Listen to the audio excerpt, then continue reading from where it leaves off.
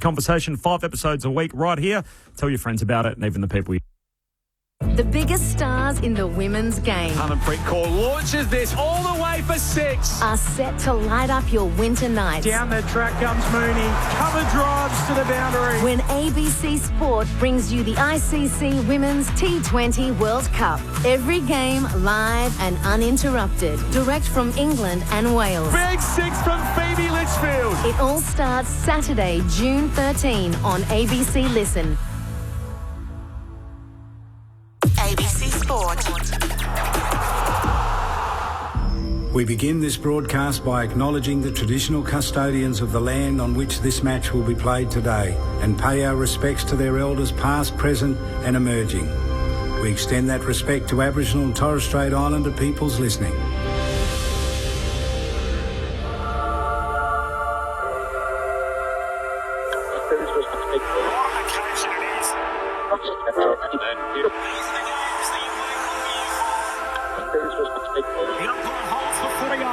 Boy, we're going to have some fun. The AFL in 2026 on ABC Sport. When the siren sounds. Here we go. Listen to the roar. It is showtime. You take a seat because it don't get better than this. Right to the goal line.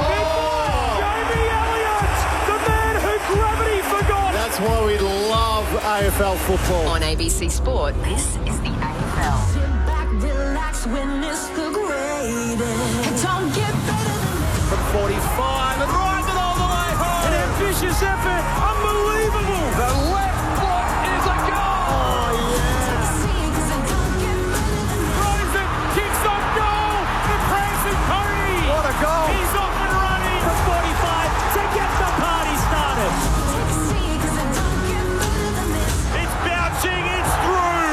Bailey Smith, he'll want the cameras on him right now. Like camera action, baby. Countdown to contact. Spins around and buries it. Loads up from 55. That's a monster bomb. 40 metres out, snaps towards goal. What a beautiful finish. Baker goal square, goes for glory. He eyes the goals and sends it home. Get better than this. 100% pure footy. Every minute of every match, all season long. Gathers, snaps, goal.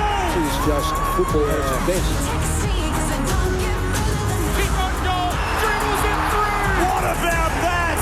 Took them all on and said, I'll have some of this. Bailey pinches his pocket and bang, bang, bang. That's the price you pay against the Premier. Watson snaps. Oh, Watson puts it through.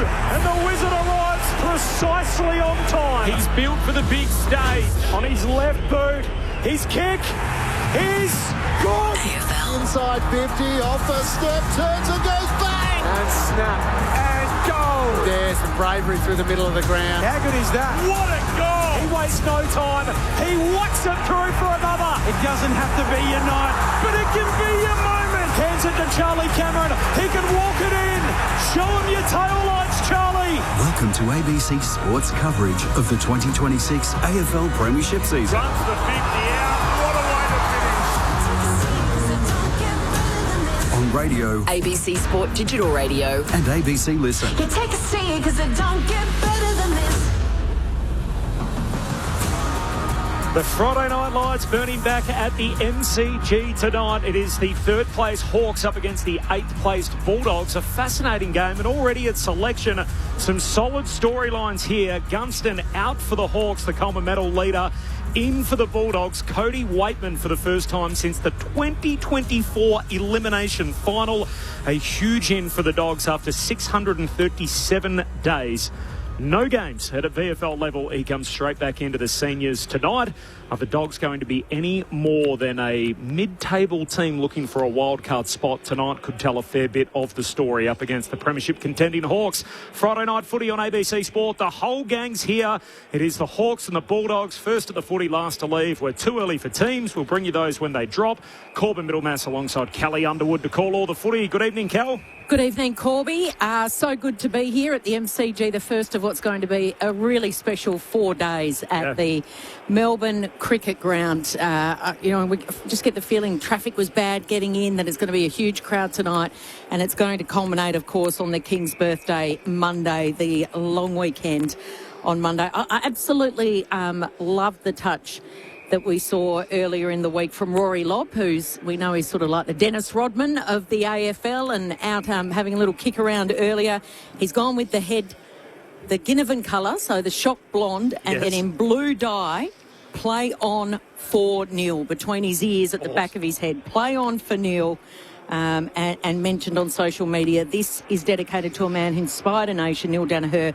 We will continue to honour his legacy, raise awareness and keep pushing towards a future without MND. Play on for Neil. So I just get the feeling with, that little moment and Cody Waitman and the month that they've had where they've 3 of the last 4, they've beaten Port by 2, Melbourne by 3, Collingwood by 4.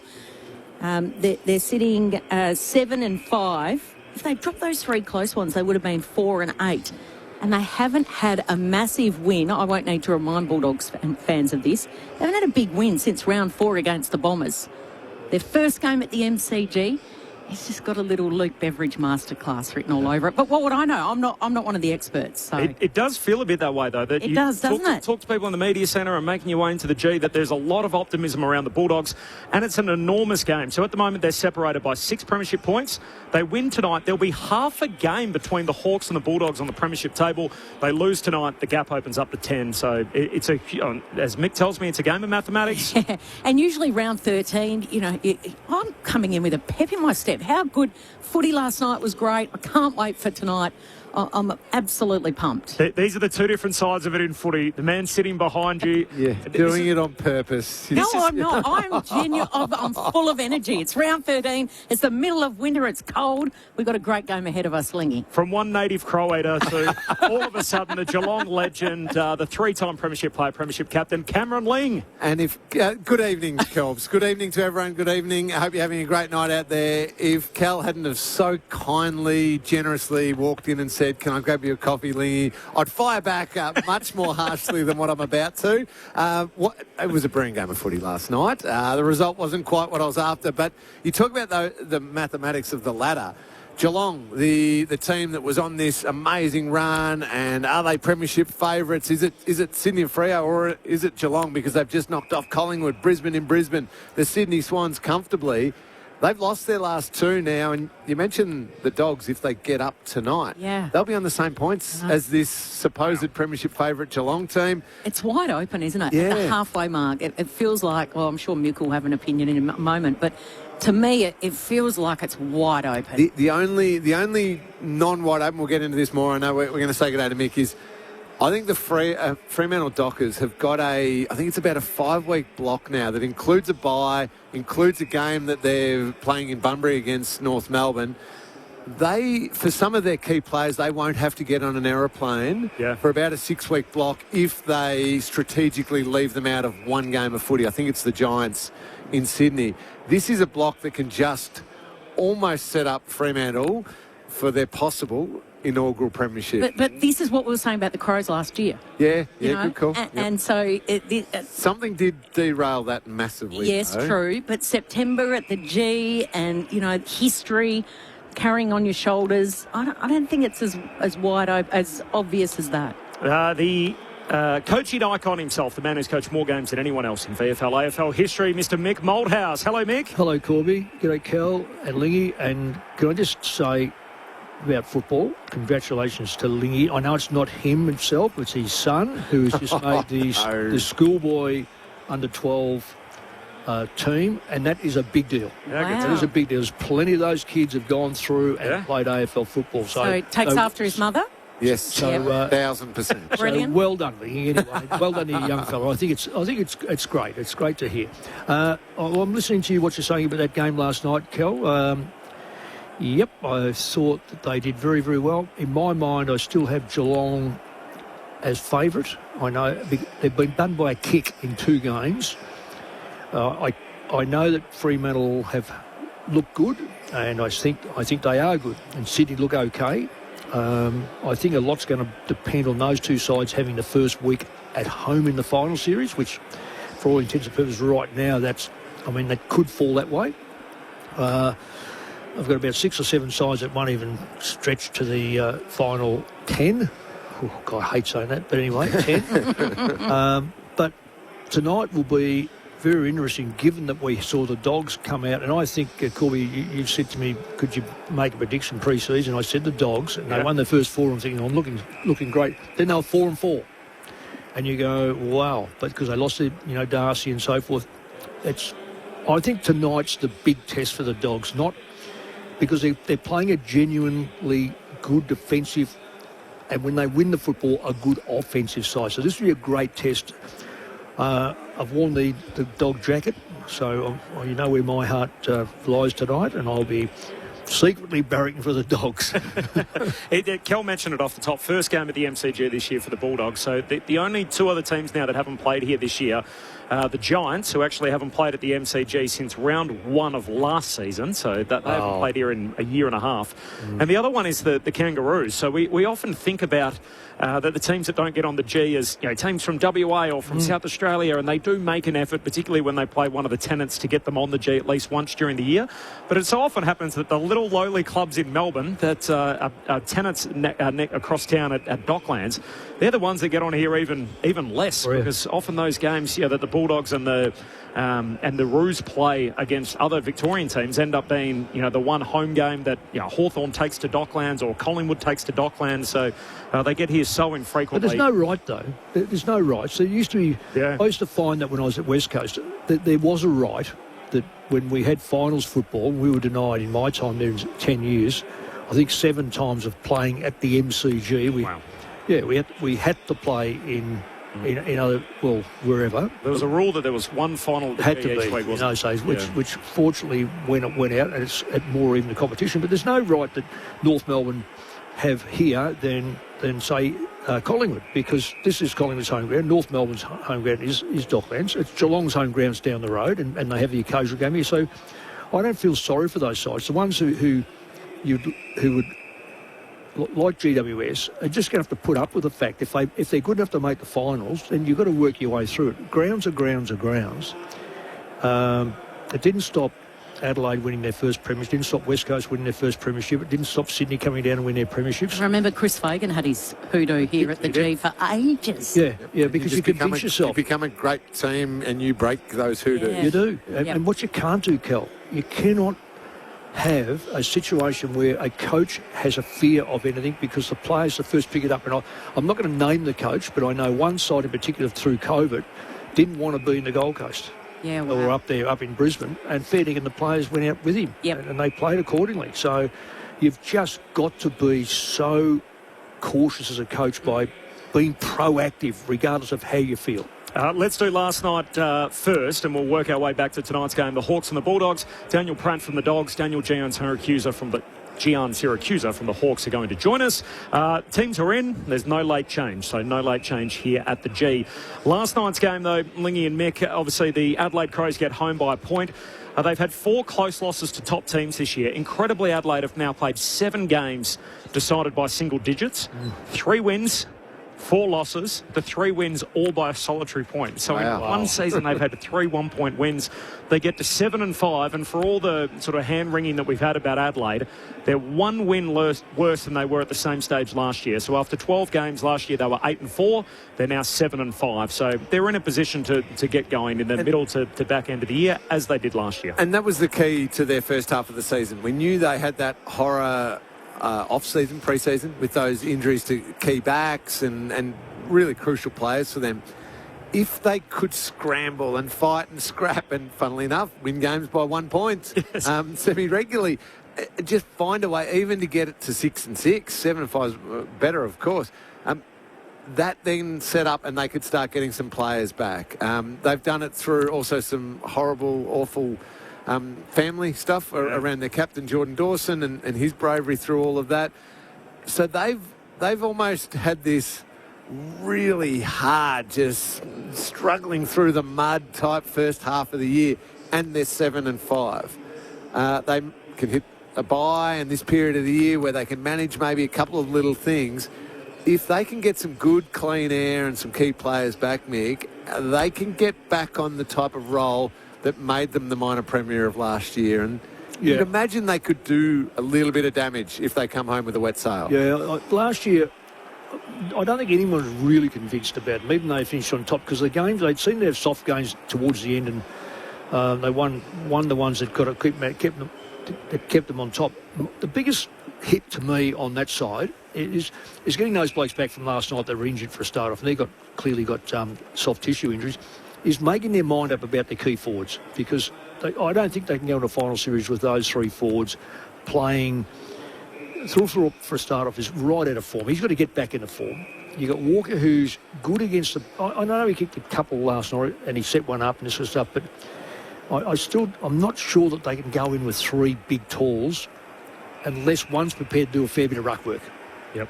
Because in today's football, you don't want to be carrying... I don't think you need to carry a ruck on the bench. So it's Fogarty plays and it's Phil Thorpe or Walker, in your opinion? Or unless they're prepared to say that Phil Thorpe has to be... I'm going to give you a 40%, 30% on the ball, and then I'll go forward. But he's got... Clearly, pre-seasons are so underestimated for the public. Pre-seasons, if you have a good pre-season, you generally can say, I'm going to have a fair year. If you have a poor pre-season, which he did... He looks banged up, he looks like he's not bending like he did. And apparently he's got a crook back. So you've got to get over your back. A big bloke that's got a crook back... He's a target for a start-off. You're going to jump into him. They don't get the ball on the ground. So they've got to make up their mind there. So Archie hamstring, so it's either the third or the fourth that he's had this year. It's at least the third, and there is some talk that maybe he had a little setback along the way after he originally did one at Origin, came back, did one, done another one publicly last night.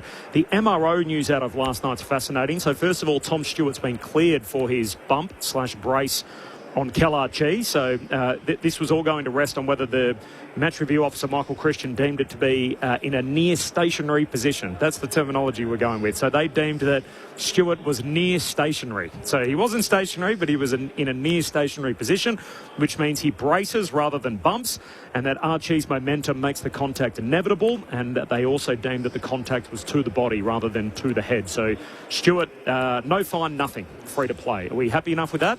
Yep, I am. That's what I thought, but you never know. I don't know. Sometimes those sorts of ones are a toss of the coin. I thought that would have been a shocking decision. And the other one's Taylor Walker, who's been given a 1-week ban. So careless, medium, and high. He shoved Connor O'Sullivan into a marking contest. The key triggers here that they look for are the eyes on the ball. Is he trying to mark the ball? So his eyes weren't on the ball. He wasn't trying to mark it. And it had enough force to put his player in a vulnerable position. It's that duty of care one. We saw it through the pre-season where it was, you realise you're kind of out of the marking contest and then you almost throw your opponent into the pack. I think that needs to be protected. Yeah, no, I get that. I think that's a rule. There was a couple last night, even though it was a bit wet, really bad umpiring decisions on letting the courage of the player be rewarded as opposed to the player sliding in and taking the legs of players. It happened on both sides, one Adelaide and one Geelong. Should have been penalised. One was about 20 metres out, should have been a dead set shot on goal. So anything that can protect the players' longevity, you've got to consider. And the Walker one is a no-brainer, really, that he had to cop the week. And that may well help them get their forward line balance right. Yeah, you're right. What did you make of Patrick Dangerfield in the midfield? A lot more unbelievable opening quarter. And there's a lot of talk around that he wants to go on. He wants to play 400. He's played about 368, I think. He needs to play next year to get it. Yeah. He'd almost need to play the rest of this year plus pretty much all of next year. Not miss a game. 369 it was last night. Yeah, so he needs 31. That's a lot of footy still to play. I don't want to retire anyone, but it feels like a lot to get to. I feel like he'll want to do it. Last night he was outstanding, terrific in the midfield, and it was his type of night. Big, strong body, that power through the ball, and lack of Adelaide class. I know they had one or two in there. There were a couple of workers and one very good player, but so he gets. I'm not saying he gets away with it. I watched him play here the second final last year, and he was absolutely sensational. Unbelievable. It was very hard for him to back up with his body because of his age, and he proved that in the grand final and never got near it. And I just wonder if Geelong play next. They've got a bye next week. Or they play the Suns Friday night. So it'll be interesting to see how he backs up from that. That'll be the test of whether he should or shouldn't go on, or perhaps they play him if they're prepared to carry him through He may not get his 400th though. No, well, if they carry him through, he won't get his 400. You've usually got your ear to the ground, though, Kel. Well, are you hearing anything?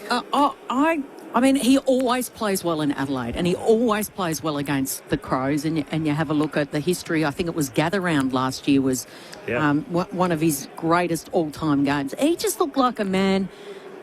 That's like Santa Claus asking the elves what we're going to build for Christmas. Lingy, you live down there. You run the football club. And you're asking Kel? No. I had a little bit of an inkling that maybe he was playing as if it was his last game at the Adelaide Oval. Why? Because he played well? No, because he was fired up to play. The fact that he lived there, spent a lot of his career there, early years. Maybe he has made a decision in his head. I don't know. I'm just saying. Just leave it all out there. Yep, absolutely. It looked like he'd made a decision to say, right, just in case, this is it. Here we go.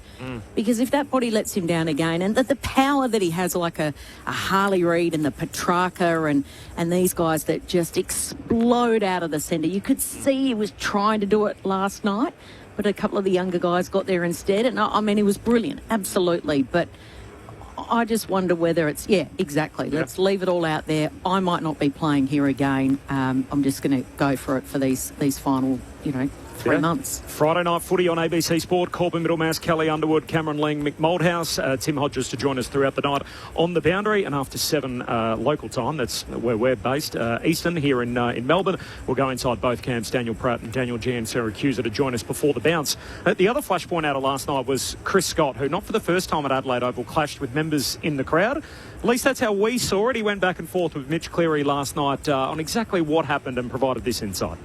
Three-quarter time you were coming down from the box. It looks like you had some words with some fans, or they had some words towards you, and you alerted security. Can you take us through how that unfolded? No, not except to say I didn't have any words with any fans. I spoke to security. You're reading way too much into that. Sorry, they had words to you. The fans? Yeah. Of course they do. Did you feel they're nuffies? But that's okay. Did you feel the need to alert security up? I talk to security regularly. Yeah. Do you think it's the right thing for coaches to walk through the crowd? That's a good question. This is one of the best stadiums in the world. I love it. No, it's an oversight that the coaches should have to walk through the crowd. I don't want to do it at any ground. Chris Scott speaking last night with Mitch Cleary post-game at Adelaide Oval. I mean, you would have done it. Mick, did you? You would have coached at Adelaide Oval and walked through the crowd at various different times. Is it appropriate that the senior coach has to do that? It happens. We're in a pretty safe environment, really, compared to a lot of other sports. Look, I've got to say, if I looked at all the grounds, Sydney, no matter what you said to the security bloke, he would trail you by 10 metres. So you said, hey, keep up, be a couple of metres. I said, mate, just be there. So it's not a matter of safety. I wasn't looking for safety. I was looking for him to get through the crowd. Because Sydney, they'd be peeping over your shoulder and everything in my first days up there because it was like rugby. You just sat in the grandstand. But so as time went on, you just say, listen, just be near me or lead so I know where to go. Fall behind 10 metres. And you go to Brisbane, well, it was like climbing Everest. You had to get up on top of the roof and go around the top and get up on... And time you got there, it was quarter time, you go, wow, I know, you're breathless. So, look, I've got to say, in 30-odd years... but here at the G, you don't have to walk through the crowd. I've got... And I can say this. I got spat on here once from a member, and I reckon I think he got chucked out. But what do? You not to get...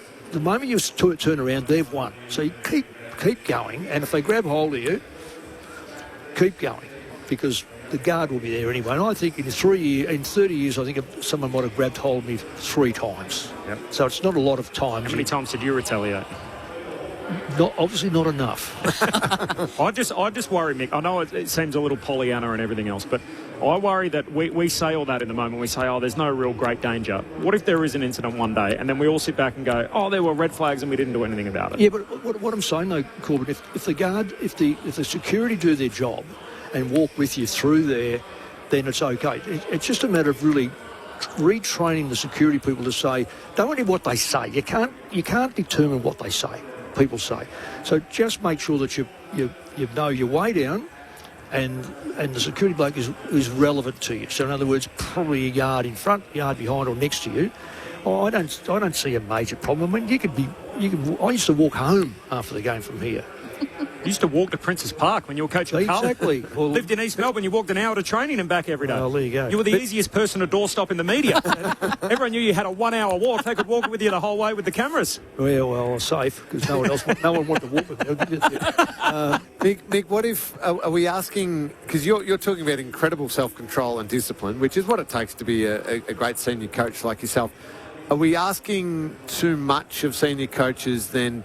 What if that comment that you're saying, just ignore and walk past, is really personal, family, whatever it might have been, and you might have copped this, and you're in that moment where it's a tense game and you're a little bit fired and you're thinking about something and it just hits home harder than it should, or probably any comment personal like that would naturally hit home hard, and a coach just reacts, turns around and not even reacts and gets physical, but just says something back, and then it turns into something that escalates. Are we asking, inviting too much possibility? I think that over the journey, Lingy, that there's been, if it was frequent, you would have to do something about it. Look, the MCG is very, very easy.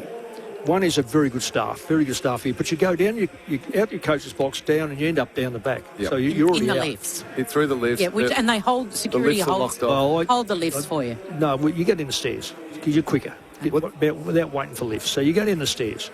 Mick would go down the stairs. I go down the stairs. So only because it was quicker.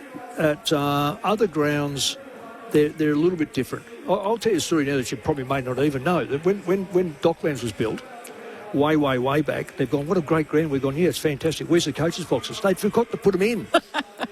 And so where they put them, you have to run. You have to be roped off and go through this little lounge area, and it was carpeted. And I went through there one day, slipped up, and split my pants from the right through, and I was laying there on my back, and the security guard finally got there, 10 yards behind me. Goes, "Are you okay?" I said, "Do I look okay?" So, but that wasn't anyone's fault.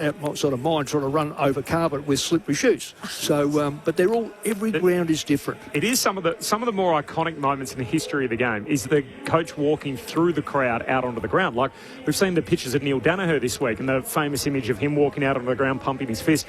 Kevin Sheedy's jacket wave. Sorry to remind you, Mick, but Andy Frawley was one of the the worst ones. Yes, but some of those moments where the coach is coming through the crowd and the fans are around and everything else. So it is a beautiful part of our game. Let's hope a couple of morons don't spoil it. That's right. That's where I'm coming from. Do we really have to get that sanitised where you take that away when for the umpteen years? I don't think there's any coaches been hurt. Am I wrong on this? No. I think Alistair Clarkson might have got in a blue with one, but that was back near the hotel, wasn't it? Yeah. Yes. Yeah. In Adelaide. Yeah. I don't think it wasn't physical or anything. No. Well, Okay. He I'm not pushed sure. someone out of it. Okay. All right. Just a note to Chris Scott. He used the term nuffy.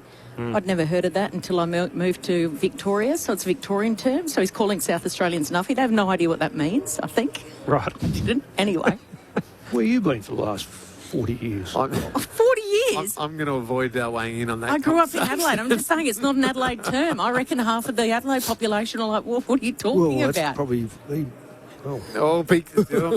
careful. I reckon plead the fifth here. Fifth Amendment. Yeah. And nothing means an over-enthusiastic footy fan. Yes. Yeah, but I learnt that term from all you naughty Melbourne people. I don't have a lot of sympathy for Adelaide's crowds after last year's final series. I think they've got a few credits they need to win back with the footy world. Saints are in Sydney to play the Swans, so Sunday teams are in. Just stay with me, there are a million changes here. Mills, Roses, Roberts, Grundy, 4 ends for the Swans. Melican injured, Hanley, Laddams and Cunningham lose their place. 6 changes for St Kilda, so 10 changes in all across the two teams. Stocker, Owens, Wanganeen, Mellera, Hasty, Ryan and Campbell Lake makes his debut. The 6 ins for the Saints.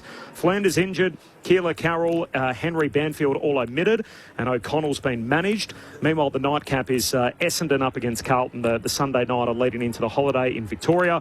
Redmond, Durham, Al Ashka and Jones, the 4 ins. Parrish is injured, as is May. Edwards and Gresham both omitted, while for the Blues, Jacob Wiedering's hurt again, so he's out with injury, and Wade Dirksen takes his place. So the nightcap on Sunday night. last night. Young player playing his first game. Hugo Hall-Kahan. From nowhere. How fantastic. And is Collingwood playing their young fella? He is. Yep. Isn't that fantastic? Isn't that absolutely outstanding that a young bloke finds himself... So good. You know, all of a sudden finding himself as an AFL player. Back with more from Mick and Lingy, along with Kelly Underwood, Tim Hodges and myself, Corbin Middlemass, here at the MCG, the countdown to the Hawks.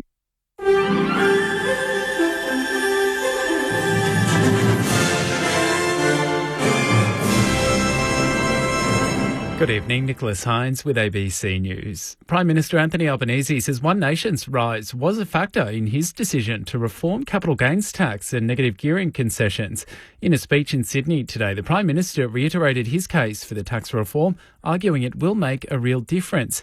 He says the government couldn't ignore voter frustrations driving more people towards populist parties. If people think the economy isn't working for them and they're working their guts out and they're not getting opportunity, I tell you what, they will turn to more simplistic, grievance-based politics. And that is the context in which my government is saying, no, we're going to deliver real change. Heavily armed police shut down a residential street in Melbourne's west this morning, raiding a house in Spotswood and arresting a man. Police haven't said why the man was arrested, but officers evacuated an adjoining townhouse during the operation, citing firearms concerns. Neighbours say the same house had been raided by police a year earlier. Daniel Livingston lives on the street and says the raid delayed his plan to move because the removalists couldn't get to his house. This is Hudson's Road, and within a week we've had a big bombing of a business about 500 metres away, and then this happened. So, yeah, bit of action lately. A former partner of consulting firm KPMG is cast out over whether a new ASIC probe into the firm over a whistleblower scandal will create lasting change. An internal whistleblower who came forward in 2024 claims partners misused confidential client information to win audits. 3 senior KPMG officials, including the chief executive, have since resigned. Brendan Lyon, who blew the whistle on practices in 2021, is doubtful this case will have any real impact over time. I think we've got a real problem where our principal audit watchdogs are in fact commercial consultancy firms driven by profit, unregulated, unmonitored. The cancellation of contracts will be a short-term hit. What we need to see is long-term systemic change. The Therapeutic Goods Administration says it's still investigating 15 out of 16 sunscreens the consumer group Choice found failed to meet their SPF claims. 20 products which shared the same base formula were recalled from shelves in the wake of the test results, but those still under investigation remain for sale, which has been questioned in Senate estimates as being confusing for consumers. The medicines regulator concedes the process has taken a long time and says it intends to conclude investigations soon. The uncle of a woman facing slavery charges after allegedly travelling to Syria to support Islamic State has told a Melbourne court he despises the terrorist organisation. James Oaten reports from the Melbourne Magistrates Court. Zainab Ahmed allegedly mistreated a Yazidi teenage slave her father had purchased when living under Islamic State rule in Syria. The federal police informant Mark Clendenning has told the court she possesses an unacceptable risk if released on bail. Today, her uncle, Abraham Abbas, told the court Zainab Ahmed could live at his house with her daughter, saying it would provide comfort, safety and support. When questioned about his views on Islamic State, he said, "I hate the bastards," before adding, "They're evil and they don't represent anything we've got to do with Islam at all." Russian President Vladimir Putin is set to deliver an address to his annual economic forum today, with aides insisting Russia remains as powerful as ever, militarily and economically. Moscow is running an increasingly large budget deficit as money is channeled towards the war in Ukraine. But one of Mr. Putin's closest advisers, Kirill Dmitriev, says the Russian economy is proving resilient in the face of international sanctions. It's not as much growth as last year, but it's not as bad as UK and European media says. It's definitely better than European economy, better than UK economy. Why? Because Russia has diversified quite a bit, but also benefits from higher prices on oil. Adelaide AFL veteran Taylor Walker has been handed a week's ban for rough conduct for his push on Geelong's Connor O'Sullivan in a marking contest. O'Sullivan collided with Crows captain Jordan Dawson after Walker's push, leaving the pair both hurt but able to play out the game. Meanwhile, Geelong's Tom Stewart has escaped suspension for his bump on Crow Calamachi. The match review officer found Stewart's contact was predominantly to Archie's body and not his head, and his actions were not unreasonable in the circumstances. Weather-wise across Victoria, mostly cloudy in the south with some isolated showers, mainly along the coast. Dry and partly cloudy across the north this evening. Tomorrow, mostly cloudy with some isolated showers, mainly during the late morning and afternoon, and light to moderate westerly winds. In Melbourne, partly cloudy this evening, and tomorrow, partly cloudy with a slight chance of a shower and a top of 18. Right now in Melbourne, it's 14 degrees. Are there any winners in the cost of living crisis? What's causing the algal bloom? Questions. They've never been more important. So the one thing we'll never question is our duty to keep asking. ABC News. Keep asking. ABC Sport. On ABC Sport, this is the AFL. The well-trodden path. Lockett, Hall, Franklin, and now Curnow. The grass is greener at the SCG. Back, relax, witness the greatest. Don't get better than this. On his left, he couldn't bang through a third, can he? You bet he can! It's from 45 on the run. And they've made it 6 in a row. What a goal. Nick Dacos takes the advantage, fires the goals and kicks it. DNA doesn't lie. Want it down. Socket off the ground by Will Ashcroft. He's a freak. That is just that. Freakish. Welcome to the 2026 AFL Premiership season on ABC Sport. On radio, on digital, and ABC Listen. You take a seat, cause it don't get better than this. As they have been for much of the last 50 years, the Hawks in premiership mode with their eyes on the prize, contending again in 2026. While for the Western Bulldogs, are they going to be any more than just a wildcard team? That's what we're here to find out tonight. A fascinating showdown on a Friday night in Melbourne. It has been a glorious winter's day. Got to 15 degrees. It's going to hover around 13 during playing time. It is a clear night, so that's good news, and there's no late change ahead of the Hawks and the Bulldogs. Interestingly, on the premiership table, they're separated by a game and a half. So if the Bulldogs cause the upset tonight, after all that, they'll be level on premiership points with the Cats, and they'll be half a game behind the Hawks on the table, despite their rise in injury toll. Meanwhile, if they lose, it's a big separator. They'll fall all the way back 2.5 games and 10 premiership points behind the Hawks. My name's Corbin Middlemass. Kelly Underwood's here. Tim Hodges is on the boundary. We'll head down to him in just a moment. Cameron Ling, the legendary Cat, and the coaching icon Mick Malthouse. The news of the day, the MRO findings, Tom Stewart's been cleared for his brace into Kel Archie, as Archie really made contact with him as his momentum took him forward. So he's been cleared of that. Taylor Walker not so lucky, so one game, careless, medium and high, after shoving Connor O'Sullivan into a marking contest. So if O'Sullivan had been really hurt, it would have been 3+, but instead he still gets 1 for the mindlessness of the whole episode. Huge win for the Crows, obviously, last night to start round 13 of the premiership season. Your thoughts throughout the night, 0437 774 774. That's 0437 774 774. I mentioned no late change. There was a huge statement made at selection both ways. So Coleman medalist comes out of the Hawthorn lineup, but the feel-good story is on the Dogs side of things. So after 637 short days, Cody Waitman makes his return from catastrophic knee injuries. He's had all sorts of clean-up surgery after the original ACL tear, and that the scars are a real reminder. They're almost like tram lines on his knee. You can see it on his left knee, how gruesome those scars are. He's back tonight. How much of a risk is it to put him straight back into the seniors, having not played a single game of footy since the first week of September 2024? The level of intensity of the training these days is so high, and it's so closely monitored, the GPS data, the physicality of it, everything like that, that it's less of a risk than, going back 15 years. You almost had to play them through the reserves, as it probably was back then, and given that match play, I don't think it's as big an issue.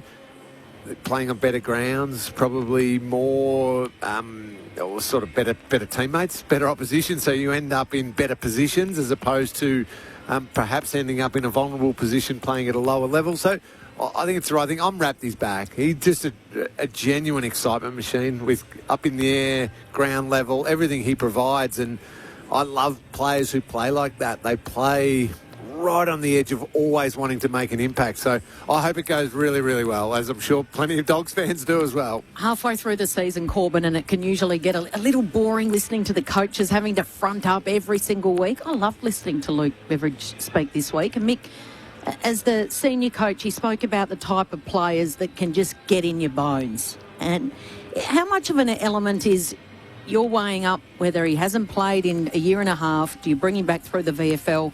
Or, hey, we've got 3 games to go before our bye.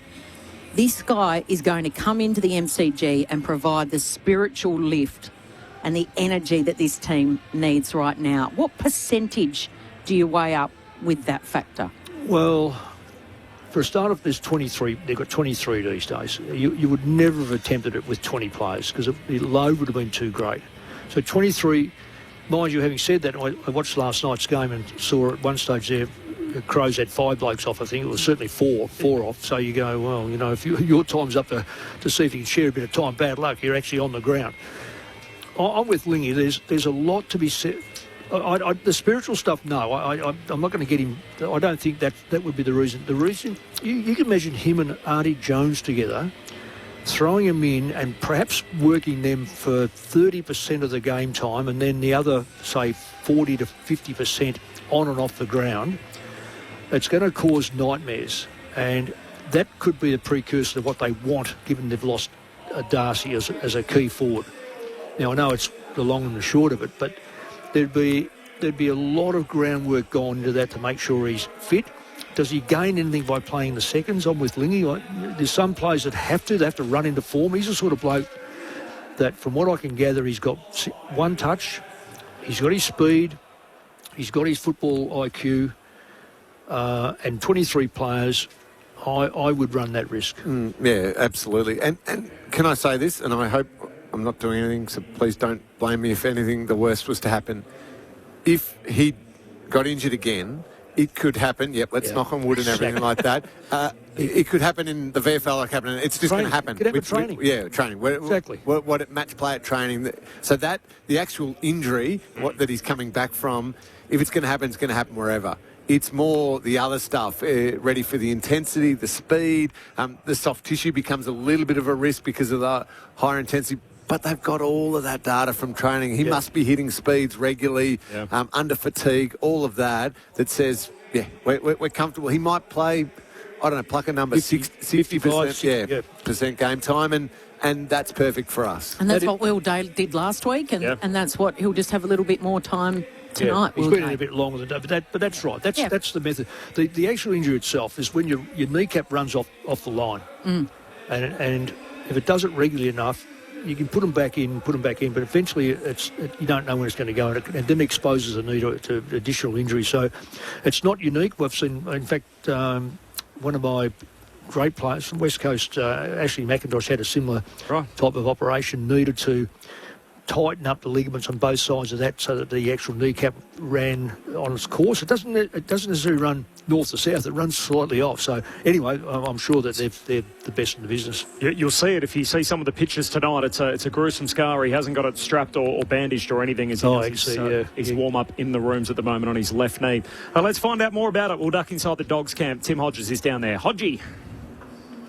Corbin down on the boundary, joined by Daniel Pratt from the Western Bulldogs. Daniel, thanks for your time. An exciting night for your footy club, especially for one bloke in particular. We just watched him run around out there. Cody Waitman makes his return to footy. It's exciting. Yeah, it's really exciting. He's an energiser. He's a great team man. His energy around the club while he's been injured has been first class. That you wouldn't see it from anyone else. And the boys were rapt to see him back in the team. Do you get a sense that his teammates are rapt as well? Like he is a much-loved member of the team? Yeah, well, as I just mentioned, he's a Bulldogs man. He's got a few of the boys live with him. I don't think they pay rent, so he's that type of guy. And the energy around once everyone knew he was back in was really good, and the boys were up and about for it. There was some vision on Wednesday night on Fox Footy of a close-up of his knee at training, and just the amount of operations that had been on it. I mean, you haven't known him that long, but did you sense the moment that it's like, I'm not sure he will be able to get back? I don't really. Personally, I didn't look at it that way. Like, he was always doing everything right from my lens, and I know he works closely with the forward line coaches over the journey, but He's a professional and he's been able to get his body right a number of times. Just couldn't get over the final hurdle, but now he's ready to go, and hopefully we see the best of him. Hopefully tonight, but if not soon, further into the season. So on that 637 days it's been since he played a game of footy, what are your expectations? What do you expect from him tonight, or what would you like to see from him tonight? Well, the expectations is he's probably not going to be his best version of himself yet, but we expect him to bring energy and play his role. He's got a lot of freedom in how he plays, and Bevo likes that freedom in his game, so he's going to do some things really well and liven the game up, and then he's probably going to make a couple of mistakes as well, so that's expected, but just good to have him back on the park. 7 and 5, same as the Demons, same as the Crows after last night. How crucial is tonight against Hawthorn for your footy club to get that win? Yeah, well, it brings us back within a couple of points of them as well since they had the draw with Collingwood. So every game, there's so many teams on this. I think we're on 28. I can do my math well. You've just seen there. But 28, 32, 34 points. There's a lot of teams sitting around that spot. So if we can win those games against enough of those teams, we'll be able to leapfrog a few of them. And then we have to win the games that we're expected to win. Can you break it down for us? What do you have to do right to beat the Hawks? Well, they've beaten us in the contest the last few times we've played them around. They've got field position from the stoppages in the contest, and then some of their intercept players have had big impacts. I think they had 25 intercept marks last time we played them, which they're really good at controlling the ball. So if you let them mark it, they go straight to their kick mark game from the back half of the ground, which on the G can be difficult to manage. So there's a couple of parts of the game that we're going to focus on, including those, and there's some other things as well, which just to do with us. But yeah, we know what we need to do. It's just about executing now. So they've got no Barris down back, now no Jack Gunston, who came out of the team last night. Does that give you a little bit of confidence that they are very gettable? We think we can get anyone if we play how we want to get the game played how we want to play. So whether those guys play or not, I don't think that would dictate our attitude towards winning or losing. But it certainly helps when two of your more experienced players like those two, they're both premiership players. And both, I think, close to 30, or Jack's just over. But, those guys going out does probably shift the mindset a little bit at times. Thanks for your time. It's a huge night for your footy club. It's a great stage. It couldn't be a better night for it, and the ground's looking magnificent, isn't it? Yeah, it is great, Tim. Thanks for your time, mate, too. Thanks, Daniel. Corbin, Daniel Pratt from the Bulldogs. Thank you, Hodgie, and thanks, Daniel, for that insight. No late change here, so Waitman back after 637 days. He's going to take his place in the lineup. The Dogs making just the one change from the team that beat Collingwood last Saturday night, so young Lockie Jakes is the man who misses out. Hodgie will duck across to the other race, and we'll head inside the Hawks camp. Daniel Gian Siracusa, who is a name that's always tossed up in the coaching vacancies. It's been a little quieter week, it must be said, Lingy and Mick. Last week it was about as fever pitched as you could possibly get, with the herd movement in full swing, and obviously the Essendon job becoming available after the sacking of Brad Scott. Carlton looking for a senior coach and announcing their panel. Feels like everyone's just taken a big deep breath this week. I haven't had as much chat about the coaching game. It has, but did you get the feeling that because the perception had shifted so strongly that a decision had already been made and it was Herd's job and all of that, it then felt like some of that Essendon hierarchy, some who work in the media, were almost at pains to stress, no, this is going to be a thorough process, and trying to cool all that down so it looks as though it's a normal coaching search process. But I think in the background there would still be a lot of strong conversations around James Hird and his eventual appointment. Potential appointment? The problem that the president has, and you talk about perception being reality, when it comes to other coaches being interested, that the back of Andrew Welsh's baseball card as president at the moment reads, got on the board of New Essendon, ascended to the presidency, put a fellow board member, Tim Roberts, in as the CEO, put another fellow board member into the coaching box in Dean Solomon, who's now the senior coach on an interim basis, and backed in Brad Scott, said he'd be our next premiership coach, and 6 weeks later he sacked him. Yeah. So that's the back of his card. So you can understand how people, even if it's not the case, are saying this is a fait accompli. The herd movement has started. It's going to be the old boys network back together. So if it is the case that it's not predetermined, they want to run a thorough process, they've got their eyes on someone else, they're going to have to try and tell, as you're saying, Lingy, as many people that will listen and try and that they go. even more than just saying it, they're going to have to do something that shows people that this is an open process, whether that's making it more independent from the club, bringing in more external people, because unfortunately, that's the feeling, you put your finger in the wind amongst many people in the footy community. Is this a little... I want to just sort of this, so excuse me for just sort of throwing this in, because you're right, there seems to be 10 to 15%. There's nothing in between. It's all Jimmy, or there's 10 to 15%. So, no, hang on, he was there, and he hasn't coached for 11 years. I wonder what the figures were like at St Kilda for the reappointment of Ross Lyon, who walked out, and all of a sudden they wake up one morning and he's coaching Fremantle. Then now he's back, and he's been back. I know he's been back. But I wonder whether that was fully endorsed, or is that board not quite... I would love to know that. And even the percentages at Essendon at the moment, because it feels like the pro-herd fans are very noisy and the anti-herd movement are probably a bit more quiet. But it's starting to pick up a bit, though. Is it 50%? Is it 60-40? Is it 70-30? And maybe the club has to actually do some work behind the scenes with their members, with their supporters to work out, hang on, what does this actually look like? You're a very level-headed person, Corbs. Do you believe, though, that if they went through the process and they appointed somebody, Coach X, that Coach X is still going to be under the same shadow with James Hird just looming at all times? If I was Coach X and I got the job, the first thing I would do is very publicly offer James Hird a job as my assistant or part of my football program. I would say to him, look, you want to be part of solving the issues at Essendon? Here's your invitation. Keep your, what do they say about friends close and enemies closer? Come in here, help us all together. He's a great football mind and everything. No one's doubting that. So have him on your staff from day one. And if he turns it down? If he turns it down, you're off the hook. Because immediately you very publicly said to everyone, we want you part of it. And if he says he doesn't want to do it, then it's almost, for every Herd supporter out there, you can say, well, he had the invitation, he said no. Oh, yeah. I see it a little bit marginally different in as much as that, to me, Jimmy's odds on. And then there is absolutely no excuse. They cannot then go and sack the bloke 2 years, 3 years later, unless they turn on their friend and former teammate and ally and all this sort of stuff. Whereas young bloke comes in. I mean, we saw it at Carlton's.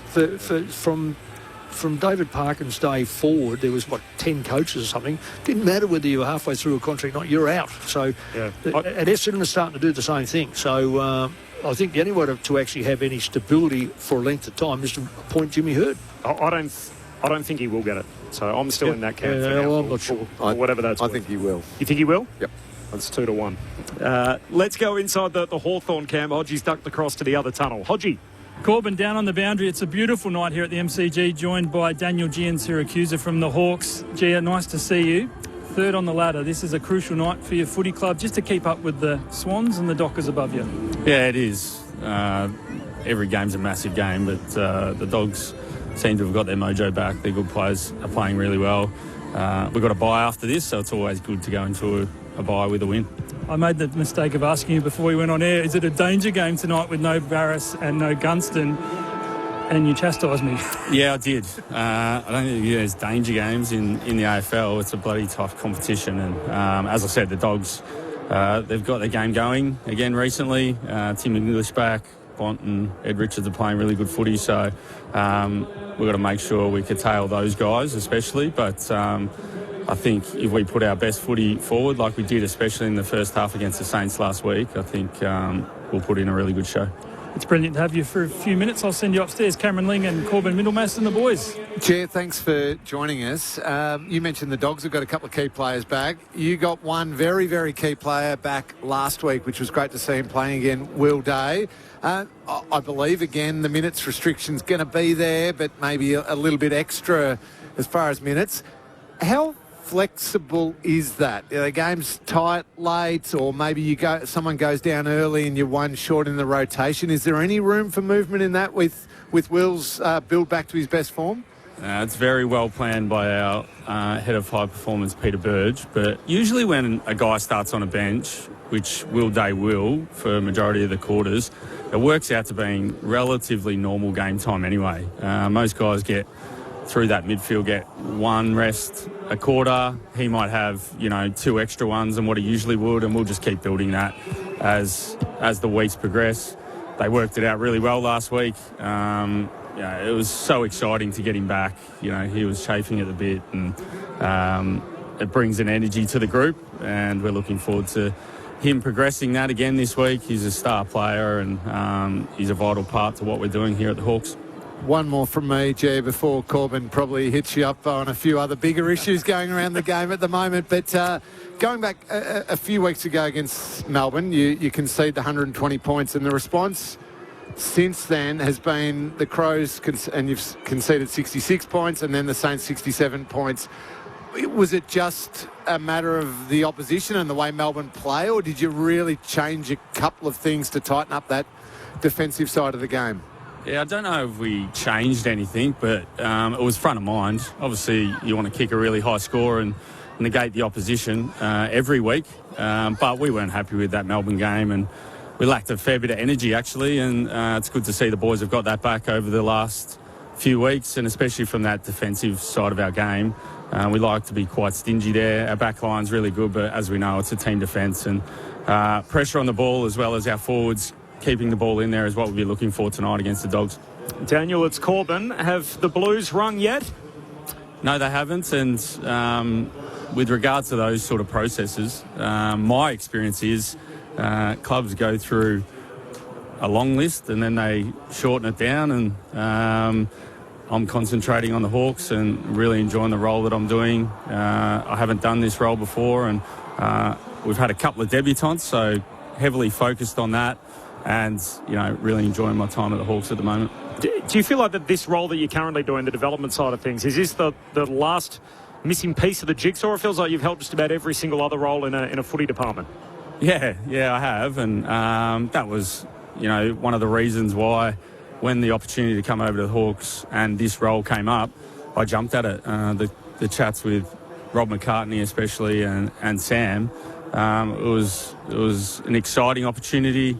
A club that's really high up on the ladder, and looking forward to continuing to have that sustained success, and that takes development from everyone on the list, and I think we're getting there with that, and keep blooding younger players as well as trying to have a really high performance, and we're getting that balance right at the moment. You mentioned that the list starts long and they whittle them down. I'd be shocked if you weren't in the last handful there. I mean, you're as decorated a senior assistant as there is in the competition.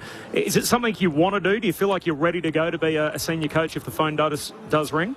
Yeah, I aspire to be a senior coach. The one thing I will say about that is I'm a guy with a growth mindset and want to continue to learn. I'm enjoying my time at the Hawks, not just only enjoying the footy club, but what I'm learning off Sam and all the other coaches. The collaboration between the group is amazing, and I'm not only learning off Sam, but I'm learning off all the other coaches who are really experienced as well. So those things pan out the way they do, but really focused on what I'm doing at the Hawks and enjoying that at the moment. The other job that just so happens to be up at the moment is at the club that you've just left, obviously at the Essendon Football Club. You know your way out the Tullamarine and what Bomberland's all about. It must be said the board still looks relatively similar than the board that was in place when you were there as an assistant coach last year. That there have been a couple of other assistant coaches express some concerns around what the process is going to look like, the looming spectre of James Hird over the footy club that we've heard so much about. Would you have any apprehension about entering a process at Essendon to become their next senior coach, given the noise around it? Don't really want to comment on that, to be honest. What I will say is when these things happen like they have at the Bombers through the middle of a year, I'd just initially go to the players and the staff that I worked with, and reached out to a few of them. They're holding up okay, but there's a lot of great people at that footy club, and I hope for their sake that they get it on the right track and they prosper in the competition. And just last one, Gia, back to the here and now. Obviously, the game tonight. Blake Hardwick's in. There's no Jack Gunston. Is it too simplistic to think that that's a like for like and we'll see Blake out of the goal scorer again? Nah, that's as simple as it'll be. I think Sam spoke about that this morning on radio, so I'm allowed to say that. He's, if not the best, he's one of the best swingmen in the comp, and what he's done over the last couple of weeks, I'm glad he's on our side, and I'm glad he's in the brown and gold, because he's a hard matchup.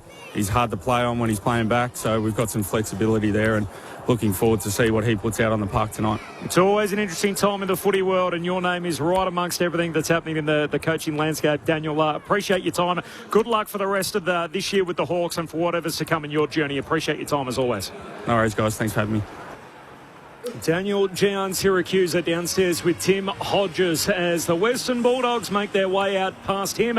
It's a Dogs road game here at the MCG and a rare trip to the home of footy, just their first time here in the calendar year in 2026. The Dogs in their home strip with the white shorts, of course the one red and white hoop on the royal blue jumper. Meanwhile, the Hawks, the first team out, and they've got the brown shorts on in their home jumper, all in gold with the brown stripes. There are no late changes. Means Cody Waitman's back. He's out there in the famous number 3 for Old Footscray.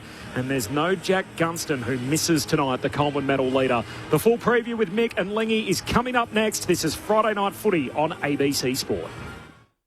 Adventure awaits little ears with free audiobooks. Most intriguing. Like the 13-story Treehouse. How do you turn this thing off? And The Wind in the Willows. The best stories in the world. Find free audiobooks for little ears on the ABC Listen app. AFL. On ABC Sport, you're listening to the 2026 AFL Premiership season on ABC Radio, Sport Digital and ABC Listen. The third place Hawks up against the 8th place Bulldogs. It's a big night for the Dogs. Their first trip to the MCG for 2026. They win tonight and they'll only be half a game behind the Hawks on the premiership table. The Dogs would be equal with Geelong. Who'd have thought? After their stuttering season, a hot start, fell off a cliff, and all of a sudden working their way back into it. There's plenty to be gained tonight, but if they lose, they will be 2.5 games, 10 points adrift on the premiership table from Hawthorn and the pace setters in the competition. Friday Night Footy on ABC Sport. Corbin Middlemass and Kelly Underwood. Tim Hodges on the boundary. We'll get to him in just a moment. But for now, the legendary cat, Cameron Ling, the coaching icon, Mick Malthouse with their preview. There is no late change. Cody Waitman back after 637 days out after that left knee injury, and Jack Gunston misses for the Hawks. What are we in for, Lingy and Mick? Hopefully a good game of footy, Corbs. Mick, the Bulldogs have done a remarkable job, given their injuries and everything they've had to go through to get to a position where, should they win, they're within a couple of points on the ladder of this Hawthorn team who, premiership chances, genuine premiership chances. But when I look at the Hawks, Mick, I would have said, okay, really solid down back. I know Barras is not playing today, but really solid down back, really well organised. Up forward, again, I understand Jack Gunston's not playing. He's just a remarkable player, but really dangerous up forward. They've got multiple options. Do they go super tall at times? Do they go a little bit smaller and a little bit mobile? I would have put a circle around their midfield, Mick, and said it's good, but not great. Yep. However, the key person came back last week. Now, I'm not expecting him to all of a sudden be getting best on ground straight away because he's still in his build-up to his best. But having Will Day re-enter this Hawthorn team and have that extra level of absolute class and possible, when he hits his peak, A-grade midfield play, then this Hawthorn team takes a whole different shape in my mind. Yeah, I'm with you. And the other thing is, too, they're not scared to tag. And I know, I'm not going to put words in your mouth, but one of my favourites playing football today is the Bont, and I know he's special with you. If the Hawks tag him out of the game, then it's left to Richards and Kennedy, Saunders, no Libber out there. I know they do pretty well with the ruck, with English, but there's not a lot of backup. Look, you'd virtually have to make sure that the Bont plays between mid and forward. If he's getting tagged out of the game, get him into the forward line and see if you can put some more pressure on that forward, on that back line. Take your tagger player down there, and if he drops off, you come up the ground again. I agree with you. If he has a really good game, that means if he's had a really good game, he has beaten the tagger because they will tag. Yeah, because they're not silly, Hawthorn. And I've said this before, and you're with me on this, is, okay, a couple of teams, it's not even necessarily to go a hard lockdown tag because that one player is not so crucial and influential about everything that the team does. Yeah. But certain teams, it is. It is. And Collingwood, it is with Nick Dacos. Yeah. And the Bulldogs, it is with Marcus Bontempelli. It is. So many of those other players that you named. Ed Richards is a terrific footballer, absolutely. But then some of those others, they live and breathe off Marcus Bontempelli. Yes, they do. And you cut the Bont out, and you're never going to cut him out totally, but you get him to 18 to 22, not as influential disposals. Compared to these 30-odd and kicking a couple of goals. Correct. Then you can name another 6 Bulldogs players who their output is probably going to be reduced by half because Bond hasn't been the one bringing them into the game. And Treloar can't do that yet, if he does it at all. I was interested to listen to read his story today, and I think it was a really interesting story. I don't know if you've had a chance to read it and knows people outside, but it was more about not being fearful. He went onto the ground with so much fear over the last 12 to 18 months of breaking down. Because he almost talked himself into, I've got a sore leg. Yep. Now he's saying, it's part and parcel. I'm going to be sore. Or if it is sore, I'm going to bad luck. I'm just going to keep going through. So if he has that attitude, he's probably good for another 5 or 6 really good possessions, so they probably need him. Who goes to him, Mingy? Who goes to the Bond? Well, that's a really good question because you need the size. And this might be... I'm happy for you to tell me it's ridiculously too far, but given the height of Bontempelli and given the fact that he will go playing midfield and just drift forward at the right time, could Weddle do it? As just a supreme athlete, comfortable down back. He's not as natural a midfielder. He sort of he hasn't been in great form. But if you haven't been in great form, Bond's going to take you to the footy. Well, I was going to this destroys my whole theory. I believe firmly in players who aren't in good form go, but you're a good tagger. You were in good form when you were playing. But there's going to be players who are probably below, and let's not waste, and that's not a good term to use, but let's not waste a good player on a good player. Let's put someone who is probably in our 15th or 22nd player or 23rd player, and let's see how he goes on a play like that. Look, it's not a bad idea. I'm just wondering, who's that normal tagger? Well, naturally, Finn McGuinness is the one who would do it predominantly. Connor Nash. And Nash. Connor Nash was the one. Yeah. He was a laid out last week. Yeah, when I knew I had this game last week, I was just thinking coming in, because I love watching the Dogs play, and Hawthorn for that matter. I thought, well, Nash is the one who will automatically man him up. Because he's got the size. Yeah. And he's got the bulk, and that's why I wondered whether... I hear what you're saying about who you get to do it. You don't want to pull apart the structure of what you do, and Weddle's important to what a lot of other things Hawthorn does with his athleticism, his run, his marking ability, all of that. I just worry when you don't have Nash, who's the natural He's build 198 centimetres, Nash, too, which is so interesting. Yeah. 198. Mind you, the Pont's about 192 or 93, I think. 194 even for Bontempelli. 194, yeah. So a McDonald or a McKenzie or these types of players who are good mids, they don't have the size, and that way if Bont takes them forward at the right time, he's got the advantage.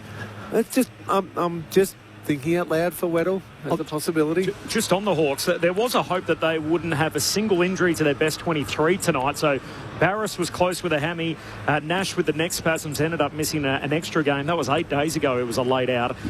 So that's a bit more of an ongoing concern. And then Jack Gunston's had the foot injury, sat out. So they've got 3 of their better players. So they've got 3 guys out, but they're all relatively short term. They were all a chance to play tonight. Yeah. And I think Hawthorn have done the right thing with Barras. If you're close with a hamstring, then have another week off. Just getting back to last night and talking about today. At the end of the day, to me, and I thought the emotion shown after the game was outstanding by captain Jordan Dawson. Dawson. But Geelong couldn't quite nail him.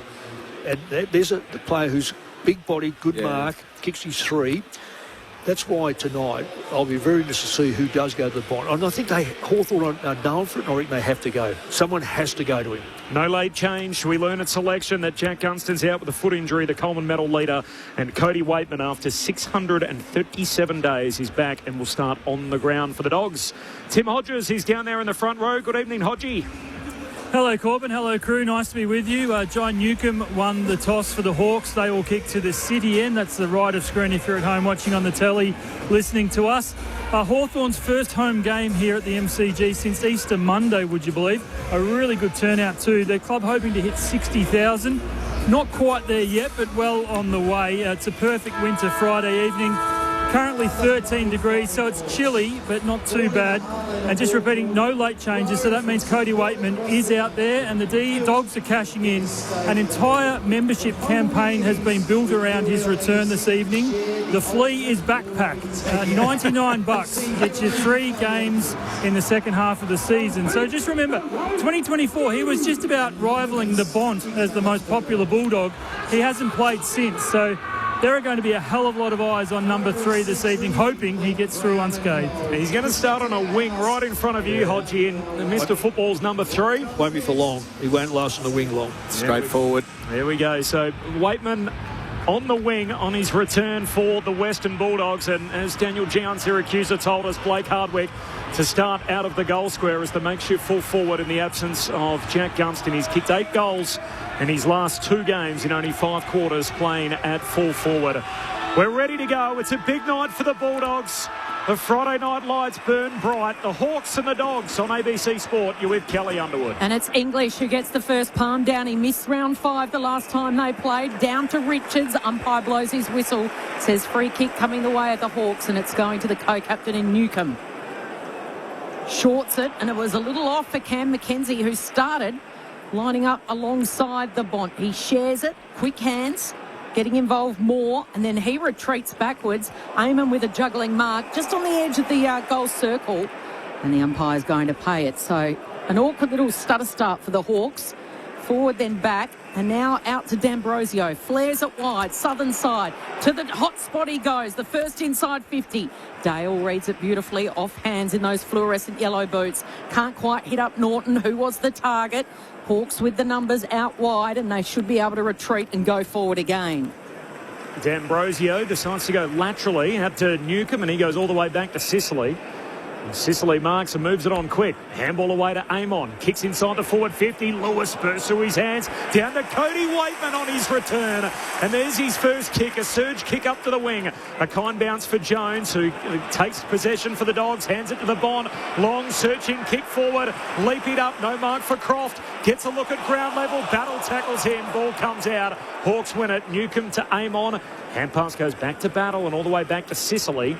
He's going to flare the kick out to half-back and find D'Ambrosio. Hawthorn with it, no score through the opening 90 seconds. He shorts the kick, still in the defensive 50 to Weddle. Marking uncontested. At the punt road end, the Hawks defend. And back further still to Battle, and now into the other back pocket where Sicily's got it in the long sleeves tonight. Hits up Eamon, all short, sharp kicks, working the angle. Eamon from half-back, brings it inboard. This is a chance for Ward. No man on the mark. It's all easy at the moment. Now Reeves, right in the bullseye. Flares it wide to Ginnivan. Popped up for an anxious moment, allowed Butterick to come in. 2-on-1, helping him out was D'Ambrosio. They play a little piggy in the middle against Butterick, and then the D'Ambrosio kick was at the bootlaces of Chol. A turnover here. Bramble tackled hard up against the boundary line. Gets his kick away just in time. Norton to half forward. It should bounce out in front of Will Lewis here. In a one-on-one with Sicily, and Sicily, as casual as you like, sees it over the boundary line. Already we're seeing, Mick, 21 uncontested possessions to Hawthorn, only 3 to the Bulldogs. Yeah. The Hawks wanting to play that just chip. Almost break them up. Yeah, almost soccer possession from the back half. It is, yeah. Well, they could be in the World Cup. Boundary throw in English, just pumps it inside the forward 50 with his fist picked off by Impey. Hurried kick to the wing. Chol and Lob in a tangle. No whistle on the play. Ginnivan moved out of the way by Butterick. Nice work by Connor Butterick. Hand pass though stolen. McKenzie intercepts for the Hawks. Gives it to Watson. Gets it back. McKenzie down at high half forward. Steps around Lob. Now the inside 50 kick. Awkward half volley pick up Mitch Lewis. Handball away to Chol. Chol off the left. Chol shoots and misses. 3 minutes in, first score of the night. A behind for the Hawks. No late change coming in. And a minor for Hawthorn. This is Friday Night Footy on ABC Sport. Corbin Middlemass, Kelly Underwood, Cameron Lang, Mick Moldhouse and Tim Hodges. You said stepped around Lob. I could have stepped around Lob with that intent by Lob. He just ran up there and did absolutely nothing. Left Chol out the back and probably should have had a goal against him already. Bailey Dale has a bounce and then spears the pass out of the D50, and the mark has been taken by Will Lewis. The handball back They share it around. Butterick now kicks towards Richards in the middle. He's outnumbered. Good spoil from behind. Comes down to Newcombe. Handball quickly. Reeves is involved. So too is Bailey McDonald. Now the kick inside 50 for the Hawks. Over the head of Watson. Watson went to ground. Watson in a one-on-one with Rory Lobb. Yeah. And Watson's given away the free. Yeah, good decision. Really good decision. He saw the ball come in. He knew he had no height, so he had to climb or push back. Oh, that's holding the field. Gale runs it out of defence, spots up Will Lewis, who's tackled by D'Ambrosio, caught, trying to take on the tackler, lost, and that's why the whistle blew. Free kick D'Ambrosio. Will Lewis has looked half asleep a couple of times now. Ever. How slow was he? D'Ambrosio kicks to full forward, punched away by Buku, down towards McKenzie. He's dispossessed. Spills to Kennedy for the Dogs. Hand pass back to Karmas. And Buku kicks to the wing, out in front of Waitman. There the cheers. Waitman toe pokes it out in front. He's got 2 to beat. He's getting a free. And Battle grabbed his jumper. And a free kick for Waitman, takes it by hand. Hand pass away to Richards. Richards inside the forward 50. Croft has 2 to beat. Weddle in the box seat, no mark. Norton scoops it up. Handball away to Jones. Artie trying to do something against the boundary. Pulls it back to the pond. It's broken up. Nice spoil in all of that. McKenzie down to Ginnivan. Hand pass away to Amon, and the Hawks get out of dodge. They've got the only point in the game through 5 minutes. Chol takes the uncontested mark on the southern wing all by himself. Goes for a little bit of a dance, draws Bailey Dale, and then handballs to D'Ambrosio on the left. It's spearing. Watson in the end just dropped it. It slipped through his hands, tried to take it at shoulder height. It ricochets the way of Rory Lobb, and he's got a lovely kick that finds Bailey Dale in those fluorescent boots. He shanks it. It was a shin of a kick. It's a grubber. Treloar's there. He can't control it. And holding, free kick to Treloar. It's going against the youngster Bailey McDonald for the Hawks. Lays it off by hand to Sanders, who pokes it in front of Norton, leaping up, no mark. Norton trying to dribble it like a basketball, wouldn't come back to him. Knocks it away to the pocket, and his teammates clipped high. Dale, who runs down to lend a hand, and Bailey Dale, the All-Australian halfback, is going to get a look at the sticks here.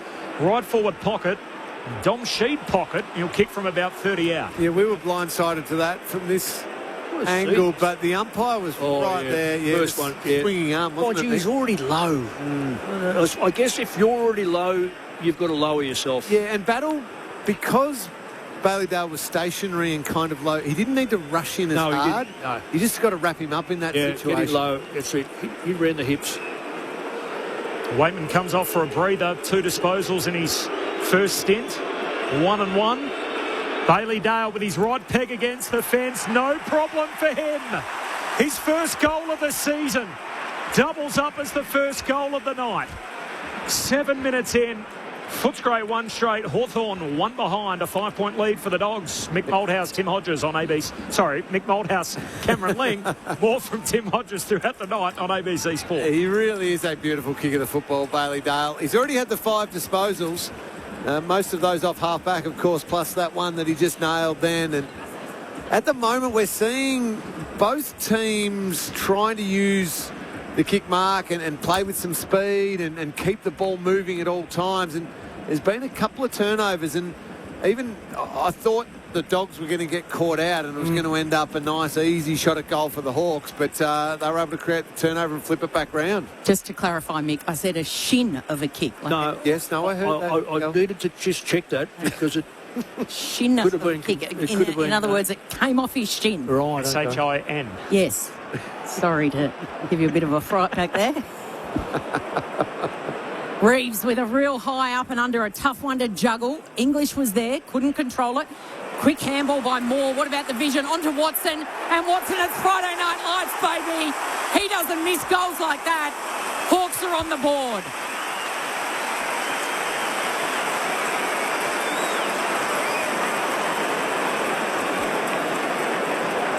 Yeah. What about the handball? Yeah. From who was Dylan Moore? Is that who was? Dylan Moore. That was superb vision, execution. Watson did what he should do and kept his width, Mick. Didn't get sucked into the contest when he didn't need to be there. But that is incredible vision and great finish by Watson. Whew, that's Diesel Williams-like handball, that one. Mind you, he'd have 20 of them a game. So much of the modern game, isn't it? The wingers and the half forwards. The sort of, you look at the recent premiership teams, and gee, Hawthorn have got guys falling out of trees that can play that role. Good kicks of the footy. D'Ambrosio. Back again, that Hawthorn structure. 2 lead changes already on the first 2 goals of the night, back-to-back, early stages, Friday night footy, ABC Sport. There's Will Day, inserts himself, hand pass, missed the target, banging into Nan in all of that. Was West. The Hawks win it anyway. Nan gives it away towards McDonald. Handball on to Reeves. Ugly kick to centre half forward, and Dale picks it off. Hand pass away to Selwood, the hero from last week. Kicks the Bulldogs to the wing. McNeil trying to protect the drop zone, wins it. Handball almost broken up. There's Bailey McDonald in there. Ball spits out eventually towards Bontempelli. He's tackled, lost it. Bailey McDonald gets a second play, and out of bounds it goes. We'll keep us honest tonight. 2 McDonalds, 2 Lewis. The double-ups, and he's Hawthorn by a point. We had 10 minutes in. There's no late change, and we've got a boundary throw in here, 70 metres out from the Bulldogs' goal at the punt road end. A lot of speed about this game, Lee. I don't know if they can't sustain it for the game. No, quarter. You give them a breather at some stage. English and Reeves. The boundary throw in, tapped down by Ward to the advantage of Mackenzie. That was clever, basketball-like play, and then the chip kick to Watson. He's a long way from home. He keeps it low. It's a bit of a wobbler, but it hits Hardwick on the chest. I think Hawthorn can sustain it, Mick, even for the whole game. Because their ball use is so elite and impressive, once they get out, they're going to make them hurt. Like, even that kick then inside forward 50, it's a great lead by Hardwick, the little double back, but that is a superb kick inside forward 50. 45-degree angle here for Blake Hardwick. He's the competition's best swing man. No Jack Gunston. And he's pushing it across the face. 8 goals in his last 5 quarters up forward for Blake Hardwick. And, of course, the Coleman medal leader, 35 goals. Gunston not out there tonight. Dale long with the kick out, but it's coming straight back. Sicily gives a handball away to Moore, and then D'Ambrosio's short kick to Connor McDonald, who marks a true centre half forward. He'll have a look just left of centre. And the most impressive thing at the moment is the run and swarm by the Hawks to get over and outnumber when there's a contest, and then to turn that outnumber into a really efficient move forward. Even that kick out, immediately there were 3 Hawks to beat Buku Kamas. Connor McDonald on the drop punt. Straight through it goes. And the Hawks lead grows. A dozen minutes in, Hawthorn 2-2. The Western Bulldogs 1 straight. Friday night footy on ABC Sport. Mick Moldhouse, Cameron Ling. Well, the difference at the moment, 60 possessions to 30. Hawthorn, outside of the speed of the ball being moved and the precision that they're using it, they're going at 72%, and that is quite extraordinary. When you look at the Dogs, they've had 30 possessions, going at 53%, and it's minuscule, the difference. There was I'm not sure it was Bontempelli was going to mark the ball. He had to turn his body to see it protected. Hawthorn play got to it. If that kick had been half a yard shorter and better, the Bonds having a shot from 45 metres out. And that's happened 3 or 4 times. The difference between the kicking power has been extraordinary. Hawks by 8. Meeks straight down the throat of Newcombe. He was tackled, had to flick it out, and now they stack on. Still inside the circle. It'll be a secondary ball up. No real tag on Bontempelli. Will Day now standing alongside him at the stoppage, right in the centre of the MCG. Again, Meek straight down to Newcombe, sprays off the side of the boot, and Lockie McNeil in the right place. Takes the mark, gives the handball off to Dale, who flares it wide to Bramble, and Bramble kept it low for Jones. He's going to have to get around Ward, hemmed in against the boundary line. He kicks it out of bounds on the full. So just to back up Mick's point, so the kick out in the full's a bad kick, but the one before it was bad. If that hits him, then Jones has more time to assess under less pressure. Instead, it hits the ground and he rushes his kick and puts it out on the full. Yeah, so they lose possession instead of having a shot. That's basically it.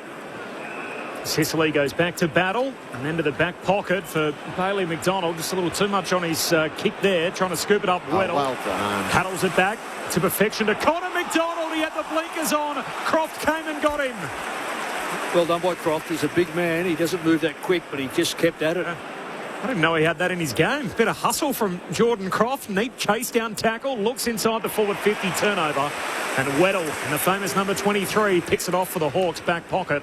Hawthorn by 8 2-2 to one straight 14 minutes in. That wasn't a good kick. No, for all that effort from Croft, Mick, you're just going to kick it back to Hawthorn if you kick it there. Weddle's kicked it straight to Croft. He had to go back courageously. Getting involved, Connor McDonald. Handballing in the centre. Oh, Will Day. Beautiful little give and go with Ward.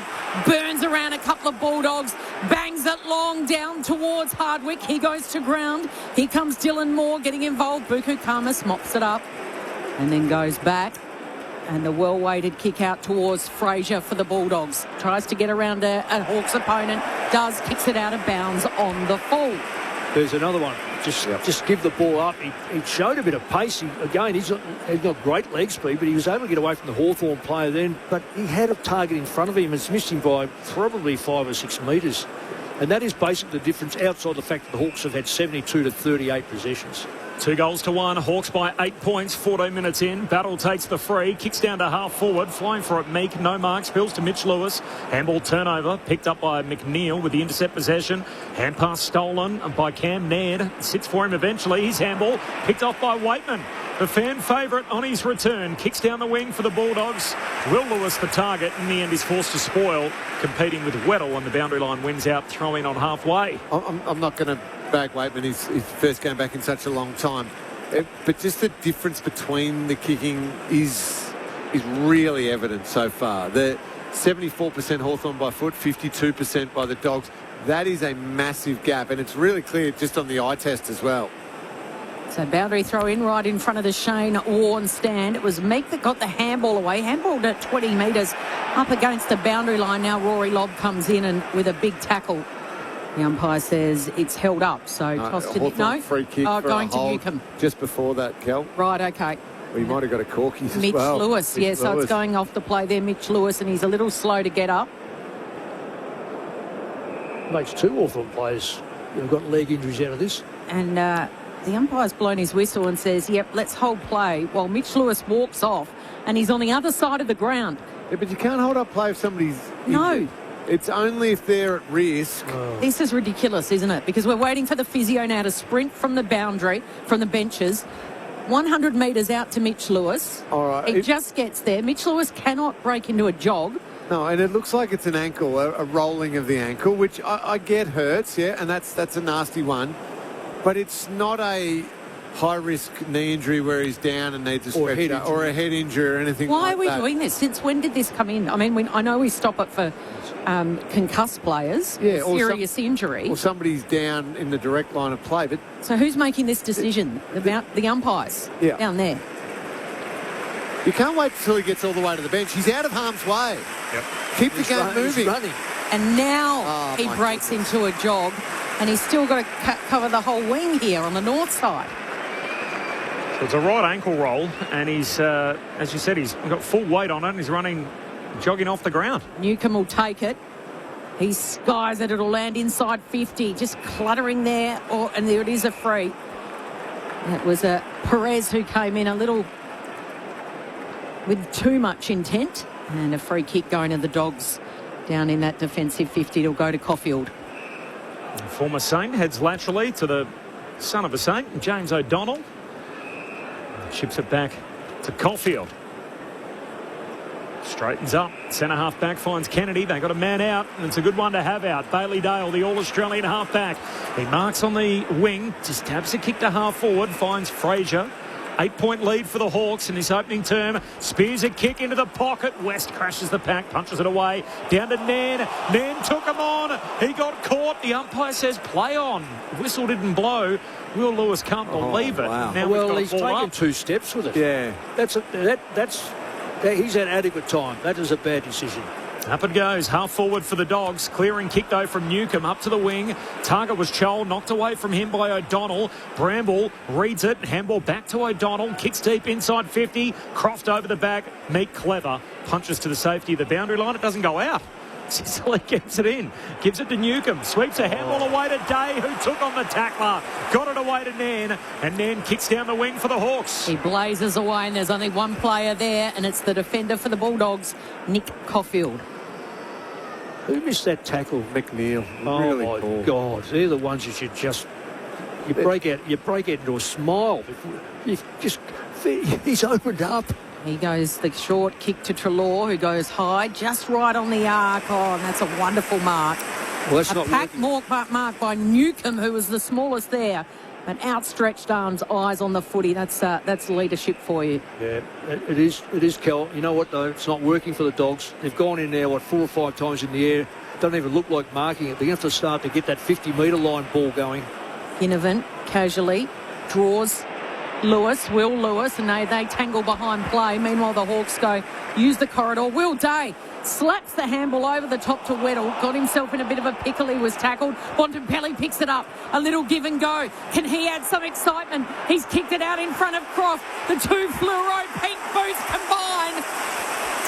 From the Bont's hot pink flash in the midfield to Croft's hot pink flash in the goal square. And the Doggies have got their second on the board.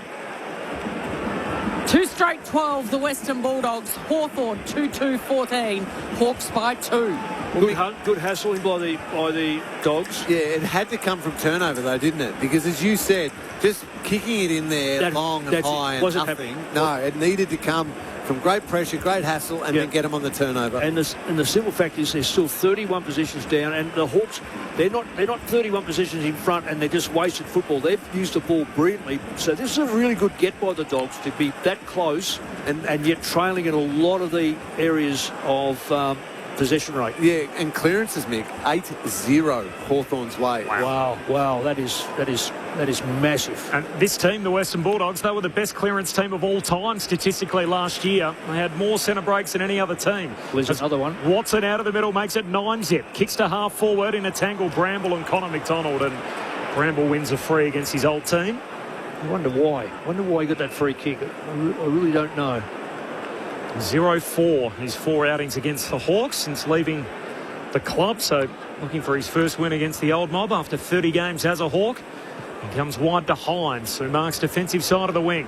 Long kick to half forward, Norton in the pack, no mark, spills front and centre. Sanders is there, the Bulldogs keep it. Handball away to Kennedy, handball goes back to Hines. Hines off a step, kicks inside the forward 50. They come from all directions. Slides out the back. Treloar trying to keep it in front of him. Bowled over, picked up by Croft. Croft tackled out of play with possession. The ump says spin it in. And Bailey McDonald and young Bodie Ryan also involved in the tackle there. We'll have a throw in forward pocket for the Dogs. Well, you normally want to get out around the ground, but you want to stay in as a forward. That was a real rugby union. Get him over the line. Well done by the Hawks. 25 metres around from the Doggies' goal to the punt road end. Can they score from this boundary throw in? Richards at ground level doing his best work. Handballs it over to Hines, goes to ground. Let's go at the footy. Impey pounces, tries to handball over the top to Watson. Oh, he flicks it cleverly. Gave it to D'Ambrosio, who gives it then to the run of his teammate Perez. Perez can go wider still, out to Nan, and then they go back to go forward eventually. An uncontested mark taken by Hardwick. He's a thumping kick. He kicks it quickly into the pocket. Scholl's there. Scholl was the target. Had Dylan Moore for company. It was 2-on-2. And in the end, the Dogs are happy to see it over. Hines in that back pocket. I'll come back to it soon. The umpires just missed a really blatant high contact from Watson. Yeah, right there. Oh, that's terrible. McNeil. Umpire directly in front of him. Oh, my God, that was shocking. Hawks by 2, forward 50 stoppage. They've been dominant out of clearance tonight. Not going anywhere fast here. Can I just say it's about 5 times worse than Smith's last night. Yeah. Right in front of an umpire. That ball should be... That's terrible. It's not okay to miss those. It's the professional elite level. Meek pumps it down. Richards clears defensive 50 for the Dogs. High kick out to Norton, who outmarks Battle. That's a nice bit of work from Aaron Norton. Laser handball away to Sanders. He gives it to Waitman. Waitman stabs his kick wide, finds West. Against the boundary line, southern side. 23 minutes into the opening term. 2-2 to 2 straight. Hawthorn by a couple of points. 2 lead changes in the opening term. Lateral kick finds Kennedy. Kennedy some indecision, but keeps it moving to half forward. McNeil trying to crash the pack, spills out the back towards Impey, has to cough it up, invites Norton in. Norton paddles it out in front once, twice. Now a bit of pressure comes, and Ward's there to intercept. Gives it to Impey, away to Perez, to Ward, then to McKenzie. Handball to Newcombe, back to McKenzie, centre half back for the Hawks. Scholl's on a long lead. He's going to mark on the northern wing. What's he got ahead of him? He wants to give and go. In fact, he goes all by himself on that left boot, sets it up for Hardwick, had to leap up over the top of Karmas, and he couldn't take it cleanly in the air. It was a one-on-one contest, and Karmas dabs it over. That was well done. Well done. He was out of position, wasn't he? Tim Hodges on the bench. Hodgie. Kel, an interesting one. This is Lockie McNeil. He's just been told to come off the ground. The physio's gone and got him. He's just got to the bench in front of me. He's going down for a HIA. That's from the Will Day incident before, where he actually copped Will Day's elbow in the head. I'll let you call this play and come back to me, guys.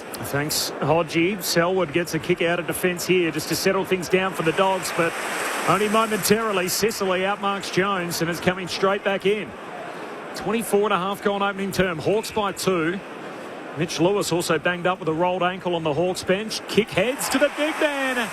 And an easy enough mark for Lloyd Meek as he out-jostles English in the one-on-one, and he'll have a look at the sticks here. 25 out, 45-degree angle. Hodgie. Yeah, so just on Mitch Lewis, he has gone down to the rooms to have that ankle re-strapped. But I'm right behind the Bulldog doctors. I think the ARC has been involved to tell them to look at the incident. They were watching the incident. So Will Day in that tackle actually had a swinging elbow, which accidentally copped McNeil in the head. That's why he fell to the ground and was no good in the tackling attempt, Mick. And from there, he's been taken straight off the ground, straight to the rooms. Big man Meek trots in, sprays it wildly to the left. It's a long way from hand to foot.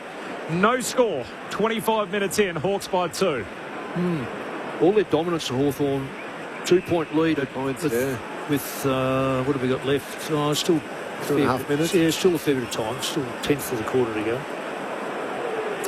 Karmas from the back pocket. Kicks up and Meek makes amends. A lovely little leap up over the back of English. That's 2 poor marking contests from Tim English. He might have got a bit of a push in the previous one, but he still needed to be better to hold his ground. Trying to make amends. He goes for Day. That'll test out his dodgy shoulder. Had to go the spoil, but the Bulldogs now through Bailey Dale. Waitman's involved. His handball was a little awkward. Ed Richards has the quality, though, to try and tap it to himself. He can't take it cleanly. Bontempelli goes off the ground. Now a soccer. It comes from Sicily. Who can pick it up? Good tackle there applied as Hines tried to gather it, and then in the end Norton goes high. Loose ball, it ricochets the way of Sanders. Sanders to Richards. Sanders brought down, gone. Umpire says no, play on. Will Day to Amon and uses the left beautifully and steadies to Nan. Yeah, they mucked it up, the Dogs. They had a real opportunity to score. They just needed to take the kick instead of a couple of hand passes. And then kicks out to Perez, heads down the wing to a 2-on-1, and Joel outnumbered, and in the end the numbers win as the Dogs punch it to the boundary line off the fist of O'Donnell.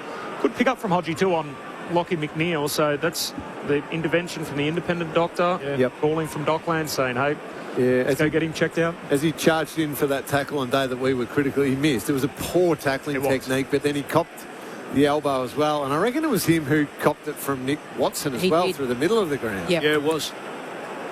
Boundary throw in, English palms it down. Bontempelli tackled straight away. Well, the Bonds had a reasonable start. He's had 5 disposals. He was very quiet in the last quarter against Collingwood, just 2 disposals. I think his first touch came with about 6 minutes to go against the Pies. And the Dogs got home without him. There's Day trying to work his way through traffic. He's tackled, lost it. Pack forms behind him. Umpire still says play on. In the end, like a rugby maul, just comes out the back eventually to Richards. Dogs with it. Handball away to Fraser. High up and under down the wing. English this time takes a juggled mark of his own. 27.5 gone opening term. Hawks by 2. English decides to go short and wide out to Sanders. Dabs the kick over to Jones. And a bit of space between wing and half forward. Prez stands the mark. Artie Jones, low trajectory kick looking for Norton. And it's Weddle who stands in front, picks it off for the Hawks at half back. Hawthorn by 2. Waning moments opening term. Terrific mark by Weddle. Concede some ground to Impey. The switch is on and then he can go out wide. A chance here for the youngster in Nan. He's got some company and in the end he's banged over the boundary line by Hines. 2 of the young guys going toe-to-toe right in front of the Doggies bench. Boundary throw in.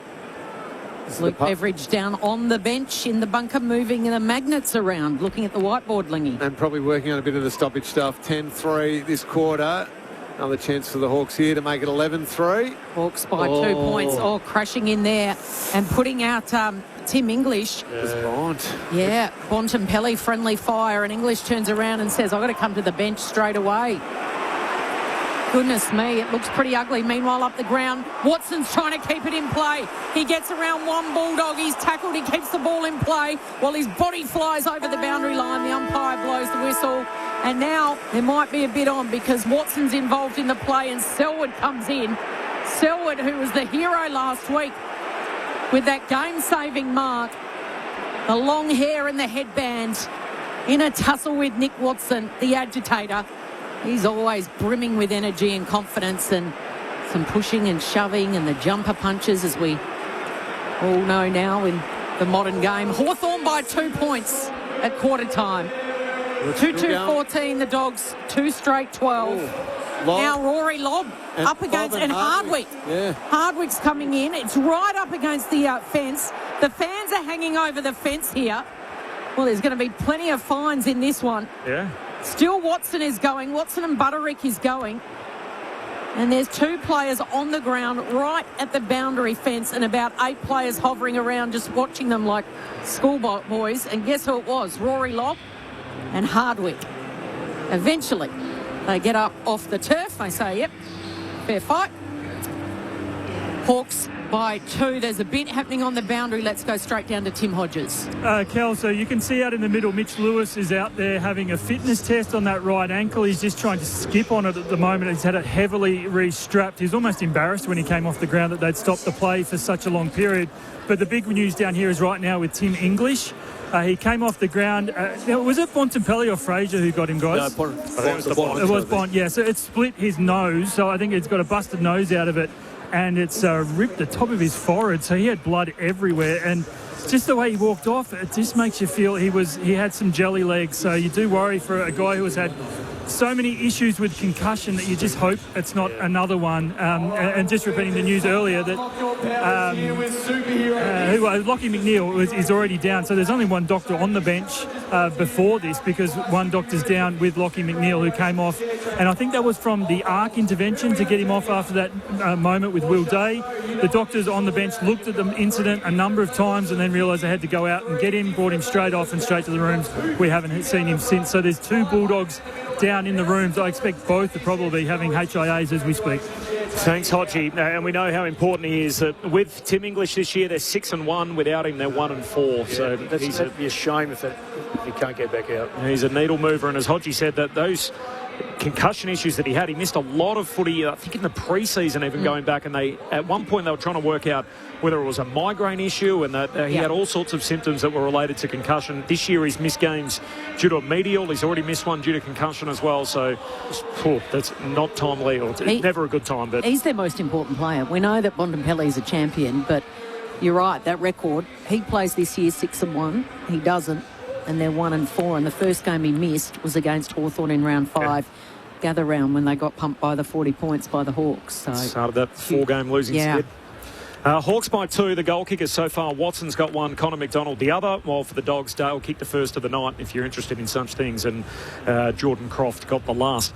It's all happening, as Bill Laurie would say, here at the MCG. It is the Hawks by 2 points. The thoughts of Mick and Lingy coming up next. This is Friday Night Footy on ABC Sport. New from ABC Books. Go on a fascinating journey through the murky waters of history, memory, and the stories we tell ourselves. If You're Listening, Declassified by Matt Bevan. Book and audiobook available in bookshops and online. This is the 2026 AFL Premiership season with ABC Sport. We're ready to go. It's a big night for the Bulldogs. The Friday night lights burn bright. The Hawks and the Dogs on ABC Sport. Norton trying to dribble it like a basketball. Wouldn't come back to him. Knocks it away to the pocket, and his teammates clipped high. Dale, who runs down to lend a hand. And Bailey Dale, the All-Australian halfback, is going to get a look at the sticks here. Right forward pocket. Bailey Dale with his right peg against the fence. No problem for him. His first goal of the season. Doubles up as the first goal of the night. Reeves with a real high up and under, a tough one to juggle. English was there, couldn't control it. Quick handball by Moore. What about the vision? Onto Watson. And Watson, it's Friday Night Lights, baby. He doesn't miss goals like that. Hawks are on the board. What about the handball? Dylan Moore, that is incredible vision and great finish by Watson. Dale long with the kick out, but it's coming straight back. Sicily gives a handball away to Moore, and then D'Ambrosio's short kick to Connor McDonald, who marks a true centre-half forward. Connor McDonald on the drop punt. Straight through it goes. And the Hawks lead grows. The umpire's blown his whistle and says, yep, let's hold play, while Mitch Lewis walks off and he's on the other side of the ground. Yeah, but you can't hold up play if somebody's... No, this is ridiculous, isn't it? Will Lewis, and they tangle behind play. Meanwhile, the Hawks go, use the corridor. Will Day slaps the handball over the top to Weddle. Got himself in a bit of a pickle. He was tackled. Bontempelli picks it up. A little give and go. Can he add some excitement? He's kicked it out in front of Croft. The two fluoro pink boots combine from the Bont's hot pink flash in the midfield to Croft's hot pink flash in the goal square. And the Doggies have got their second on the board. The AFL on ABC Sport. On radio. ABC Sport Digital Radio. And ABC Listen. Sounds there from the opening term. The Hawks by 2 points. Cameron Ling and Mick Malthouse with their take on that opening term. Mick, if you blocked out the scoreboard and I didn't know, I didn't have a clue, and I watched the majority of that quarter, I would have said it was 5 goals, 32 to the Hawks, to maybe 2 goals, 13, the Doggies. They had a couple of decent little looks and, a good turnover that led to one of the goals. I think it was Croft who ran in and kicked the easy one. But I would have said it'd be almost a comfortable 3 to possibly 4 goal lead to the Hawks. So the fact that it's only 2 points, the Dogs would be thinking, hey, we played pretty rubbish and we're only 2 points down right now. Let's fix a few things up, particularly around stoppages. 11-3 Hawthorn's way, and let's get things going a little bit. Absolutely, Lingy. I couldn't agree more with you, especially those stoppages. Look, it's 11-3. Yeah. Inside 50s, remarkably, is close. So what it tells you don't have to have a lot of footy. And Hawthorn, they are hand passing like the madmen. It's now 57 hand pass, 62 kicks. But the Dogs have been more efficient, mind you. Only had it twice inside the scores. Second term underway, Hawks by 2. We'll get down to Hodgie in just a moment as Meek palms it down. Newcombe first disposal. Hand pass away to McKenzie. Kicks laterally to Ginnivan. We've got a shove from Butterick. Umpire said play on, advantage applied. Hand pass away to Ward. Ward off his left. Good kick. Finds Watson, who marks at centre-half forward for the Hawks. Hodgie. Lockie McNeil is done, guys, for the Bulldogs. It's concussion. Tim English has been patched up. The problem for the doctors now is they've gone back to look at the vision to then work out whether they've got to do a HIA on him. So he had so much blood. They've patched him up with the busted nose and the rip on his forehead. Now they've got to work out the HIA. So, yeah, plenty of work down here for the Bulldogs doctors. Thanks, Hodgie. At least 1 short, possibly 2. Watson to put some pain on the scoreboard. The kick's right and stays there and behind. He's being a little bit of a nuisance. Nick Watson, very much so. He'll be a bit of a nuisance to himself and his teammates if he's not careful. Dale tried to find Buku Kamas, but Chol strolled in and just killed it over the boundary line. Speaking of nuisances for the Dogs, and I think it's Riley Sanders who's got the responsibility. He's getting taught an absolute lesson right now. John Newcomb's had 14 disposals, 3 clearances, is absolutely dominating through the middle of the ground. And he's getting tagged by Sanders. Oh, well, call it that. He gets another handball there. He does to Meek, who goes on the outside of the boot, and it's a blaze away. Rush of blood out of bounds on the full. So Karmas will take it in the back pocket at the punt road end. Young Riley's been playing well this year. He's up to game number 47, but he is getting taught an absolute lesson of midfield stoppage craft from Newcombe. Speaking of Newcombe, well, that's the second pack mark where he has stood tall in front with the rucks behind him colliding into his back. Absolutely incredible by John Newcombe, and then the hurried kick inside 50, and Selwood does what he did last week. Takes a goal-saving mark. He goes high up towards the rucks. Norton was there, and in front McKenzie. Any chance... In fact, it's Ryan, rather. My apologies. He's lookalike, the blonde lookalike. Any chance the Dogs' bigs can actually bring the ball to ground? Yeah, that's what they've got to do. Don't worry about trying to mark everything. Bring the thing to ground. They've got more good coverage players than they have in the air. To Impey to McKenzie, all short kicks to Ward, and another foray forward here for the Hawks. Short kick to Battle. Welcome to the club, Cal. I did the game a few weeks ago. Did exactly that. Took a mark on the wing. I thought, there's McKenzie. And everyone corrected me and said, no, that's Ryan. I thought, it can't be. And looks just like Cam McKenzie. Two identical-looking players as Hardwick inside the forward pocket. Quick snap on goal as he roves front and centre and a behind. Gee, the Hawks should... Sorry, Kelbs. The Hawks should have 2 goals already to start this quarter. They were 2 easy shots at goal. Watson and then Hardwick. 4 points the margin. 2-4 to 2 straight. 3 minutes into the second term. 4-point lead for Hawthorn. I just hope they can get English back on the ground because there just seems to be a lack of confidence. I think the Dogs know that he means so much to them. Yeah. So, I mean, they're hanging around. Obviously, it's only early days and they trail by 4 points, but they look a little lost on this big ground, don't they? Their first game at the MCG this year. Now they work their way out defensively. Bramble goes on a bit of a dash and then delivers down towards Jones. He was being held by Battle and the umpire did see it. So Artie Jones has got it just inside the square. Eyes are darting. Artie, can he find someone? No, he can't. Impey. Will Lewis got it. Was tackled. Waitman picks it up. Handballs to Bontempelli. Left foot snap. And last line of defence, Sicily is there. Takes the relieving mark. And the Hawks are away. To McKenzie, just taps the kick away to Moore. Moore's going to give it back to McKenzie here. He's got Lob to deal with. McKenzie arcs around and then retreats back with the kick to D'Ambrosio. Well done by Lob. Really well done. He tracked him down to make sure he couldn't kick the football forward. It forced him to kick the ball back. D'Ambrosio just kicks along to a contest. Selwood's in the pack. Meek over the top. Spills down to Butterick. Hand pass knocked down by Newcomb. Dogs win it back though. Waitman. Hand pass away to O'Donnell. He kicks hurriedly down the wing and in the end Norton's forced to spoil away from Sicily who was in the box seat. D'Ambrosio's got it. Turns into the Norton tackle. Hand pass goes back for Ryan. Slips through his hands. Will Lewis is there. Grabs it for the Dogs. Surge kick back inboard. Still at half forward for the Bulldogs. Picked up by Newcomb. Breaks one tackle. Hand pass to Impey. Gives a handball back to Amon. He's having another nice night, Newcomb.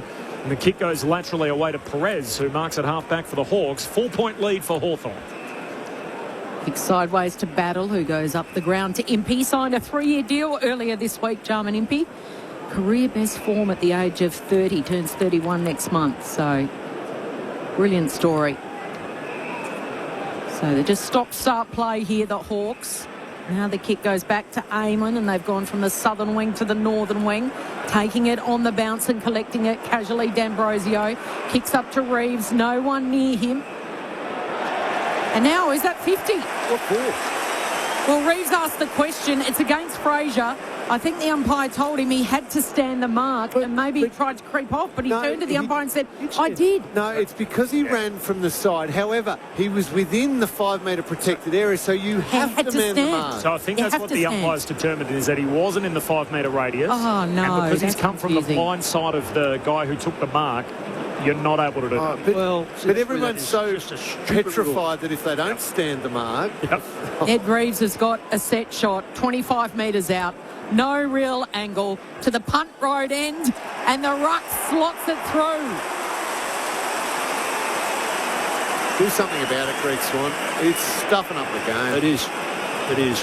A confusing 50-metre penalty given against Joel Fraser results in a goal to Ned Reeves in this low-scoring slugfest at the MCG. If he hadn't have done it, who was going to stand on the mark? So if you're in the 5-metre radius, somebody has to stand. If you're not in the 5-metre radius, everybody's got to get out. So he's not in the 5-metre radius. But it's the 5-metre radius of the player when he marks the ball. Correct. Now, that can be in any part, so it can be behind him. 360 degrees. Yeah. So the umpire judged it wasn't 5 metres. That's all. So Fraser thought he might have been. Yes. And he's trying to get there because someone has to stand it because he's thinking if I don't... You've got to get the tape measure out, literally. Oh, God, he's not in the zone. No, it's ridiculous. This is going to be another ridiculous one where you can't cross the centre line.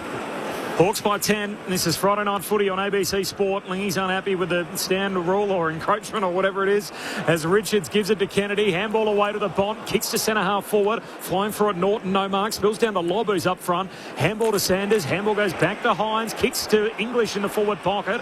Offhand. Spills through to Jones. Jones the toe poke. He's got it there. It's a goal for the Dogs. And a bit of artistry from Artie. The toe poke from outside the goal square. 8 minutes into the second term. The Dogs back within a kick. 3 straight. They trail Hawthorn 3-4. This is Friday Night Footy on ABC Sport. Tim Hodges on the boundary. Hodgie, we heard it there. Tim English back in the game. Yeah, so he's back on the ground for 15 seconds and it results in a goal, and he was pivotal in the entire passage of play. I must say, I've never seen a guy go back on the field look more in pain. That broken nose, it's stuffed with so much toilet paper up the nose, and they still haven't been able to stop it bleeding. So that's what was actually keeping him on the bench at the start of this second term.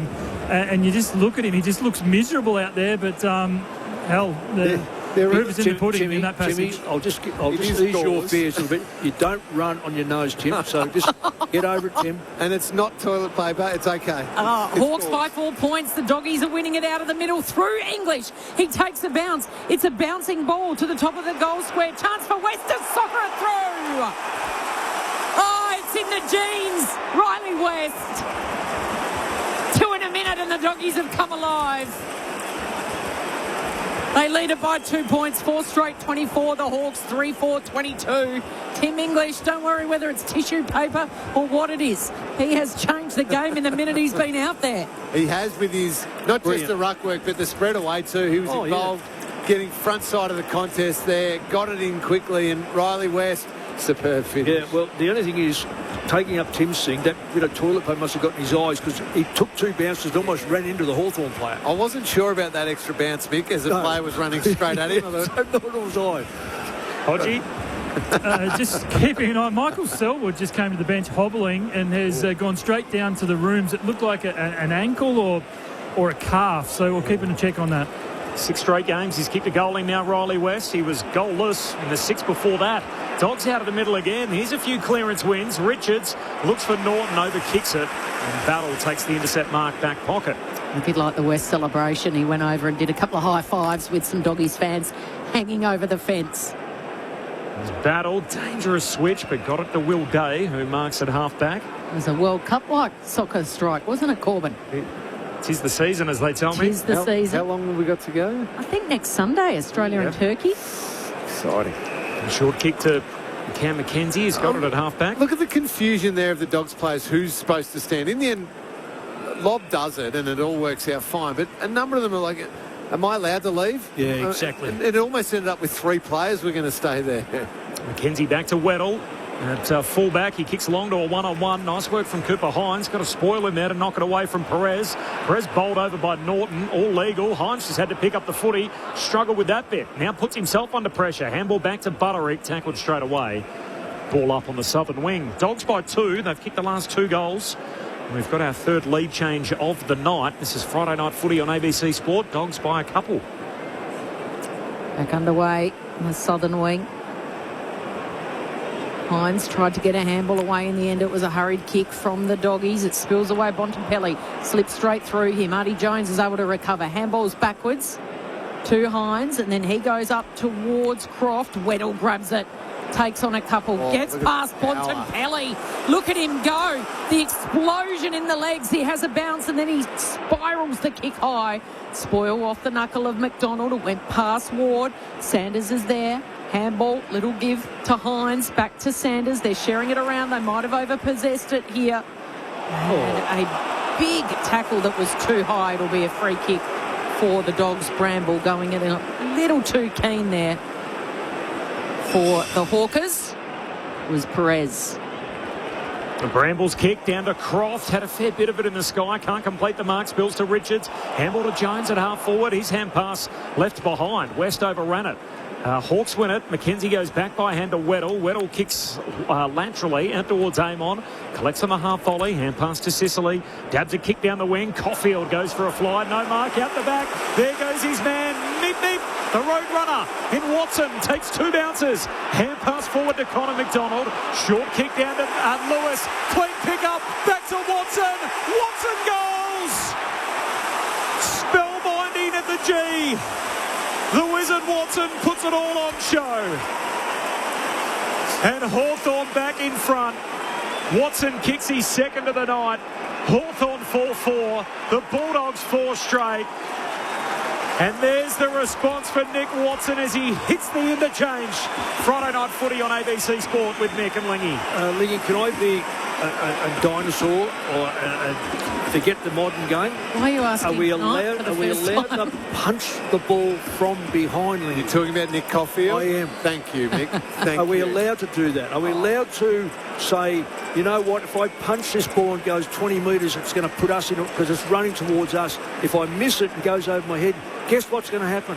Yeah, they've got ground players. Just going to electrify the crowd. Exactly. I'm glad you are not being a dinosaur. That is called decision making 101. Is you're in a position there.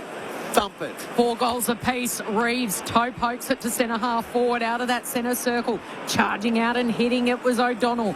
Handballs to Fraser. Fraser loops it over the top by hand to Treloar. Now the first kick in this passage of play. Charging out. Norton gets up high. Reading it beautifully front and square was Artie Jones. He was bumped as he kicked it. And as a result, it just grubbers along the ground and the Hawks' defence is able to mop it up. Through Sicily. Newcombe. Oh, he's overpossessed it to Fraser from 50. Fraser's eyes light up. He probably had more time as he stepped to 49 and 48 and sprays it to the left. Artie Jones. Oh, my goodness. He's got no left foot. Was running. But how is his tackling? Oh, great follow-up. Great follow-up. Hawks in defence, aim on into battle, short kick to Weddle. So feels like the game's gone up a notch. Tempo's lifted. 3-point lead for Hawthorn. 2 lead changes in the opening quarter, 2 lead changes in this second term. We've got West and Treloar have got to pick up. They are seriously right down at the moment. Just repeating, Lockie McNeil out of the game, failed a HIA, so he's out with concussion. Hawks are still deep in defence. Bailey McDonald goes all the way back to Bodie Ryan. Short kick straight up the pipe to Amon, but he's still 25 out from the goal at the City end where the Dogs are attacking. Amon goes down the middle again. Dangerous kick, wanted Connor McDonald. Butterick spoils. Spills to McDonald though. Handball away to Ginnivan. He dishes it off to McKenzie. Guinea gets it back through centre half forward. Ginnivan eyes the sticks and misses. Out to the right. That run and gun offence is back for the Hawks, a 4-point lead, 15 gone in the second. Yeah, but the Dogs keep gifting them over the back balls. There was Caulfield before, the one Mick was talking about. I'm not 100% sure who that was. Coming up quick, the Bulldogs defender, and just let it get out the back. One of the oldest rules if you're a defender, you make sure you bring it to the front. Exactly. Caulfield to English. English kicks, a late spoil from Weddle, but Kennedy did well, stood his ground. And kicks inboard to Bontempelli. Running past. Oh, he missed the target. Flying ball coming through, but unable to take it was Butterick. And now the turnover and the quick spearing pass inside 50 here for the Hawks. Chance for O'Donnell. Just kicks it high. No one there but Newcombe. Newcombe with another disposal and possibly another goal assist. He scurried near the boundary line. He picks it up and he spears the kick in towards Day. And Day will have a set shot, 45-degree angle to the punt road end, 50 metres out. A rare mistake from Marcus Bontempelli. Yeah. Missed that handball, trying to release a teammate. 19 disposals from Jai Newcombe. So Day to extend the lead to the biggest.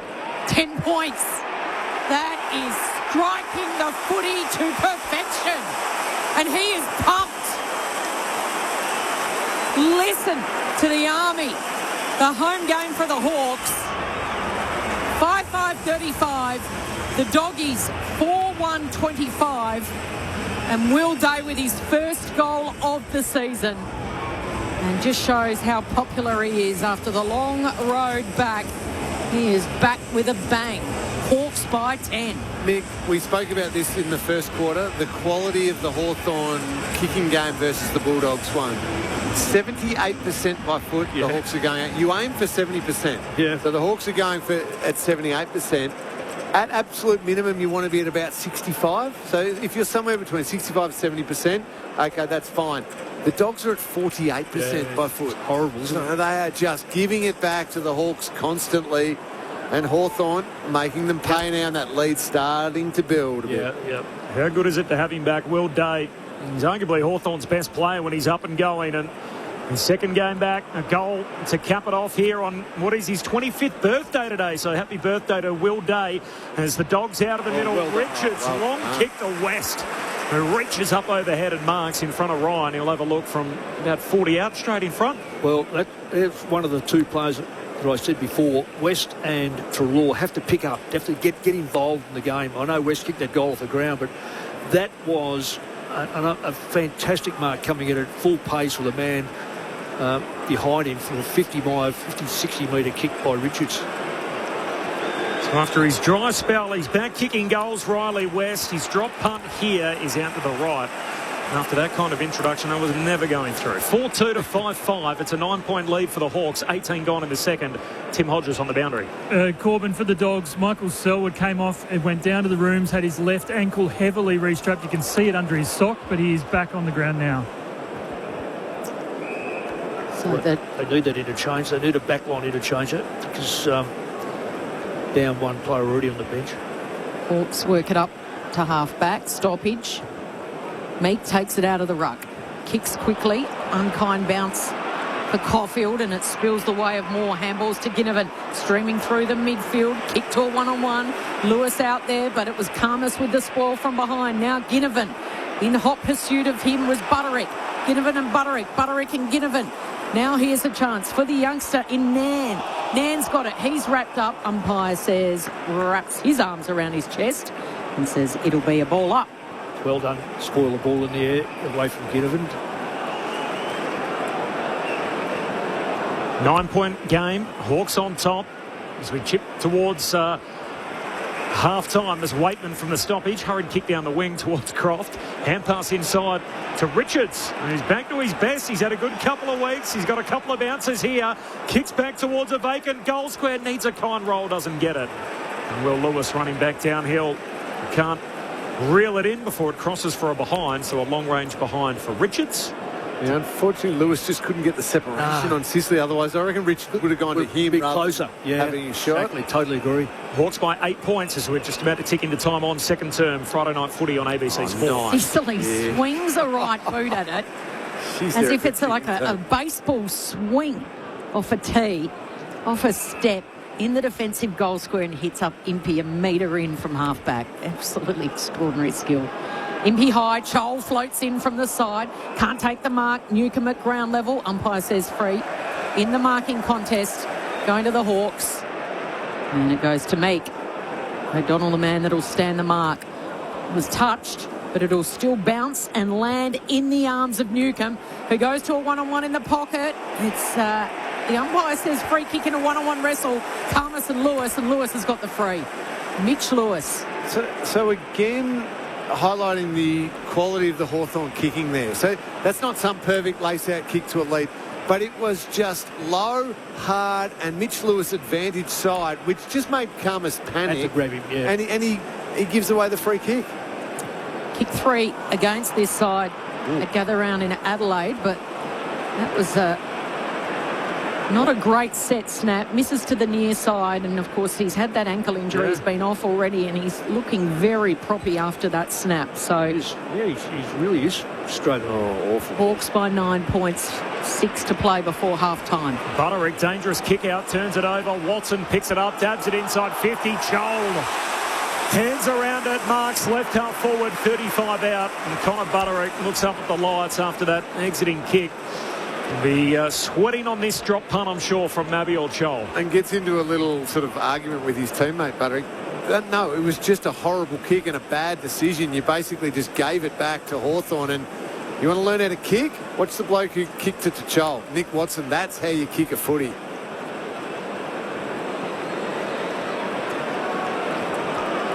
So Big Matt on the approach here. He's a left footer and he's right in that channel at half forward. Moves in, clean approach, knocks it through. Turns to the crowd and says, how about it? Hawks with their biggest lead of the night. 15 points. Hawthorn 6-6. The Western Bulldogs 4-3. 22 gone in the second. This is Friday Night Footy on ABC Sport. And this is Mick Malthouse and Cameron Ling. Well, that miss by Richards is hurting. and when the ball comes back, you see the Hawks with the football. I think the ball came back to Sicily when he kicked it in, and he faced the centre of the ground and kicked the ball around his body, which found a target outside of 50. That ball has now not looked like going back into the Dogs' forward line. So the difference is, again, which emphasised 75% to 47% as far as efficiency goes, and that's so reflective of the scoreboard, mind you. And the most alarming thing, Mick, is Hawthorn have had 24 more disposals. Again, and they're going at 75%. Yeah, well, they had 40 more in the first. Yeah. 32 ball possessions in their first quarter. Let's get down to Tim Hodges on the boundary. Hodgie. Kel, if you think you recognise the Hawthorn runner, it's now former Premiership Hawk Matt Spanger who's running. The original runner pinged his calf in the first quarter, so Matt Spanger come off the coaching staff and into the pink outfit for the running duties for the rest of this game. A couple of quick handballs here from the Hawks. They're teaming up. Day goes long and strong. Karmas, what a leap. Spoils it right at the point of the ball. It was extraordinary, that leap. And once that yellow Sharon hits the green deck, they all pile on, and Nick Watson's on the bottom of that pack. Rory Lobb's on top of him. Watson will kick 6 tonight. Here he goes, slap down. Here's Watson in the right forward pocket. Put it in the book. He's got 3. Lingy says he'll boot 6. Special comments extraordinaire. Friday night footy on ABC Sport. It doesn't get much better than that. Just too much space. Oh, Mick. The reason why I said it was he's turning his opponent around every time and getting back to the next contest inside forward 50 with a 2-metre break. It's great forward line play, but it's just pretty ordinary defensive play. You haven't got the lotto numbers tomorrow night. I'll get them to you, Corbs. 21 points, so 3 for Watson. And he's having a bit of fun with the Hawthorn cheer squad. He stirs up. He does it, but he does it well because he backs it up with goals and skill and brilliance. And they said at the time, hey, was pick 5 too high for a small forward? Looks like an absolute bargain now. What a player he's become, Nick Watson. Back in the middle, Lobb knocks it down towards Kennedy's hand pass stolen. Ward rushes out the front door of the centre square, kicks to full forward. Lewis down there in a tangle with Karmas. Lewis tries the volley, spills to Joel. Joel says, get off me. Back on the right. Joel, goal. The Hawks have kicked 5 straight. Joel's got a couple. And this Hawthorn team is a fire that can't be put out at the moment. 8-6 to 4-3. The celebration ended up with Joel and Moore on the deck. The Hawks forwards pick them up. And the brown and gold flags continue to wave in the outer. Hawthorn by 27. Cameron Ling, Mick Malthouse. Well, it wasn't long ago that Dogs led. No, but it's finally come, hasn't it, Mick? Well, it has. It's like it's Moses and the sea. It's parting, and it's just a massive tsunami at the moment. If you can't clear the ball, or you do take it and you give it straight back to your opposition. In this case, I think the Bond had it and gave it away a couple of times. So it's happening, Lingy. You're spot on. 5 goals in 14 minutes. Yeah. Friday night footy on ABC Sport. The Punks from Old Waverley, now Dingley. The strut is back on this brown and gold outfit. They are having fun. They're winning it out of the centre again, this time through Day. Short, Connor McDonald. He puts up his hand, says, let's slow it down. 3.5 minutes to go. The fans are saying, no way. 5 straight. We want 6. High ball inside 50. Joel with the leap. Oh, so athletic. He got up so high. Little toe poke to Dale out into space of Treloar. In a panic, he just throws the boot towards it. Ward's able to gather from 50. Impey, he wants in on the goals. Impey from 49. Hasn't got the distance, and it's marked in the goal square by O'Donnell. Well, they've got enough numbers back there, the Dogs. Almost every player is back in the back 50 just to see if they can save it. And the way they're kicking, they're going to gift it back to the Hawks at some stage. O'Donnell, long contest kick to Norton. He takes important. A contested mark. Very important. Just to relieve a little bit of pressure for a moment. He's got it at half-back, kicks to halfway, and the ball is lived in Hawthorn's front half. Bounces away towards Fraser, tries to paddle it out the back. Perez's hand pass knocked down. Jones keeps it moving to half-forward for the Dogs, and Sicily. Sprawley mark in front of Lobb. He's up front tonight again, Rory Lobb. Sicily goes all the way back to Impey. On the stroll, he kicks out wide and finds D'Ambrosio. 27.5 gone second term. Last 5 goals in the game to the Hawks after falling behind at the 9-minute mark of this second term. It's been overwhelming from that point on.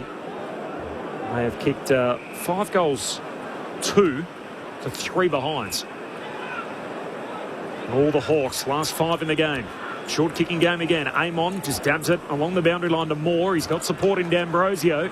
No one in front of him, and Massimo is off on a run in front of the benches. 2 bounces, some indecision. Now kicks hurriedly inside the forward 50, but O'Donnell's there. Takes the intercept mark at half-back. 2 minutes to go before half-time. Hawks by 27. Oh, it was a nervy-looking kick off the left foot of O'Donnell, and it just lands in the other opposite pocket. Butterick marks are uncontested to Croft, or rather Caulfield. They just don't want to use the corridor. They're just so nervous about turning it over. So they're on the back foot. Yeah, there again. Now, that was to Richards, and they're probably best to use a by foot just about, and he's given it up. Sicily on the bottom of the pack, fires out a handball to Ward. Still time here. A quick hurry kick. Couldn't quite take the mark, was Nan, and now the Bulldogs with the turnover. Richards got it on the southern wing to Lobb. Marks uncontested out in front. There's a minute left. Can they produce a much-needed major? High ball, Norton in from the side. Bontempelli, unselfish, tries to get it to Fraser. Desperate stuff by Newcombe. He saved what would have been an absolute sitter of a goal. Unreal from Newcombe. And maybe they might go end-to-end and snare one, although Chol a little casual. The umpire says it will be a free kick. In his approach, just tried to mark it in front of the Hawks bench. I don't know what the free was for. No, I reckon he paid a mark. Okay. That's not a mark. He dropped it. He's so casual, Chol. He had no control at any point. Kicks it back to Amon. Amon goes short to Impey. Geez, having a night, John Newcombe. Yeah. And it's things that we're incredible. Not familiar with in his game, like the contested marking and the 1% are there, and it's not just the dirty work in the midfield that we've obviously we know him for. She's been excellent. The Hawthorn skipper, John Newcombe. As Ward on the wing goes long to a contest, spills down towards Dale, hand pass to Treloar, handball to English, threads one through to Hines, needs it to sit for him, inadvertently soccers it out in front. Impey's clean, and right on cue, spills it, comes out towards Moore, hand pass to D'Ambrosio, hands it back to Ward, and that'll do us, and the Hawthorn fans will be on their feet. 6 goals to 2 in the term, but doesn't really tell the story. Hawthorn, after falling behind, kicked 5 goals in 14 minutes to spin that around. A 2-point deficit became a 27-point lead at halftime. A game high. Hawks on top, 8-6-54. The Western Bulldogs 4-3-27. The goal kickers to the half. So Nick Watson's got 3. And then you can mark down singles in the book for Reeves, Connor McDonald, Will Day, and Mabior Chol also has 2, sorry. I should have done that out of order. So Watson 3, Chol 2, and then singles for Reeves, Connor McDonald and Will Day. Then for the Western Bulldogs, their 4 goals, West, Croft, Dale and Jones, all with singles. Lockie McNeil's out of the game with concussion. What about Nick Watson in an era where it's all structures and you can't get anywhere near players and we don't like flair, we don't like too much personality? He's just mesmerising to watch. In the first half of footy here at the MCG, he's booted 3 goals and he casually wanders over to the TV broadcaster, has a bit of a chat and a giggle at half-time before going to meet the rest of his teammates. It's extraordinary, the attitude and the way he goes about his footy, and you can't take your eyes off him, can you? 21. You cannot take your eye. He's the most mesmerising player in the AFL at the moment. He's had 9 disposals, 7 of them have led the scores to 9. He's kicked 3-1 himself and then had an involvement, obviously, in another 3, as that stat would suggest. All right, it's half-time here at the G. Cameron Ling, Mick Moldhouse on ABC Sport with their take through 2. It was the combination, Mick, right throughout that whole first half of some really good, strong, hard, contested football from the Hawks. John Newcomb's clearly led the way in that area, but he's been assisted by McKenzie and Ward and even Will Day a little bit through the middle of the ground, have all been strong and tough. And then that dynamic ball use, the high-end quality kicking, going at 75% kicking efficiency for the whole first half. John Newcombe, who I mentioned, is up to 23 disposals, kicking at nearly 90%, and the whole team's just been outstanding. And then it's the multiple options inside that forward 50. So Chol gets a couple there, but Nick Watson at ground level on a lead. Ginnivan could have kicked another one, probably should have kicked another one with his skill. Charging back inside forward 50. Just, it's a balance of hard and tough combined with really high-end skill, especially by foot. Well, just on that thing, and I don't want to harp on it along with yourself. Richards, Bontempelli, Kennedy, midfielders are going at 38, 50 and 50% respectively. And if you looked at the midfield for the Hawks or anyone across the centre line, they're just finding targets, and it makes life so much easier if you're a forward. Sometimes you can be a bit critical of Norton and you go, he doesn't get enough of it, this or so. No wonder. They sit it on top of his head, or they kick it behind him, or kick it to the wrong side of the contest, so he's always reaching and he has to spoil the ball. Richards, I'm a real fan of Richards, but a couple of times here his election to kick the football has just left the player in front of him right down the gurgler. He's not only has he put it in the area, he's put it in the area where the backline player can not only contest it, but he actually win it. So unless that picks up, and of course the stoppages, we know clearance rates 9-19 overall, which it sounds terrible. It was worse in the first quarter, so they made some inroads, and the only bloke that's really made inroads is clearances. I'll stand corrected in this, but I think it's probably their ruckman. Well, Bonds had 3 clearances, but so you're talking about English. Well, it hasn't been down for any, but no, it hasn't had any. I would have thought one out of the centre. We ran one out of the centre. Absolutely. So. And Mick, just for our listeners, when we're talking a lot about these kicking percentages, for those who didn't hear before, 70% by foot over the course of a game. You've had a really good game. You've probably sliced and diced the opposition a bit. If you're between 65 and high 60%, almost acceptable. It's a good day. It's probably what you're aiming for. You'd love 70%. 65 to 60%, you're exposing yourself a little bit to giving it up and maybe not as sharp and maybe not getting as much reward. Anything below 60% by foot over the course of a game is really poor. At AFL level, you're not going to beat the best teams. And the Western Bulldogs are going at 57%. So they're comfortably below 60% by foot. As a collective. And not getting as much ball as Hawthorn. So it's not as if they've had a lot of possessions and mainly they're almost 100. They're approaching. They're 50%. 40-odd kicks below. Yeah, and so when you keep either presenting the ball back to the opposition like that, or even as Mick touched on, when you should get more reward, because if you hit that kick, the next one probably gets hit, and then the next one gets hit, and you're having a shot at goal. But you've just missed it, and you've invited the opposition in. All those players who are making attacking decisions down the ground are now badly out of position. And they're going to get caught out when it eventually does turn over. So it was interesting, that 14-minute stretch where they kicked 5 goals. The Dogs were actually in front before Hawthorn went on that burst. And we could see it in terms of, all their half-forwards and everyone zipping up and down the ground, and you could see it happening. How does that happen? What changed at that point that all of a sudden the Dogs fell away and Hawthorn's half-forwards had a field day? Well, it's not a matter of the Dogs falling away. The same thing applied. They still got the ball into the forward line. Then, because of the last disposal being a shocker or not in the right position, as Ling has already hinted, players are running down because they feel as if you're going to control the ball.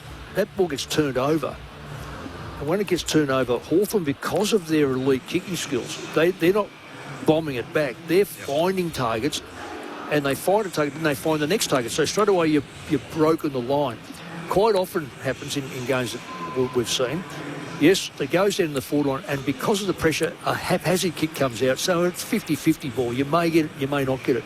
Hawthorn are getting it every time because their use of the football is so direct. And we've heard senior coaches talk about that this year, haven't we? Where it's, they'll get criticised for their defensive systems, and they'll basically say, hey, when we use the footy like that, there's not a defensive system in the world that's going to be able to protect that. 100%. And Mick's, what Mick's describing leads to 3, maybe 4 of the goals. The other couple that the Hawks got, and I think one they definitely got, and one might have been the Ginnivan one where he should have had a goal, was just really, really awful defensive decisions, whether or not to punch the ball or mark the ball. They had to. Caulfield was one, had to punch the ball. Another one was another Bulldogs player who let it get over the back again. Yeah. You do that through the middle of the ground. Those high Hawthorn half forwards that you're describing, Corbs, they're on their bike and they are gone. Yeah, and they get confidence doing it. Yeah. So all of a sudden... It's so eye-catching, isn't it? It's so noticeable when they get themselves into the game in that manner. Great analysis. Cameron Lang and Mick Moldhouse all over it as they are every Friday with us here on ABC Sport. Hawks by 27. It's half-time here at the G. The Hawks have kicked the last 5 goals in the game. Just repeating earlier tonight, Taylor Walker's been offered a one-match ban for rough conduct against Connor O'Sullivan. Essentially pushed him into a marking contest last night, so he's got to try and beat that. Came back as careless, medium and high, so a one-match ban for Taylor Walker.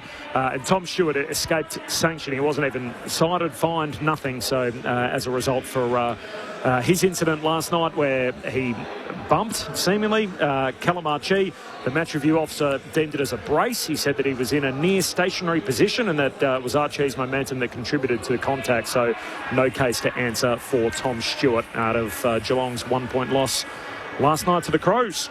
All right, tough time here. More from Mick and Lingy coming up in just a moment, along with Cal and Hodgie. This is Friday Night Footy at the MCG. It's the Hawks by 27. Let's see what's going on in the ABC newsroom.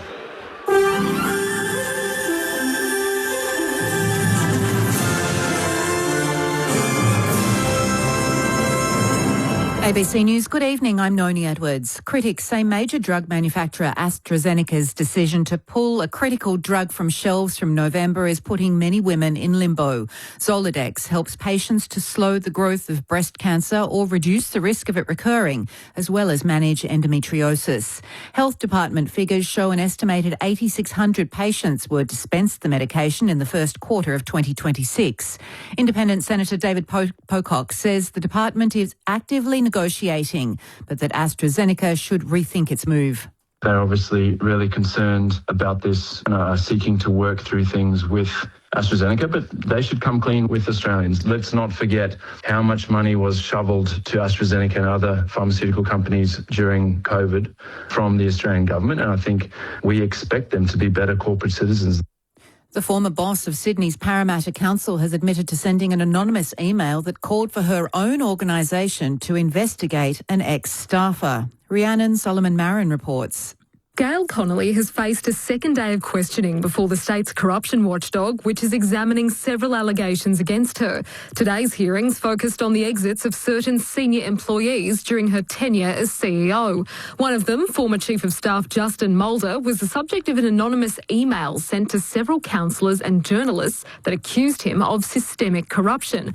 When asked by Council Assisting if she knew who sent that email, Ms Connolly replied she did. She told the Commission she had fears the issue was being swept under the rug and didn't want it traced back to her.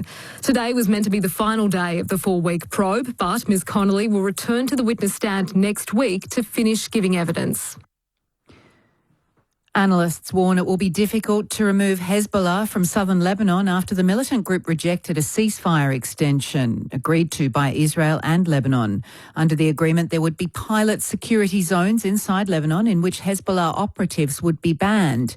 Middle East analyst from the Lowy Institute, Dr. Roger Shanahan, says given these areas are yet to be defined, it's difficult to say how successful this agreement will be. Yeah, listen, it's quite ill-defined. It's there in concept, but not, as far as we're aware, any details about lines and areas of responsibility, where they're going to be and where the Israeli military is going to withdraw from and where they're going to withdraw to. Romanian authorities say a marine drone has detonated in the Black Sea port of Constanța near an oil terminal without causing any casualties. Local media is reporting that authorities found 3 other drones of the type used in the war in neighbouring Ukraine along the coast. The explosion comes a week after a Russian drone crashed into an apartment building in the southeastern Romanian city of Galați near the border with Ukraine, injuring 2 people. Cuba's president, Miguel Díaz-Canel, says fresh economic sanctions imposed against him by the United States are illegitimate.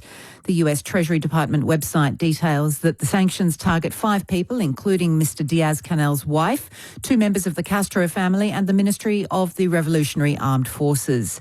It's part of a campaign by Washington to intensify pressure on the country's leaders. Some Nepali mountain climbing guides say they're concerned about the dangers of over-tourism on Mount Everest. Local guide Hilary Dawa, who was thought to be dead after failing to return to base camp, has been found alive after surviving without food or oxygen for about a week. More than 1,000 climbers and their guides scaled the almost 9,000-metre summit in May, the busiest climbing season on record. Sherpa Kami Rita says he worries about the over-tourism and how this impacts safety protocols.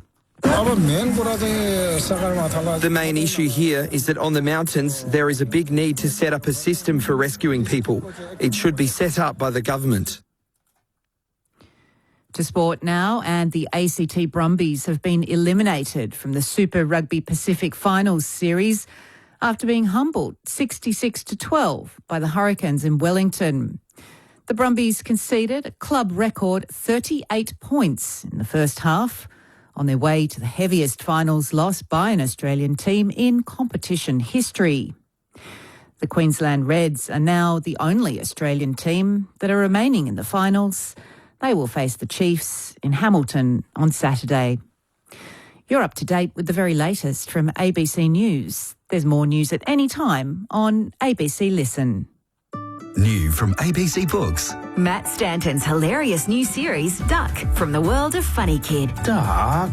And Costa is back with Costa's Garden Fruit. Book and audiobook available in bookshops and online. This is the 2026 AFL Premiership season with ABC Sport. Kicks up to Reeves, no one near him. And now, is that 50? What for? Well, Reeves asked the question. It's against Fraser. No, it's because he ran from the side. However, he was within the 5-metre protected area, so you have to man the mark. To the punt road end, and the ruck slots it through. Do something about it, Greg Swan. It's stuffing up the game. It is. Handball to Sanders. Handball goes back to Hines. Kicks to English in the forward pocket. Offhand, spills through to Jones. Jones the towboat. He's got it there. And a bit of artistry from Artie. The Doggies are winning it out of the middle through English. He takes a bounce. It's a bouncing ball to the top of the goal square. Chance for West to soccer it through.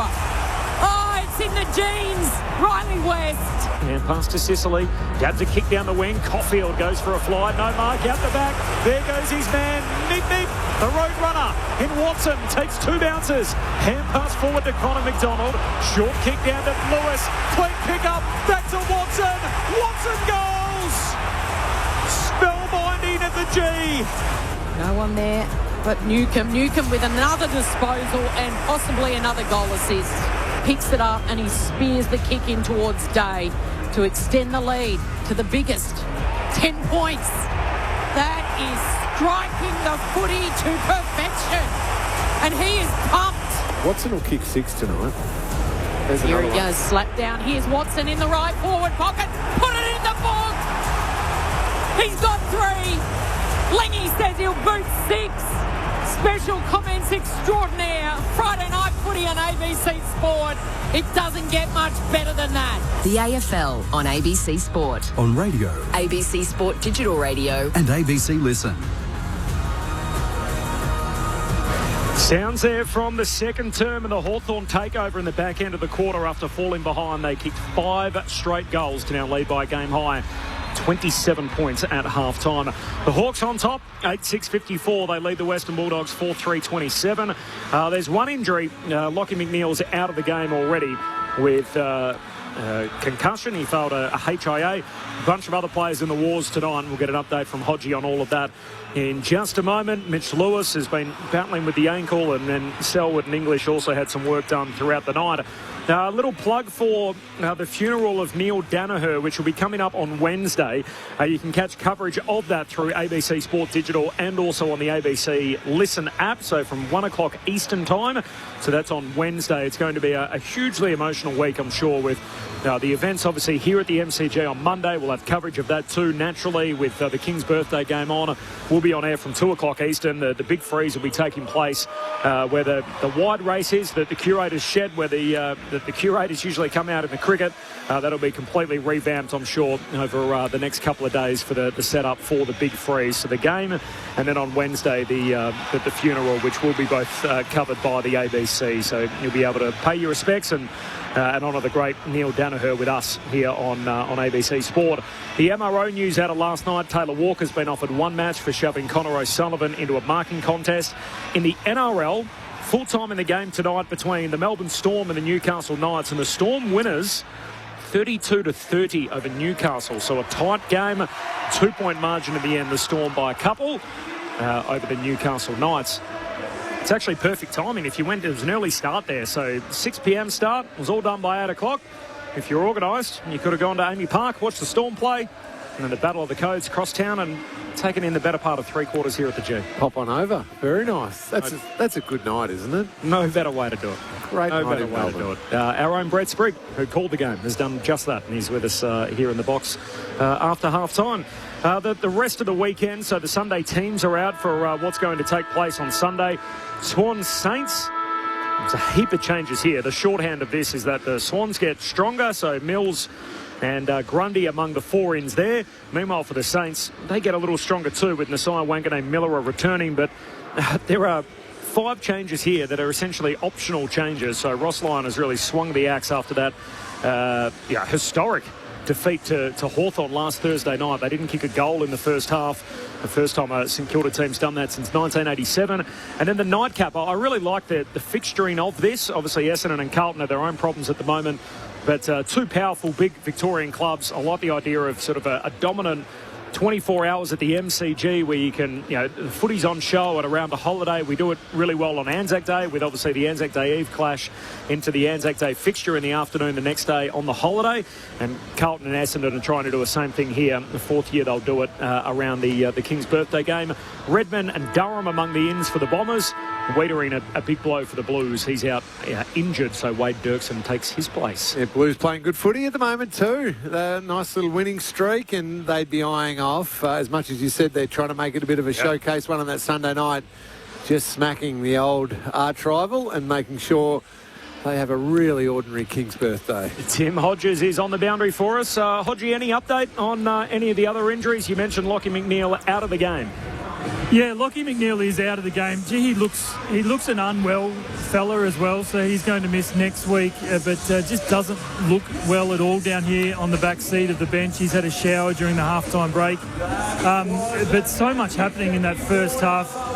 Michael Selwood went down to the rooms with an ankle. Tim English with that busted nose. Mitch Lewis, we know, had the ankle strapped down in the rooms. Even the runner from Hawthorn pinged his calf, so Matt Spanger is now running for the Hawks. So, yeah, it's been an eventful first half. And Watson's dominated with 3. Michael Selwood's got him in the goal square at the punt road end. Here we go, 3rd quarter. Both ruck miss it. And English grabs it, and then he's been grabbed for holding. So Isn't it funny? They've just decided to get rid of the jumping over the line rule. Yeah. They're not going to react to it tonight. That's 2 or 3 times now they've jumped, gone over the line, haven't made contact, which is a good thing, I think. Totally. Let us know, though, Lingy. Yeah. English grabbed it, and then Newcombe grabbed him. So Newcombe won the free kick. Another possession, the first one to start this 3rd term. High ball inside 50. Comes out just as quick as it went in. Impey again to Newcombe. Geez, having a night out. Kick to a one-on-one, unable to get in there and affect the contest was Perez. And now it comes out to Impey. Quick hands. Perez did well. Good second effort to Ward. On the left, around the corner, Ginnivan. Right place, right time. 49 metres out. 45-degree angle to make it 6 straight goals bracketed with that half-time break. And the first for the 3rd term. Ginnivan with a set shot. They've only got themselves to blame, the Dogs there. 2 easy drop marks. Would have relieved a lot of pressure, gone back to just controlling the footy. Instead, they were under pressure. Hasn't had one yet. Looking to get his first major of the night. Hawks by 27. He hoiks that a little bit too much and hangs it out to the right. And registers a minor score. The Hawks by 28 points. Kel, they're all trying to do this kick around the body. Yep. Dale, dangerous kick, trying to exit defensive 50. Ginnivan almost takes the intercept mark, spills to Newcombe, handball away to Ward. Ward kicks into the pocket, couldn't clear Butterick. Chol was lurking out the back, and Butterick calms it down. 2 minutes into this third term. Leads 28. New game high, Hawthorn's way. The kick from Butterick finds O'Donnell. Long kick to the wing for Hines. Keeps it moving. Lifts a hand pass over to West. West drills his kick looking for Treloar. It's intercepted. And darting away goes Weddle. Hand pass over to Amon. Back through the middle of the G. Connor McDonald. Gee, I'm not sure if he took the mark. He had the seat taken out from underneath him. Free kick advantage applied. McKenzie hand pass away to Moore. He coughs it up. And the Dogs can clear. Bontempelli kicks out to half-back and finds Croft. Bontempelli hasn't had the usual impact that he's had on so many games so far this season, carrying those injuries in a one-on-one battle with Sicily. And Will Lewis over the line. And Sicily with a little slap on the forearm of Lewis, and Lewis didn't like it. And Will Lewis and Sicily are now in a scrap. We've seen a lot of this tonight. Ed Richards comes in, tries to pull Sicily off. His teammate instead pulls his jumper off just about. Meanwhile, play goes underway. Cam McKenzie gets it to Moore, to Ward, and now Perez. Still the wrestle's going. We'll keep Hodgie. He's right in front of that. I'll watch the Sharon. It goes inside 50, and the Doggies have got it through Selwood. Loops the handball. Treloar has got time and space. Kicks out to a one-on-one. Weddle outmarks West. How are they going? They're still going, are they, Hodgie? They've only broken up now. So they went for over a minute just wrestling on their own in front of the Hawthorn bench. High ball inside 50 here again as Hardwick wraps up Buku Kama. Umpire says fair. And it'll be a ball up left forward pocket for the Hawks in this third term. They lead it by 28 points. Sicily wouldn't have cared about the wrestling. Lewis is out of position. Reeves palms it down to Joel. Joel jams it on the boot, misses to the near side or behind. Hawks by 29. Off the SMS, Saints hate continues, Corby. Our entire forward line's coming back, not arbitrary changes. Henry, Keeler and Carroll, the only real omissions. So just I can give you those Someone's full having teams. a crack at you, Corby. No, don't. Everyone thinks I hate the Saints as well, Corby. Oh, look out. It's got nothing to do with the fact they play like rubbish. They're a persecuted bunch. It's Hawthorn. Lines for the Dogs. He works his way. The kick. Oh, he played on, did he, Croft? In a one-on-one, the umpire said, yes, he did. And a free kick for Perez, who's done well tonight, moves it quickly. He gives it to Connor McDonald, to Newcomb, who stabs the ball. It goes over the head of the intended target, Dylan Moore, and Ed Richards sweeps in and takes the intercepting mark. Kicks all the way back to Karmas, Butterick, and now Hines. There's another one just doesn't hit the target. Treloar by hand. He goes to English, who goes by foot to West. Going round the southern wing. West, it's a wobbly kick. It gets to Bailey Dale in the end. He had the time. The handball up to Treloar. They're over-possessing it here. Hines has to just bang it long now. Sicily in a wrestle and a tussle with Will Lewis. And once again, Sicily, with all the experience, wins the free kick, and they push and shove afterwards. I hate the look of this. It's just... Well, I reckon they've come out. Like it. They've come out. There's no doubt they've been given a bit of a touch-up in their aggression because it was non-existent in the first half. But they've come out and directed it maybe incorrectly. A little kick down to half forward. English scoops it up. Hand pass away to Hines. Dumps a kick inside the forward 50. Clean bowls everyone. And at the back, Impey gives a handball away to Battle. Hand pass to the back pocket for Perez. He lifts it back to Battle. Good chase from Croft. Got a hand pass away last moment to McKenzie. His kicks a turnover. The Bond takes the intercept mark, closes to 60 out, kicks to full forward. Sicily spoils away from Will Lewis. It's a win for Sicily. Spills down to Perez. He's tackled. He's in trouble, holding the ball. Croft and Will Lewis dive on top of him. Okay, can I say, though, so I get that if you drag it in, it's holding the ball, but it still needs to be a legal tackle. You cannot decapitate a person who's lying on the ground and it be called holding the ball. That's still a rule, isn't it, Mick? Oh, well, I don't know if it is the new rule. It is the rule. Because, Lingy, you could put if they had to put a saddle on you, you'd reckon with Flemington, honestly. Both of them just jumped straight in his back. Understatement of the night. It's a must-have as Croft's kick is good. And the Dogs stay in the fight as Croft kicks the first of the second half. So 5-3 to 8-8. It's a 23-point deficit for the Bulldogs. 6.5 gone in the third term. Cameron Ling, Mick Malthouse on ABC Sport. Just quickly again, Mick. Yeah. Just because someone jumps on the footy doesn't give the right for the opposition to then just have free rein and do whatever they like with them. You still have to tackle them in a legal manner. So that should not have been holding the ball. You've just highlighted... Well, wouldn't you like that, though, to be explained somehow? Someone's from the AFL... Let's say Greg Swan. He's in charge of football. But it won't be a wrong decision. They'll come out and back it up and say it was a completely correct decision. But I would like to know that, Lingy, because the last 3 or 4 years, I reckon that has been one of the... It is a lot on the game that you are allowed to jump in someone's back and pull the ball in underneath them and they get charged for holding the ball. I mean, really, it's just not right. Doggies produced the first major after half-time, so they trail by 23. Hawks have been in control for much of this game. English as well out of the centre. Wins a hard ball to Richards. Sidesteps and then goes down low. At Lob's feet, it skittles all the way through to Will Lewis. Sicily was all over him. It's been a battle within a battle, these two. Sicily's been teaching Will Lewis a football lesson. It's been niggle and verbal sprays, and eventually teammates have to come in and pull them off each other. Well, that's silly by Sicily. Put his head in his face. That's all you do is just get a free kick. Tossed up in the air, comes the way of Fraser. He goes to Bontempelli, just the required distance. And the Bonts within range. This would be the first two after half-time, and this would get them back to 17 points. Lewis and Sicily are still going at it.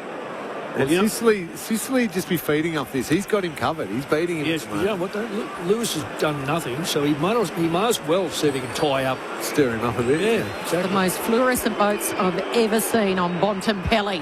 The Bont, he's got the boots. He's got the goal.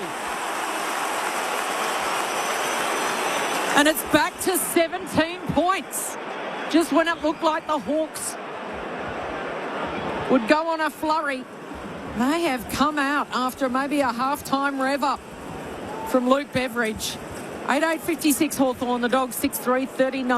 I know it's very early on in this quarter, Mick, but the stats line that we've been talking about a lot throughout the night looks like it's completely reversed. So the kicking percentage, efficiency at the moment, the Dogs 67% this quarter to 46% to Hawthorn. That was the opposite. The uncontested marks, high for the Western Bulldogs, low for the Hawks. That was the complete opposite in the first half. So they've come out early on with a real intent to shift the way they're playing the game. There's only one that's down. It's 7-5, 7-4 inside 50s, but they've made the most of the Dogs. He's a goal-a-game player, Marcus Bontempelli, 271 games, 271 goals. Off the square comes Jones, hand pass away to Sanders. Sanders kicks inside the forward 50, hitting up to meet at Lob, stolen away though by Weddle. Weddle sharks it, he's off and running. Change of direction, sweeping hand pass. Hang on, there's a whistle. Well, he ran too far. He ran too far. Oh, he definitely ran too far. He easily ran over 15 metres. No problems with that, Mick? Oh, well, I was calling it. Okay. He ran far too far. So English takes the free, looks for Lob in the pocket. Pack collapses and the ball spills out of play, forward pocket. Hawks fans engaged. 17 points, Hawthorn's lead. Need to see the replay. Oh, but definitely. You were definite? Okay. Oh, I couldn't believe how far he ran with the football. 17 points the margin. We're deep in the attacking 50 of the Dogs here. They trail. Oh, West, what a pick-up! And what a snap. It's high, and it's missing. Well, that's a fantastic touch. Wow. Yes. Off the hands of the ruck. Bang, he went through. It couldn't quite close the deal. 16 points, Hawks lead. Who's that outmarked there by? It's Moore who takes the mark. Over Bramble. Bramble. Oh, see, the bottom six players of the Dogs. They're the ones that you win with your bottom six or you lose with your bottom six. And that was just one-on-one. It's so easy to mark. Short to Day, and then Day trying to kick it back to Sicily. Missed him, and the ball's going to end up out of play. Deep forward for the Bulldogs. And now Sicily you watch Will Lewis go and tell him all about it. To Will Lewis. Sicily then, though, was being a smart Alex, saying, here, have a touch. So Sicily hangs the ball out at Will Lewis, saying exactly that, and then Will Lewis whacks it out of his hands. And Sam Mitchell in the coach's box didn't like it. Toss back in. Here's a chance still for the Hawks. Sanders with the toe poke to the advantage of Bontempelli, trying to bear down and catch him. He gets the handball to Fraser. In space, he spins, he twists, he turns, and he hits up Treloar directly in front, 40 metres out. Can I just say, Hawks have lost shape. Defensively, they lost shape. There's nothing out here. They only had two players outside here. outside of the back 50. So they're all inside. They all looked like they're all following the ball, chasing Bontempelli. They forgot that when he kicks the football, there's going to be someone who's going to be free. Long time out of the game for Adam Treloar for his first major of the night to really bring this game to life. He converts, and the Dogs believe. And the niggle continues off the ball. This is Fraser and McKenzie. Goodness me, they've been at each other's throats all night. Now Bontempelli comes in. In fact, it's not McKenzie again. Once again, we've done it. It's Bodie Ryan. Bodie Ryan, the centre of the wrestle here. Just a little, Mick and Lingy text through from a little VFL expert inside of mine to say Mitch Lewis is the angriest man alive on the footy field, by the way. And not Mitch Lewis, Will Lewis. He loves the fight. Maybe it was deliberate by Luke Beveridge to put him on Sicily for that reason. That's a very good point, because there's no question that Sicily has lost a little bit of thought process, you might say. He's the captain. Back to a 10-point game. Oh, that's about to 29 as Newcomb tackled by Kennedy. Wow. That's Bronx cheer from the Hawks fans. Feel like they're not getting the rub of the green at the moment as the kick goes wide from Newcomb out to Weddle on the wing. 13 gone third term. Dogs with the only 3 goals in the quarter. Hawks by 10. Friday night footy on ABC Sport. Weddle goes long into the forward pocket. That's a good grab. Hands to it, and Lloyd Meek has got it. Right forward pocket. Honestly, is there any chance that Rory Lobb could actually compete in a marking contest tonight? Whether he's been forward or back, he is given absolutely nothing. For a bloke who was, I think, an All-Australian centre back at one stage, or thought of, wasn't he? I hope not. No, a couple of years ago. Surely not. You've got to play on an opponent to get it all Australian. Well, might have been in the conversation of the squad. I don't know. Well, I'll tell you what, he was going okay with that. That's just not good enough. Not strong enough. Oldest man on the ground at 33, Rory Lobb. And then Lloyd Meeks just missed out of bounds on the full near side. So in the opening quarter, he had a set shot, missed far side, similar spot out on the full. No change to that score. Dogs are coming. 10-point lead for the Hawks. 14 gone in the third. Oh, and the kick out of the defensive 50 is a shocker. It's gone straight down the throat of Will Day, and he's within range here. Fraser, the man on the mark, 51 metres out to the city end, and he's lining up as if he's going to have a set shot, Will Day. He kicked his first goal of the year in the first half, and Mr. Popular, they all flooded him. They all jumped and leapt on top of him. Off 4 steps instead, he's just going to put it up and ask them to run and leap, and the big knuckle from Michael Selwood lands 4 rows back. And it was a great defensive effort from him. Hawthorn by 11 points, led by as much as 29 early stages of the third. Bramble brings it in. Short kick to Caulfield in the back pocket. Goes on a run. Heads down the wing. Bailey McDonald leaps up. Punches it away. Down to West. He left it behind. Dogs in a struggle now. Day gets it out to Bailey McDonald. To D'Ambrosio. To Ward. All by hand. Now to Newcomb. Newcomb under pressure. Hand pass to Amon. Sold the hot footy. He's caught. Hawthorn still keep it. They mop it up. Bailey McDonald to Hardwick. Hurried kick forward. Turnover. And Selwood the intercept mark. Hand pass away to Kennedy. Handball went in behind Caulfield. He's got a hot footy now. Gives it to O'Donnell. Chol sweating on him. Lost it. Picked up by Guinea. Guinea snaps goalward. Needs a kind roll. And Buku's back to save the day. Knocks it through for a rush behind. So it's a 12-point lead for the Hawks. 16 gone in the third term. Fascinating stage in the game. The Dogs have kicked the last 3. Nick Caulfield will not want to watch his tape tonight. He has had some horrible moments. Bramble goes for some run and carry and a bounce on the outer side, but he missed the target in Norton. It's been stolen by Hardwick. Goes quickly to Ginnivan, and he's crunched in the back by Caulfield afterwards. And Dylan Moore comes in and remonstrates, and again, the niggle. No 50. No man on the mark. Ginnivan just takes a couple of steps, goes high, big launch. Lewis was there. But Rory Lobb with the handball out to Jones. Jones takes off, Artie Jones. I'm not sure he knows where he's going. He's running forward, he's running sideways.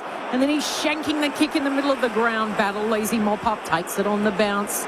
Over to Day. And then over to Nan. He goes short and they share it around to Moore. Runs around the man on the mark with intent. Penetrating kick. Chol! The athletic Marbior Chol. It's one of the greatest sights in footy. Charging out, extended arms. And he takes the yellow Sharon right in front of Buku Khamis.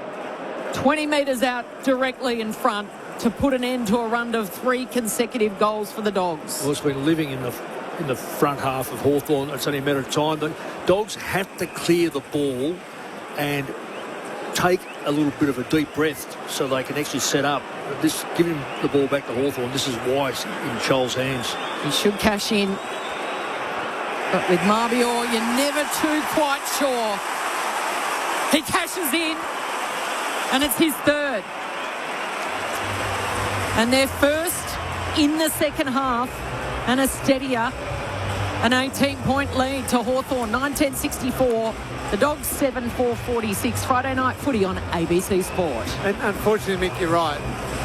But the reason why it's been living there is just either really poor decisions or really poor skill execution from the Dogs. And we were singing their praises maybe 7 minutes ago about how well they were using the ball, the fact that they were the ones who were causing Hawthorn to turn the ball over. Unfortunately for Artie Jones just then, he wanted to run, he wanted to create, and then just got himself into a spot of bother. And there it is there. Yeah, watching the replay, and he just didn't have he didn't have a target. And the target he chose was one of 3 Hawthorn players. Yeah. Scores from turnover, 41-19, Hawthorn's way. Wow. Kennedy got a handball out towards English. Little just pops a kick to centre half forward. Picked off though by Impey.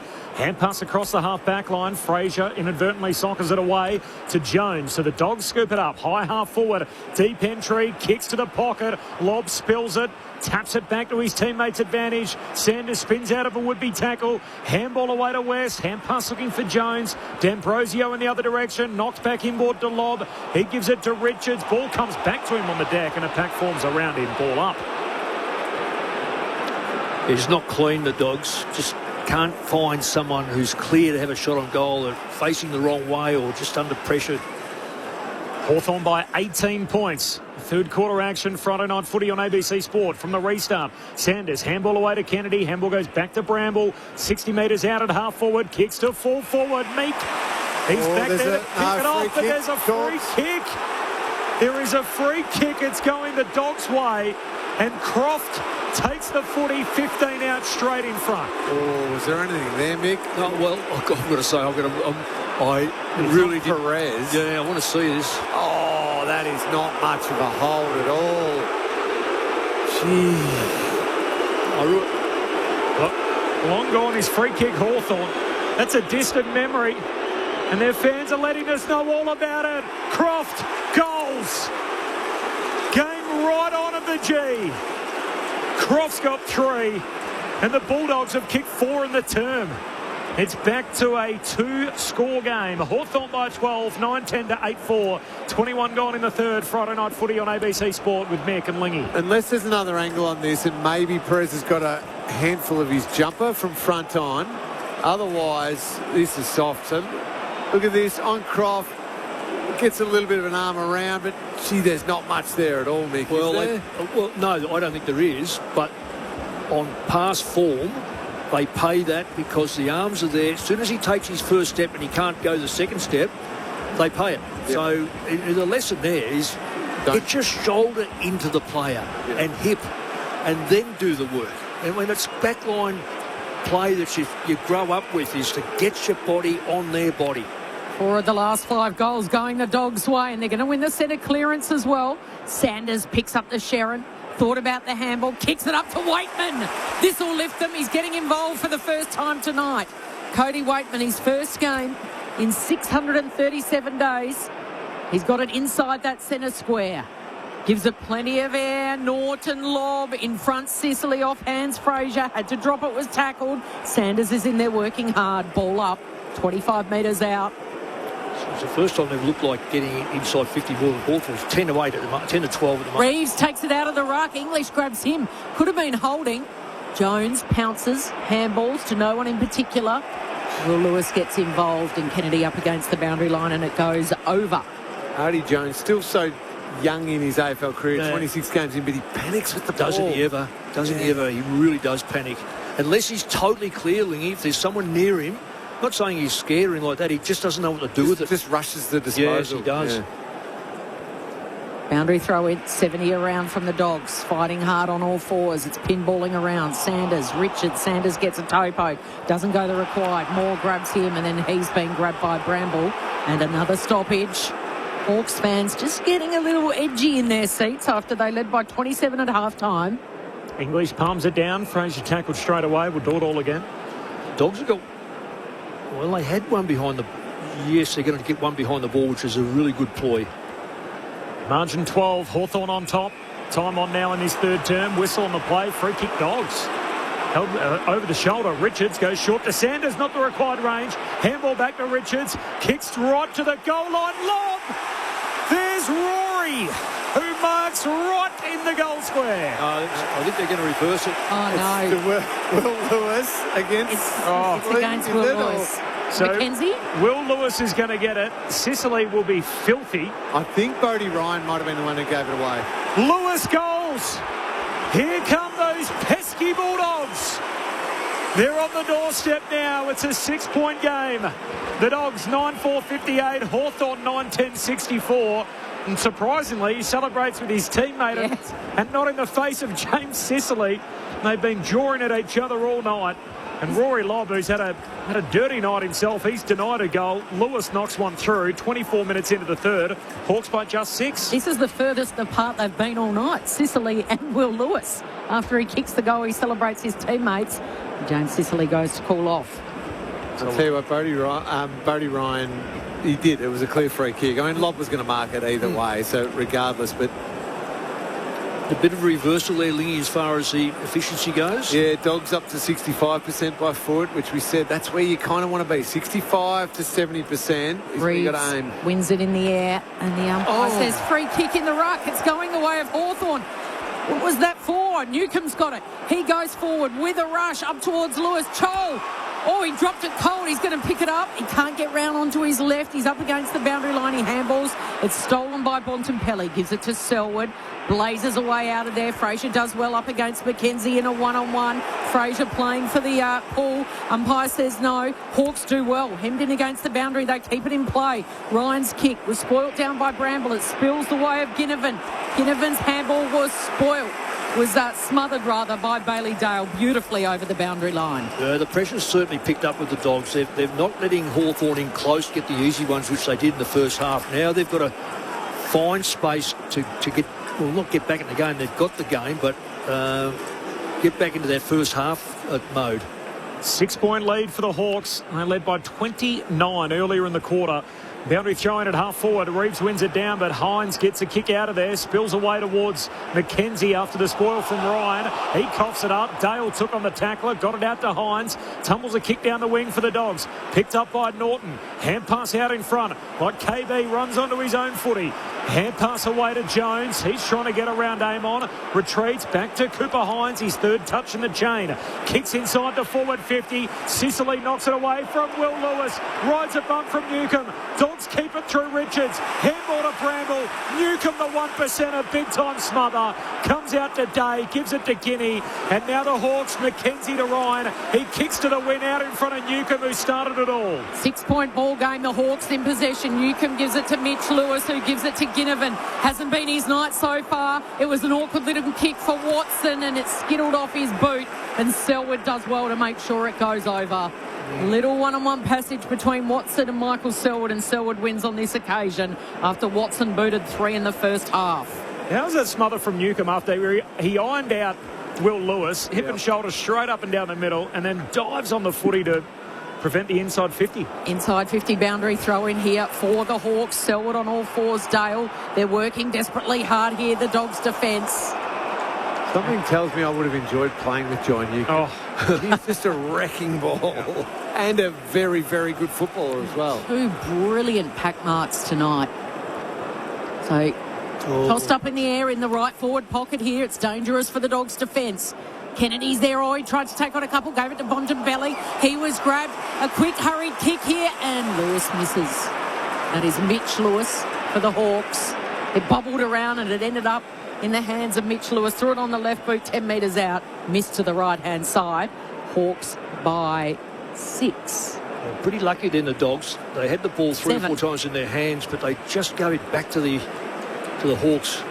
Bramble hunting a first win against the old mob. 4 bounces and then kicks from half-back down to Lobb, who marks. That's a good lead-up by Lobb. He had to take that mark. They were outnumbered out in that far wing. Southern side of the ground under the Friday night lights. A cool night in Melbourne, but clear as the kick goes down the line trying to find Norton. He's in a tangle with Battle and they share it out of play. So 27.5 gone in the third. It's a 7-point lead for the Hawks, 9-11 to 9-4. What a quarter from the Dogs, from 29 points down. They've kicked 5 goals to 1. Really, it looked like they were just going to fade into the night, and they've responded. What is a big night for them in the context of their season. They win tonight. They're only half a game behind the Hawks, equal on premiership points with the Cats. And from the boundary throw-in, Reeves tackles English. Will have a ball up where the boundary throwing took place between wing and half forward for the Doggies. Dogs have been in front for 77 minutes. The Hawks have been in front for 77 minutes. The Dogs for just 4 minutes. Rush kick inside 50 here. Umpire says free kick going to Hawthorn. Impey will take it. So he's got it in the defensive zone. Short and wide to the boundary. His kick goes to Connor McDonald and then to D'Ambrosio. All by foot. Just want to steady it down. Over the top, he's got Battle marking uncontested and takes off, draws the defender right along the boundary. They go in front of the great Southern stand. Handballs over to McDonald. McDonald tries to work his way up towards Chol. Got his hands to it. Now when it hits the deck, this is dangerous, and it was going to ground. Hardwick couldn't control it and it rolls over. It'll spiral back in deep inside 50 here for Hawthorn. They lead it by 7 points. There's a minute to go before three-quarter time. That ball is where it is. I don't often have a go at Bond, but he just didn't man up hard enough and he left all the work to his teammates. Boundary throw in. Watson zipping around at the drop. Just knocks the ball out towards the top of the goal square. His first involvement in the term. And scooped up by Selwood. He's ragdolled into the ground and will have a ball up. The trouble with the Selwood-Watson matchup is Selwood's doing okay with the first time Watson goes at the ball, but then the next one, he loses him. Yeah, he drops off. Forward 50 stoppage. He's always threatening here. English, though, palms it down and will do it all again as Dale tackled by Day. If they can hold out the Dogs without giving up another goal. Hawks by 7. English wins it down. Kennedy got a handball away for the Dogs, but straight to Watson, who scoops it up, zips around onto his right boot, kicks right to the goal mouth. It's touched on the line. He's never long out of the game, Nick Watson. No, he's constantly repositioning, moving to stay relevant around the contest. Yeah. And they're the targets that are so hard. Because predictability for a backline player is what you want from a forward. If he moves all over the place, as you know, your focus has got to be so extreme. Bailey-Dale on the kick in, beautiful. Hits up Richards. He takes off at half back. He spears the pass. That is a thing of beauty to Artie Jones. Jones gives it to Richards, who kept running by. On his left, can he get a target inside 50? Oh, Lewis flew. Will Lewis. And Big Rory got there, but he's surrounded by Hawthorn players. And the kick from Ryan down the line to Hardwick. Loops it over the top. Here's a chance for Mitch Lewis. Now he's set it up for Chol in a one-on-one, and Selwood with the desperate spoil. That was brilliant stuff on Chol. It was a one-on-one. It looked like Chol might take the mark. Here we go again. Selwood with the punch and knuckled it over, and then Selwood and Chol are into it. After every siren so far tonight, there's been a wrestle. There's been jumper punching. There's been verbal sprays. There's been niggle. And it's just really not necessary. And eventually they separate. Hawthorn by 8 points. A significant surge from the Western Bulldogs in that third term.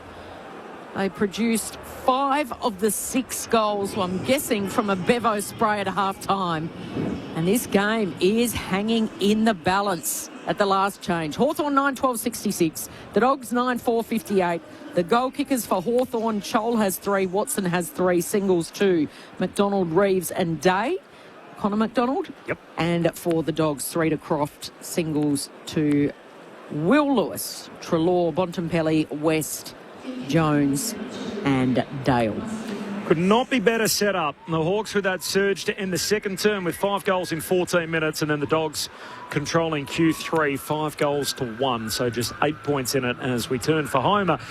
Coverage of the state funeral of the late Neil Danaher will be held this coming Wednesday and will be broadcast on Sport Digital and through ABC Listen from 1 o'clock Eastern, so you can catch coverage of that. This is Friday Night Footy on ABC Sport, just 8 points in it as we turn for home. Back with the thoughts of Mick and Lingy next.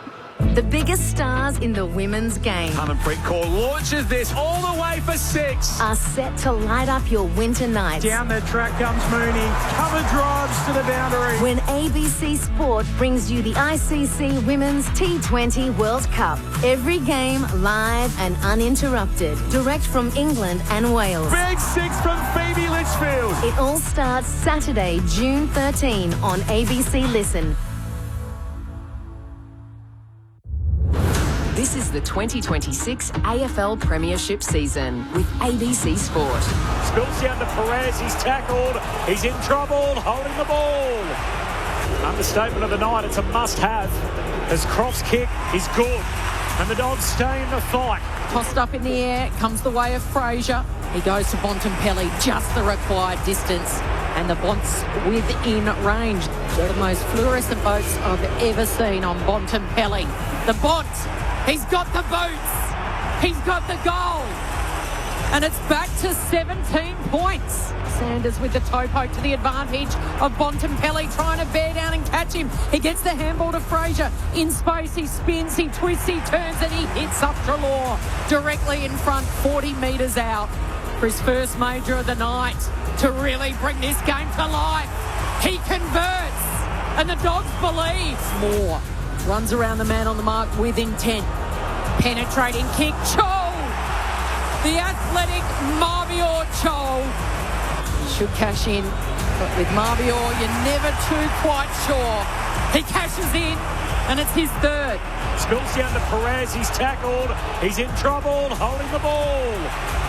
Understatement of the night. It's a must-have as Croft's kick is good. And the Dogs stay in the fight. Handball back to Richards. Kicks right to the goal line. Lob. There's Rory, who marks right in the goal square. I think they're going to reverse it. Will Lewis is going to get it. Sicily will be filthy. Lewis goals. Here come those pesky Bulldogs. They're on the doorstep now. It's a 6-point game. The AFL on ABC Sport. On radio. ABC Sport Digital Radio. And ABC Listen. So Hawks by 8 points, but all the momentum with the Bulldogs. The legendary cat Cameron Ling, the coaching icon Mick Moldhouse with their thoughts through 3. Hawthorn by 8 points. So many of the good moments in that quarter from the Western Bulldogs perspective came off the back of some good pressure, a couple of good turnovers, and then good ball use. That was the key to them. When they finally won it back, the Dogs, they got it inside forward 50 and they looked dangerous. Unfortunately, the couple of goals that the Hawks had a good look at were off the back of, again, some pretty ordinary skill execution and decision-making and just inviting Hawthorn to have the ball back. It was the theme in the first half, Mick. It was certainly the theme, and fortunately for the Dogs, it flipped a bit in that third quarter. It's going to be the key in this last quarter. Who can execute the kicking skills under pressure and not turn the ball over? Well, the Hawks still had 7 shots to Dogs 6, and I know Kel doesn't like the physical, the off ball stuff, but I really think that and I'm not saying I endorse it, but I reckon that got them into a position where it become far more competitive. Look, the stats in the first half, let me just read. Hawthorn 119, 119. Now, this one's 84. Dogs 87, 78, 98. So there was a flip there. There was a flip in the execution, the key markers as far as your percentage goes of kicking efficiency. So and I think the Dogs got back in it because of that physicality. Now, that's got to, I don't know if that'll last, but if it can be directed properly to the right players against the right players, you know what? Sicily wasn't near as dominant. No, and he was no longer in a position where he was directing and controlling and organising everything back there. He was fixated on other things. Yeah. There's a difference between physicality, absolutely, but this carry on after the siren, quarter-time siren, half-time siren. Testosterone's running hot. And when a game's like this, Kel, sometimes that it goes out the window. I think Michael Selwood is having a fair bit to say out there as well down the other end. Yeah. He's got the Nick Watson matchup. Yeah. So he's living dangerously, given Watson's kicked 3, nearly had another one in that third quarter. Yeah. Shout out, by the way, to Robin and Tracy. G'day, team from Udbud in Bali. Loving the call. Go the Hawks. Thanks, Robin. Thanks, Tracy. And also, how about this? Mick from Coburg, listening in Tajikistan, having just driven over the Uzbekistan border. Go the Whiz. Fantastic sad. Listening all around the world to us on ABC Sport. Appreciate your company tonight. It is the Hawks by 8. We got a game as we head into the final term. First clean disposal of the quarter. Just a little hand pass out in front of Richards. Picked up eventually by the Bont, who bangs it to full forward. Ball gets out the back. Battles there. Cody's got him. Waitman with the chase down tackle. Ball kept alive on the behind line as Norton knocks it back in, and that's a good result. Cost them a behind, but they get a stoppage deep forward. Well, they're going to review it, though, just to make sure whether it went over the line or not. Fair enough not holding the ball against Cody Waitman too. No prior opportunity from Battle and immediately tackled. Ball spilt free. That is play on. That's what the rules say. What have you thought of Cody's night, Lingy? So 10 disposals, 6 and 4? Really positive start. Really positive back. He's looked dangerous at times and, you know, one or two little moments where he's had to be involved in a contest under enormous pressure. Decision on the scoreboard. I think this will just be a boundary throw-in, won't it? Sam from Perth also says, sorry for being a grumpy Saints fan, Corby and Lingy. I love you guys. No, get stuck into them. I was going to say, Muzz's text message says, was that Ross Lyon who text through? Hawks by 8 points, 70 seconds into the final term. Oh, what a cracker we've got here. Friday night footy on ABC Sport. Absolutely love it. Round 13 action. Boundary throw in. And Meek went at it with both fists. And then the handball straight to Day. Day takes off. Pass is perfect, of course. That's 50. That should be 50. Fraser all in the back of Mitch Lewis, who tucked the mark. He gives the handball off to Ginnivan. Loops it over the top then to Impey. Impey to Chol on a wide lead. And he honours that long, wide lead. And he's marked over the 50 and outside the boundary line, Marbior Chol. That exit, that rebound out of defensive 50 for Hawthorn shows how important Will Day is. Too far out to score. He's just going to hang it in the air. English in front position. And he dabs it down to Dale. And it was a good... Oh, he had to take that Mark Rory lob. Instead, it was Sicily over the top. Brilliant Sport wins the footy. Gives it to D'Ambrosio. And then to Ward, who just flirts the perimeter, skirts it along, and gives it to Eamon. Eamon then looks for, couldn't quite find more. Well done by Jalor. Put his body on the line. Flicks out to D'Ambrosio, and his kick has been marked by Dale to Selwood. Oh, he's got himself in all sorts of trouble. Michael Selwood gone. And he's been giving lip, and guess what? All the Hawks players come in and jump on top of him and let him know all about it. Oh, he's on the bottom of a big stacks on. That was a hand pass by a teammate who thought that it wasn't 15 metres. There's no question about that, because that wasn't a play-on situation. But if you looked at this here, he's played it straight on. How's Big Lloyd going to go here, Mick? He's had a couple tonight that he's put 2 out of bounds on the full. Well, yeah, one on either side. So it was, of all players that gobbled him up, Lloyd Meek directly in front, punt road end. Yeah. Misses. He's getting closer. He misses right in front of that Hawks cheer squad. Not a lot closer. I cannot believe it. It's Hawthorn by 9. 2 out on the full and now behind. 9 points, as Cal said, the Hawks on top. Kick goes down the wing for the Dogs. Knocked away by Newcomb. Again, just got himself involved. Wins possession back. Bailey McDonald to Sicily. Handball away to D'Ambrosio. Back to Bailey McDonald. Runs, carries, gives it to Guinea against the boundary line. Ginnivan, hand pass inside to D'Ambrosio. Kick to full forward. Buku gets up. Spoils, can't kill it. Connor McDonald's there. The Dacos effort from the pocket hits the post. A little nod to Peter Dacos, but are behind. 10 points, Hawthorn's lead, 3.5 gone, final term. So they go quickly here, the Dogs, through their skipper in Bontempelli. Beautiful kick, hits up Treloar. Handball, Richards involved. Now over the top. This is Hines. Has a dash across half forward and then delivers down to English. Great play. Got rid of his opponent. Just tossed battle aside. In a battle of physicality, he outmuscled him. Well, he just moved. The Dogs just moved the ball quickly and precisely and picked the target, the correct target this time. It was either English or going to be Norton. They've gone to the player who's got the most room and has a smaller opponent. From the kick in, end to end, in the blink of an eye, can English come to the rescue for the Dogs? He can.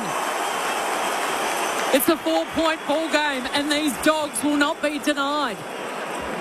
10-4-64. What about that for accuracy? To the inaccurate Hawks, 9-14-68. And 16 minutes still to play in this final term. The 12-point ruckman swing, that one, with Lloyd Meek missing the other one at the other end. And you're right about the ball use of the Dogs coming down the ground. It started with Bontempelli. Yes. Just cruising out. He didn't rush, didn't panic, spotted Treloar through the middle of the ground. It was a pretty difficult kick, but nailed it perfectly. And then they were open. And as you said, multiple choices to kick inside forward 50, but to identify English versus Eamon and say, yeah, that's a great mismatch. I'll just kick it to the big fella. Good play, Dogs. Dogs have not been a great final quarter team. We saw that last week against the Pies. They've won only 3 final quarters this year. They're making a good fist of it so far. They're going forward again. Richards kicks to centre-half forward. Weddle takes it one-handed, but he's got Lobb hanging onto the other, and so we've got a ball up centre-half forward for the Dogs. Very lucky to get away with that. That ball was thrown back to the Hawthorn player, not the umpire. English palms it down, having to say, got it away to Richards. Hand pass out in front of Jones, running out of real estate. Handball back to Will Lewis. He's tackled, taken to ground. Ball trickles out next to the behind post. Deep forward for the Bulldogs. The Dogs have not led since the 13-minute mark of the second term. Hawthorn powered away. They kicked the last 5 goals of the half, led by as many as 29. Now one score behind here from the boundary throw-in. Down to Impey, stripped of it by West. Now West tackled. Ball up, full forward for the Bulldogs. Hawthorn by 4, 6 gone in the last. Hawthorn are very good at clearing these back line ones. This is where the Dogs have got to pick it up here. They've got the ball in their forward line. English and Meek. English goes a couple of cracks. On Newcombe faked the handball and then turned around and sold himself into all sorts of trouble. It was a Bontempelli tackle, and it'll be a free kick to the skipper. The 2 captains, the co-captain in Newcombe and the captain in Bontempelli. He turned around and was literally a bear hug from the Bont in the right forward pocket at the city end. He's lining up for the set snap, Bont. He's already kicked one on his left. The dead-eye finishing abilities of the Bont. And the Bulldogs have rallied and they're in front, and guess what happens? There's a melee. There's verbal sprays. There's pushing and shoving, and the intensity just continues to grow. What a ball game that is unfolding here at the MCG. Dogs by 2. Bont's got 2. 11-4-70. Hawthorn 9-14-68. I was going to say, we're talking about the after effects of when they all come together.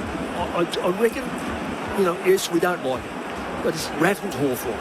It's taken their mind off, because they want to be the big, bare the chest and pump the chest and all this sort of stuff. But it's just deflecting a bit from their game. And it's dragged the Dogs back into it. Yeah, they've brought them right up. The bottom 6 players of the Dogs are now, they can wrestle just like anyone else. So therefore they're involved.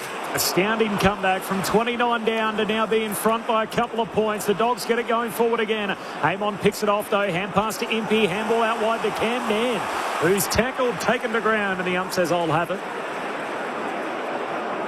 Good tackle. The youngest player on the ground, Nairn, at 18 years of age, picked 20 in last year's draft out of Central Districts in game number 3. And from the ball up, it's out of play. So a boundary throw-in, 70 out from the Dogs' goal. What a term. Couldn't see this come in at half-time. The Hawks kicked the last 5 goals of the second term, led by 27 at the half, led by 29 early in that third quarter. And from that point on, the Western Bulldogs have kicked 7 of the next 8 goals in the game. Dogs by 2 from the boundary throw-in. Meek grabs it out of the ruck. Quick kick forward. Here's Ryan, who's been thrown forward. So Bodie Ryan, move of the Magnets. Up front for Hawthorn. Hardwick's gone back.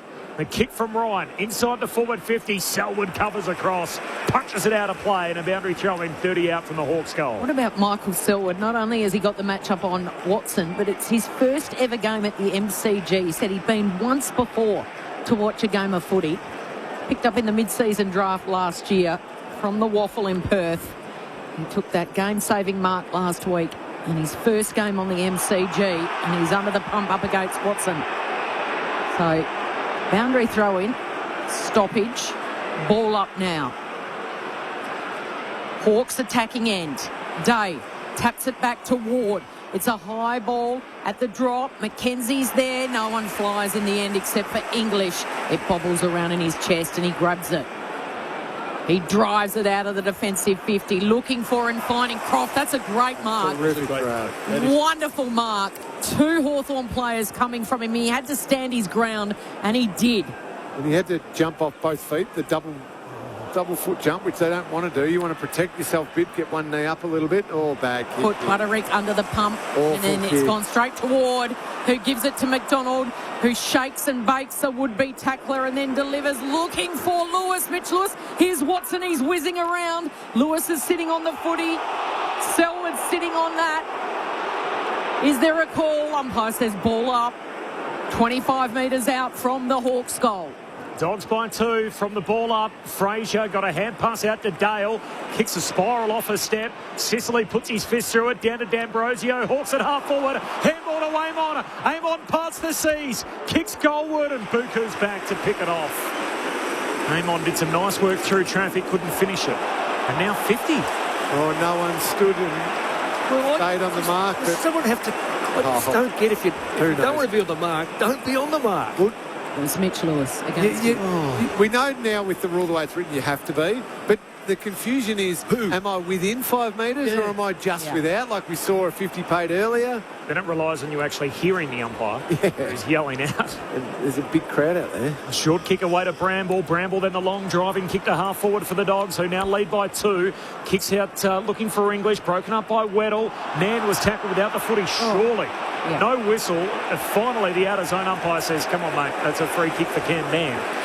He's going to get it here at half-back for the Hawks. The 18-year-old to take it. His team's trailing by 2, having led by 29. We're at 12 minutes into the last. Man works it nicely by foot, up to Battle. Takes a strong mark in front of Bramble. Shorts it. Got it on the wing now. This is Ward, marking uncontested. And he's going to go backwards to Amon, defensive side of that goal square. He squares it to Sicily, who's got a paddock. Long sleeves tonight, James Sicily. Dogs lead it by 2 points. Oh, and his kick was a little risky for D'Ambrosio, but he marks just in front of Jones. It was well done by Jones. He's covered 2 players there. There's a man on the mark and the receiver. It's freed up another dog play behind the ball. D'Ambrosio from the defensive side of the northern wing. He goes to the attacking side. Huge spoil from O'Donnell. And then Jones comes in and makes sure he collects Amon, who took the ball over the line. And there is a mass amount of changes on the bench when the ball finally floods right in front of you, Tim Hodges. They're out on their feet down there. They are, and just remember that Lockie McNeil went out of this Bulldog side very early on, so they've been a man down on the bench. I know there's 5 on the bench this year, but they've been operating with just 4 for most of the game. The Dogs by 2, stoppage win. West got it out to Sanders, handball to Kennedy, kicks deep into the forward pocket. Will Lewis untangles himself from Sicily, but the ball beats them out of play. So a throw in deep forward pocket for the Dogs. There's a player not knowing how to draw a free kick. All he needed to do was come forward, let Sicily grab him. It's all over. Free kick. He's trying to keep him away from him. The pair who have been at it all night are now standing in the goal mouth. Boundary throw in forward pocket for the Bulldogs, who are up by 2 points. Final term. Lobb controls it down and then hooks it over his shoulder. High bomb, top of the goal square. Norton! The astronaut through the skies and rips it down at full forward for the Dogs. Oh, that's a great goal. What a great mark. Really kept his eyes on it. Knew there would be players coming from the other direction. I think it was Sicily and Lewis. Ended up just missing him, but he had eyes only for the footy. That is an outstanding mark, a brave mark, but high quality skill execution as well to take that one. Now he's just got to go back and nail it. An astounding comeback right in front. We have takeoff. Norton goals. The Dogs are airborne. 5 in a row and 8 of the last 9. The Western Bulldogs by 8 points, 12-4. They lead Hawthorn 9-14 halfway through the final term. Over to you, Hawks. Friday night footy on ABC Sport. Mick Malthouse, Cameron Ling. We dive for the stats again, Mick, and 8 clearances to 3, the Western Bulldogs this quarter. The kicking percentage, so much more efficient, up to 70% the Dogs compared to 59% the Hawks. We've been singing the praises of Hawthorn's kicking ability. The Dogs are bringing the pressure. They're winning it at the contest, and now they're starting to get the flow going with their good ball use. What a turnaround. Hawthorn by 27 at half-time. The question was how much? They come out and kick 8 of the next 9 goals, the Doggies. And it's underway in the centre again. Impey breaking through. Connor McDonald the handball. He couldn't find a target. Kennedy picks it up. He just kicks it out into space, and now the foot race is on. Who can get there first? It's the youngster Ned up against Croft. And Perez it is rather, and Perez tackles Croft over the boundary line. Croft's been good. He's booted 3 goals tonight. Even that too, Cal, is important. He had to touch the ball there. Otherwise it would have been a Hawthorn free kick to the lasso. His work rate to get over there and make sure he was able to touch it. Whirling ball back in front of the members' stand. Reeves palms it down. Sanders, and then he's tackled, so he drops it. Kennedy, he's tackled, he drops it. Umpire says holding against Kennedy. Free kick. Goes to Ward, gives it to Ginnivan. Hasn't had too much of an impact so far tonight. Up towards Mitch Lewis. Got a better couple. Michael Selwood comes in and helps out O'Donnell. They work it nicely, the Dogs defensively, and they can keep this going as they mount another challenge. As Caulfield kicks laterally to Karmas, who's off and running, kicks hurriedly down the wing, and Cam Nan is there to pick it off on the wing, the youngest player on the ground. Just pokes the pass for Hawthorn up over halfway to Weddle, who's on a stroll. He's kicked 1 fine goal from out here already this year. Kicks inside 50, turnover. And they got numbers back, the Dogs, and the Hawks have got to do something about that first. Caulfield, the intercept mark to Bramble, and then kicks to half-back for Lobb. The Dogs by 8 points, 16.5 gone final term. Long down the wing, and Newcomb. That's 2 bad kick by now. Yeah, bad kick by Lobb. He should have used the ball much clearer than that. Newcomb, in the end, dropping it was Mackenzie. He goes back and regathers it, uses Ward by hand and Impey by hand. He goes backwards, puts his teammate Newcomb. They've mucked around with it, over possessing it here. Just when Richards was about to swoop and take off for the Doggies. How lucky. Coming back to Impey. They got themselves in a real pickle. So Impey's got it on the northern wing. Takes off. Drives it long. Lewis is down there, and Rory Lobb with the big knuckle over the boundary. And on the boundary is Tim Hodges for us. Hodgie. Cal, you mentioned this before. You're right. They are out on their legs, both teams. So this is going to be such a war of attrition the last probably 12, 13, 14 minutes of this match. The Dogs are on a 6-day break. They played last Saturday night. The Hawks have had 8 days off. And the boundary throw-in comes down to Moore, tumbles a kick to full forward, clean bowls Chol and Karmas, through for a behind off Moore's boot. 7-point lead for the Dogs, 18 gone final term. Free kicks are hard to come by at this stage of the game too. Yes, they tend to put the whistle away, as we've all discovered. So they're just sharing it round here, Dale and Sanders. Dale. English there. Croft, it went over his head. It's not often that Dale misses the target. Impey swoops in round behind him, short to Ginnivan. 60 metres out, Jack Ginnivan. What on earth is Jack thinking? It's a flooded forward 50 to the punt road end. He's going to kick it right to the hot spot. English went back bravely. McDonald tried the snap, but it was smothered. Spills away Mackenzie. Now McDonald goes on the right boot, and it's across the face from one pocket to the other. It'll be a boundary throw-in. Right forward pocket for the Hawks. And it's the Dogs by 7. There's 8 minutes to play. The Wiz is on the bench. There's 8 minutes to go on the game clock.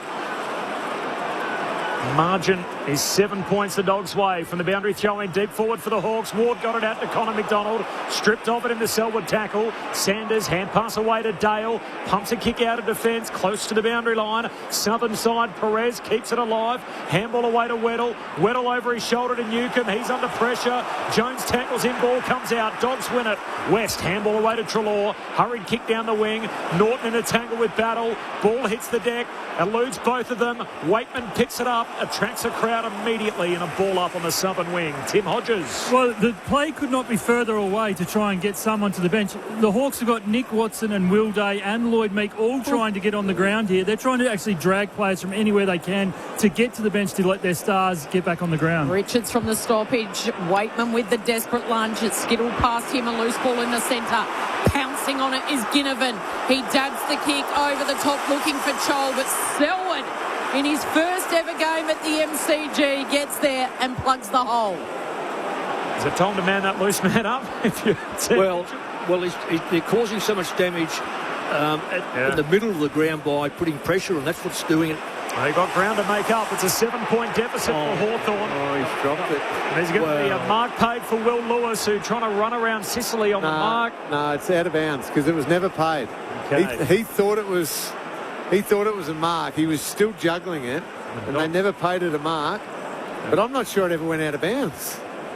I'm a bit with you there, Lee. I just don't understand what. Yeah, it's everyone stopped thinking it was a mark, but watch this ball. It doesn't actually go out of bounds, I don't think. No, I know it's out of bounds. All right, the reset here. Time on final term. The Dogs lead it by 7 points, having trailed by as many as 29. Friday night footy on ABC Sport. High half forward for the Dogs. Boundary throw in. Ball gets out the back. Sanders wins it. Steals it from Newcomb. Kicks it inside 50. At the back, Impey takes the intercept mark. Well, it's a great mark by Impey because he had them all over him. Fullback for the Hawks. It's been all the Dogs after half-time. Impey takes on the tackler. He lost. Will Lewis caught him. No holding the ball call. Picked up by Norton. Hand pass back to Waitman. He gives it to Treloar. Treloar shoots. Misses. Was it holding the ball? Across the face. How was it not holding the ball against Impey? That is holding the ball every day of the week. It's an 8-point lead for the Bulldogs. 21 and a half gone final term. Hawks with it all to do. They are under the pump, Hawthorn, as Sicily goes long and strong. It's a 70-metre kick over the head of the rucks. Bramble's there to mop up. O'Donnell. Caulfield just throws it on the boot. Out into a paddock on the southern wing. Newcomb gets there first, but he's got Artie Jones for company. Ball spills clear. Weddle's able to get it. Tries to get it to McKenzie. In comes McDonald. Umpire blows his whistle, says a free kick going to McKenzie. He doesn't want to waste any time. He goes. He drives it long. Getting his hand in front there was Richards. That was a crucial spoil. Down to Jones and now to Karmas. Right on the defensive arc. A high ball. It'll land on the southern wing and Impey cradles that precious Sharon to his chest. 5.5 to go. The Dogs by 8 points. And the Hawks are going to be a team that they haven't been after half-time to win this game, down by 8. All the way back to Bailey McDonald. Hand pass to Amon.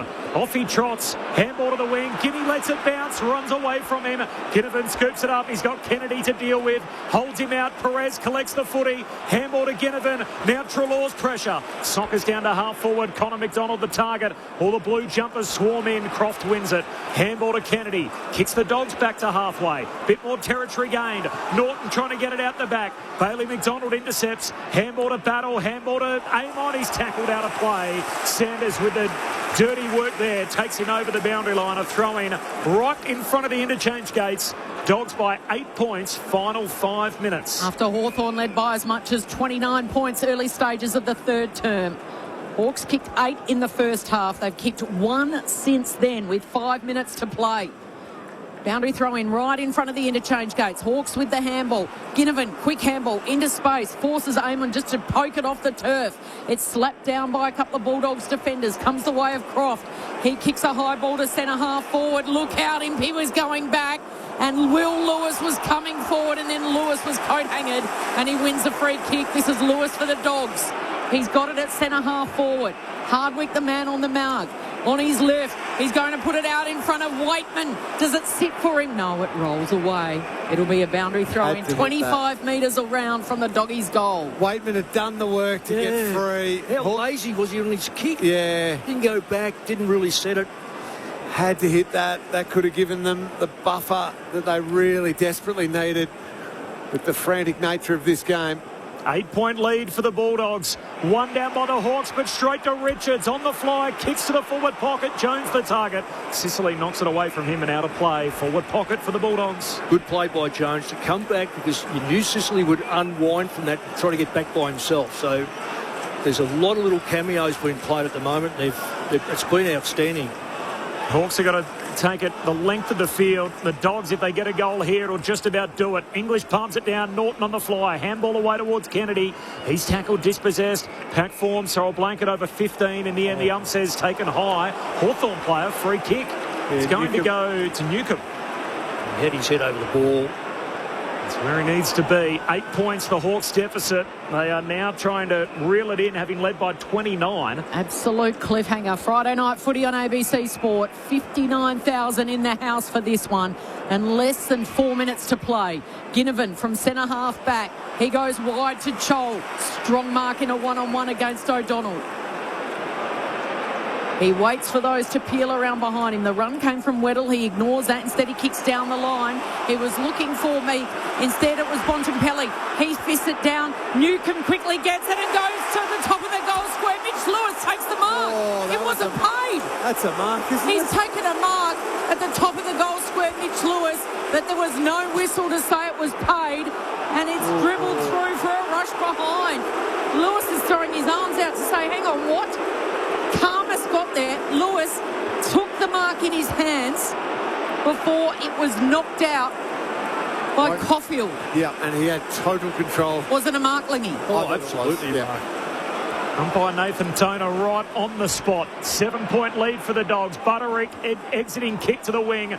Ball spills underneath Croft. They're trying to hold it in, the Dogs. Will Lewis grabs it. Guinea's got him. Ball up. Well, Hawthorn have got 3 players sitting behind the ball. I don't know whether they need 3. Dogs have got 2 extra. I reckon 150. No, Weddle I think should start coming down. Yeah, Weddle's coming down now. Here he goes. Yeah, they're wasting their time doing that.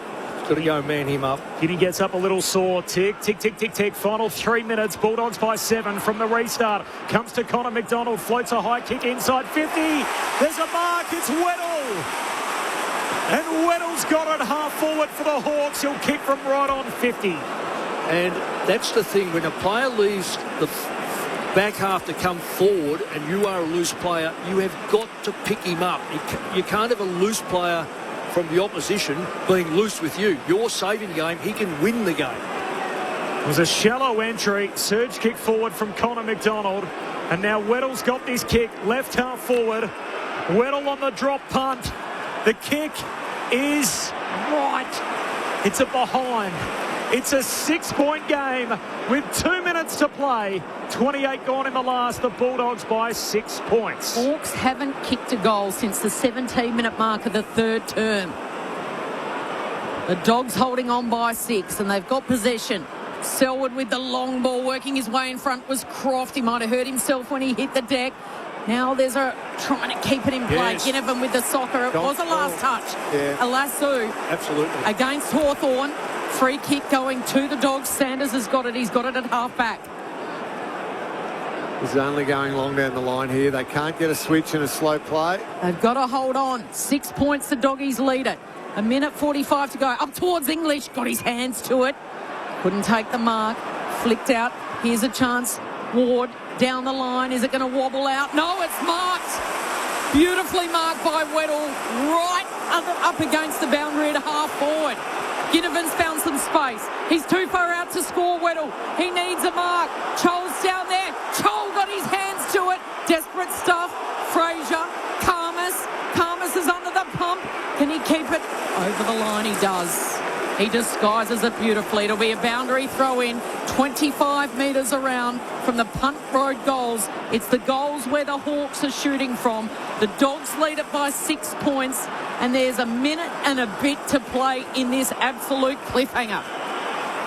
From the boundary throw in, Meek hooks it down behind to Will Day. Snaps. It's Skinny, and Lockmark's in the goal square. He doesn't need to rush. Does not need to rush now. Find a kick somewhere. Nobody's working for him for an easy kick. Final minute. Bulldogs by 6. Bulldogs with possession. Lob to halfback. Trying to kill it. Croft stays alive. Guinea tried to get it out. Croft knocks it to the boundary line. Will Lewis sees it out. Says spin it in. 60 metres out from the Hawks goal. Bulldogs by 6. Nervous Rick. When Lob took that mark, they could have got one or two short kicks and taken 15, 20 seconds but no off. Went at him. He should have just let the clock wind down. Let him go at him. Tick, tick, tick, tick. 48 seconds left. 6-point lead for the Dogs. Newcomb at the coalface. Handball out to Connor McDonald. High bomb inside 50. Karmas flies. No mark. Battles at the drop. Battle tackled by Norton. Says ball up. 33 seconds left. A ball up. 25 metres out from the Hawks goal. 6-point lead for the Dogs. If Watson gets this, you've got to go low in the tackle. Meek takes it out of the ruck. Handball to Chol, throws it on his boot. He's offline. It's out of bounds. He's missed everything. It's a free kick for the Bulldogs. Free kick to the Bulldogs right in front of the Hawthorn cheer squad. Someone's got to break this side of the ground and let him play. Hines has got it. Hines in the back pocket. Goes down the southern side of the ground. Up towards the ruck. Flying was Croft. Couldn't take it. Croft now picks it up off the deck. He hacks it inside to the centre circle. Ginnivan's there. Last roll of the dice type stuff. Moore couldn't take the mark. How good was that? Caulfield coming through. Inside 50. There's only one player tracking back there. It's West. Seconds ticking down. West in the pocket. Doesn't matter that he missed it. The Dogs win. The growling, snarling Dogs. They bared their teeth and they bared their soul. Fighting back from 29 points down. A winter saver. A season shaper.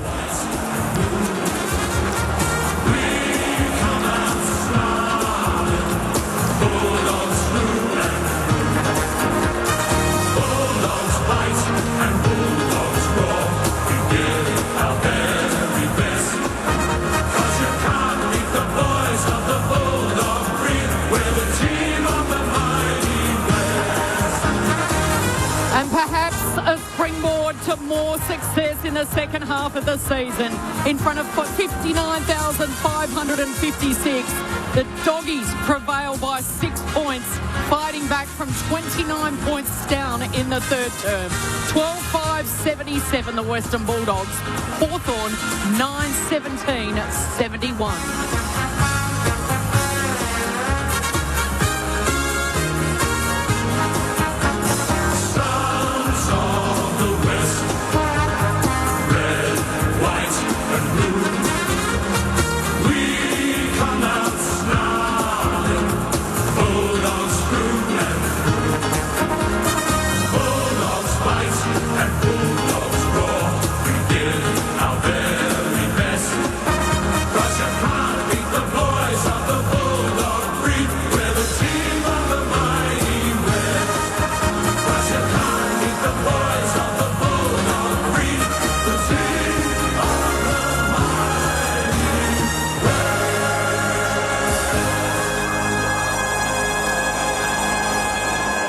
Tooth and nail, their mantra all season for the Western Bulldogs, and a quintessential Luke Beveridge coached victory by these Dogs.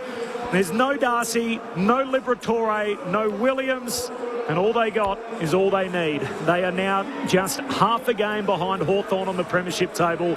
They get to 8 wins, equal with the Cats.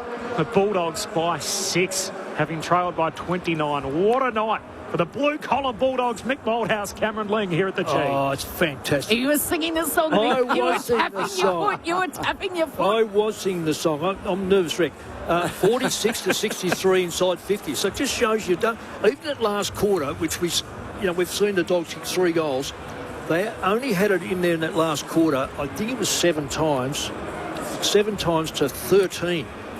Now, I know that the ball went in and out that last 5 minutes, probably, haphazardly.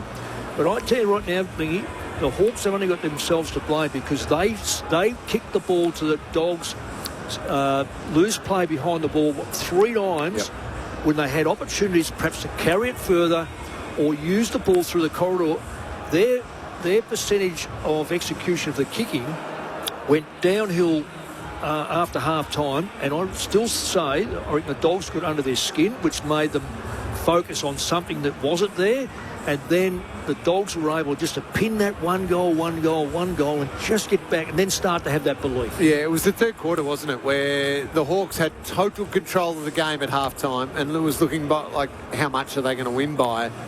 And they lost focus, the Hawks. Absolutely. They lost some of their structure, some of the instruction behind the ball. James Sicily was involved in a bit.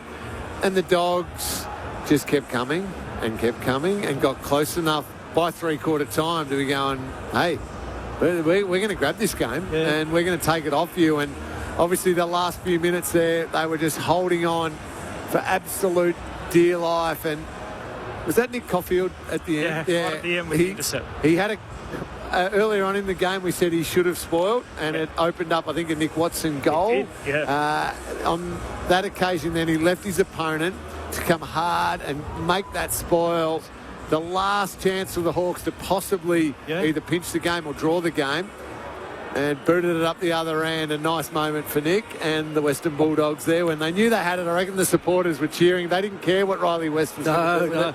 They knew they had the win. Yeah, now, I know you picked Watson kicking that goal. You said he kicked 6, and he was online. Yep. But after half time, they kicked 1 goal, 11 to 8 goals 2. So even then, more times inside 50, more of the football, just a tick in front. A contested football, I think, went to the Hawks eventually. When I say eventually, and the clearance rate was still very much in Hawks' favour, although the Dogs pulled that back, and I reckon they got English to thank for that. He was terrific. He was fantastic. And the biggest thing for me, the Hawks, I think, behind the scenes will say that's one we let really absolutely slip. Absolutely. And the Dogs probably had no right to win that game, but it was hard, and it was just toughness. Really strong play. And tough. Jill loved that game. And you and I, Mick, we throw some stats around. We try to get an understanding and a feel for the ones that are actually important in the rhythm of the game. Yep. Sometimes the best stat is simply the scoreboard, where you've just found heart and strength in that second half to find a way and to kick 12 goals 5 as opposed to 9 goals 17. Yeah. And you pinch a win by 6 points where you had no real right to win it. You were really looking outstanding. All the old adages come home to roost tonight, don't they, about your best abilities, availability, having your best team out there. They held it together without Lobb and O'Donnell when they were injured, and they finally got some guys back. They're still without 3 tonight, and a key piece, obviously, in Sam Darcy missing. But win their first 4, lose their next 4, look like they're not going to be a player, beat Port in Adelaide, and you go, okay, maybe there's something there. Lose to Carlton, who sacked their coach the very next week, and you think, it's all not going to amount to anything. They've now won 3 in a row. They're up to 5th on the table, equal on wins with the Cats at 8 and 5. They have the 5th worst percentage in the league. Their percentage is 94.6. The only 4 teams with the worst percentage: Carlton, West Coast, Richmond, Essendon. So they got a few hidings in that period, and it goes to show that they're a completely different team. Like a lot of sides in the competition, when they're fully loaded or close to it, they're a player. If they're without a couple of their stars, their depth gets tested fast. And I've quite often said, particularly in the last 10 to 15 years, I reckon that the bottom 6 win you games of football. Your top 6, you know what you're going to get, but it's the bottom 6. And that first half, they were horribly exposed. The Dogs. Some of the things that were taking place was, you call it, Lingy, as far as coming out of and just kicking straight to a Hawthorn player, or mismarking, fumble the ball on the ground, wrong option, this or something. And contrary to what you said, Kel, there's ways of getting back. In the first 2 minutes of that third quarter, on our right-hand side in the forward pocket, the bodies that were laid on the Hawthorn players, it almost looked like these are really fine line stuff. They're hitting hard, and it's just as the Hawks are either getting it or just got rid of it. And I'm thinking, this could go really horrible, because it'll be undisciplined stuff. But what it did, all of a sudden, it got them back in the game. The Hawks took their eye off their objective. I don't say they took their eye off the ball. They didn't do that, but eye off their objective of being able to get out and clear, use that football beautifully, and then it become a type of kick that you called on the radio, that sort of work. Let's go hang out with the fifth place Bulldogs. So 12-5 over Hawthorn. 9-17. They kicked only one goal after half-time, having led by 29 points, the Hawks. The Dogs, they get to 8-5 on the season. Tim Hodges, how is it down there? Well, Corbin, Daniel Pratt told us pre-game that anyone is gettable, including Hawthorn. It is jam-packed here in the Bulldogs' rooms. Marcus Bontempelli leads his teams in. He heads straight to his wife. Oh, it's a vibe in here. People were really emotional in here this win. It just feels like it's more than 4 points, especially from where they were at in that second term. Oh, it's a great win. Tough win. So Tim English, the last of the Bulldogs in the song, they will belt this out.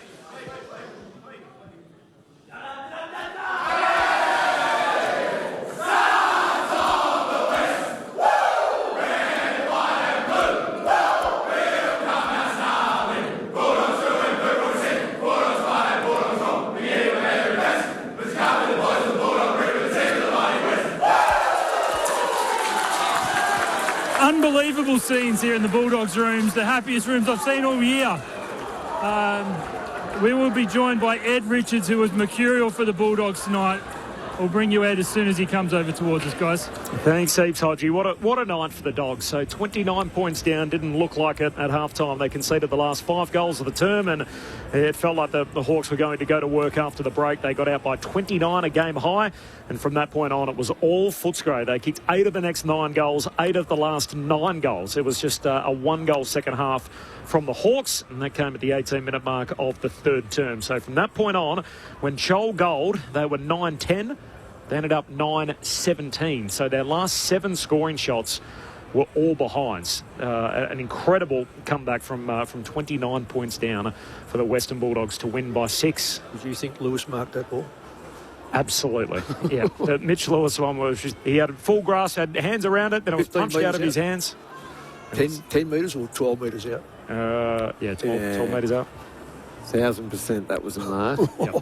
Mind you, the Dogs fans would be saying that was holding the ball down the other end of the ground every day of the week. Certainly. Jarman, that led to a behind rather than a goal. The Lewis one was still a 2-score game, so say he kicks the goal, ball goes back to the middle, who knows what happens next. That's right. But, I raised that because, that we say the umpires put the whistle away. Well, Impey certainly was holding the ball, and this was definitely a mark. So it was a fun night of the footy for the 59,556 that were here to see it. The Dogs are a rare MCG trip, their first one for the year, and they get out of here with a 6-point victory. It does raise the question as to what is this team capable of now? So we felt like a lot of people put a line through them, probably myself included, with Sam Darcy went down and they had their fullback and their centre-half back missing, and you thought, how are they going to sort of piece it together with spit and bubblegum? And all of a sudden they win 3 in a row, and 8-5, they're alive, they're 5th. Marcus Bontempelli's still their best player, clearly. Ed Richards is not far behind, actually, because he's incredible. But Tim English's availability becomes the key component of this Dogs team and what they can possibly achieve. I thought he was unbelievable tonight as the ruckman of that Dogs lineup. I think, have we got someone to chat to? We do. You redheads, you stick together. Yes. Let's kick it down to the rooms. Tim Hodges is down there. Hodgie. Ed Richards just clapped his hands when he heard that. I called it a vibe before. How good is this in the rooms? What a performance, what a win. Yeah, it's amazing vibes down here. I mean, they flood in when you win, don't they? Especially the close ones. So, it's great. It was a gritty win and, just some great efforts at the end of the game there to get us over the line. Pretty special stuff. What was said at half-time to turn things around? Because it was looking grim towards the end of the second quarter and early in the third even as well. Yeah, no, it was just... it's basically just harden up. I mean, we were getting beaten up around the contest. Newcomb was doing a number on us again. So we just had Matty Kennedy went to him in the second half and just tried to curb his influence in the game because he was just getting too much of the footy. The rest of them were feeding off it. So I think that was a really important role in that second half. And then we were just like, get the ball forward, get it to our forwards. Let's see if we can make something up as we go. And I think we did that pretty well. Pretty lucky with a few a few misses towards down the stretch, but hey, that's footy. Even now, can you believe you won that game of footy? Like, just a phenomenal turnaround. Not really. No, it's a bit of a crazy feeling in here. I mean, yeah, just some of the efforts, even from the big fella from Timmy. He was up against it all night. Copped a big gash on the forehead to start the game from friendly fire once again. So, just so good to have Timmy back in the fold and really just giving us a contest all over the ground, in the ruck, everywhere. So he was fantastic tonight. And before I send you upstairs, it was just a beautiful moment. Cody Waitman took a photo with all the medical team that have worked their backsides off for 2 years to try and get him back out on the field. Just a word on Cody's remarkable return to the field and to get a win for him. Just so good. Yeah, he didn't look out of place at all, which is unbelievable from Flea. He really put in the hard work to get back. He's probably running on adrenaline all week. I'm not sure how he's feeling at the moment. He's probably exhausted. But, just to have him back, I mean, people sort of forget how much of an important player he is, not just from a special, marks and goals point of view, but his pressure's actually elite when it's up and going. So something we might have been missing for the last 18 months, and it's great to have him back in. It's great to have you for a couple of minutes. I'll send you upstairs. We've got Mick Malthouse, and I'm pretty sure the fellow Ranger Camling is going to go first. I am, Hodgie. Thanks for that one. Well done, Ed. Fantastic performance. What a game. We loved... There were so many little different things going on in the game. There seemed to be a wrestle at the end of every single quarter, which seemed to be Michael Selwood at the core of it with Nick Watson. But the one in the third quarter that we noticed, Will Lewis and the matchup on James Sicily and the battle between those two. Will didn't have a heap of the footy, he didn't have a massive game or anything like that, but he seemed to get under the skin of James Sicily. Was that not necessarily a tactic to unsettle Sicily, but a specific role for Lewis to say, hey, we need you to make sure Sicily can't influence this game back there? No, you're spot on. It was a role. It was trying to get under Sicily's skin just to take his mind off the game a little bit. Sometimes he can get a bit hot-headed, so that was sort of the plan. I thought his game was actually pretty outstanding from Sis. So Louis to be able to just make a contest here and there was really crucial for us. I thought he marked that one on the wing late. I'll have to go back and look at the tape. I'm pretty sure he had two hands on it for a while, so he'll probably be dirty on that one because he did great body work. But that was definitely a role. We can't have Sicily just free all day intercepting the ball because he's so good at that. So we wanted to try and curb his influence. That's a great insight. Appreciate that, Ed, because we noticed that, particularly the third quarter, that Sicily had stopped directing and setting up back there and was fixated more on other things. So it was definitely a great job by Will. Speaking of marks that were or were not paid, that was clean. Did you think? Did you think the Mitch Lewis one was a mark at the other end? Well, I mean, pay them both not a mark. I don't mind because we got the win. So well done. If the one with Louis is not a mark, then I think that one's. Yeah, that one's just as not a mark. Play on all around. Whistle away. I mean, did you guys see Newcomb's throw there in the middle of the ground? Yes, I did. So. I did because I'm a dog supporter, So a bit of it, I guess that's 1 for 1, we'll call it. Yeah, and my two grandchildren will be absolutely rapt on talking to you, Ed, because they are dog mad, and so well done. Just a couple of things, mate. Just on Libba, has that changed? Him out, of course, we know he's a very, very good player. Has it changed those dynamics in the middle, what you guys are doing? Yeah, I mean, it has a little bit. I mean, Libba's obviously has been one of the, I guess, greatest clearance players of our generation. So to not have him at the coalface means you've got to mix and match a little bit differently. I've been trying to work on, picking up some of that slack and getting on the inside, which, it's still part of my game that I'm growing. And then being able to work on the outside off Libba's stuff is always a dream. So missing him is tough, but hopefully we'll be able to get him back soon. Yeah. He seems fit and ready to go. At quarter time it was 3 to 11 clearances. So I just thought I'd just remind you of that. And that's not your... How did it finish? I'll let you know that too, mate, because I thought you guys were fantastic. Drag that back. 33-37 all up. Okay. So, you were able to close the gap. Yeah, so, and the combination, we're probably really excited about this anyway, just talking about it.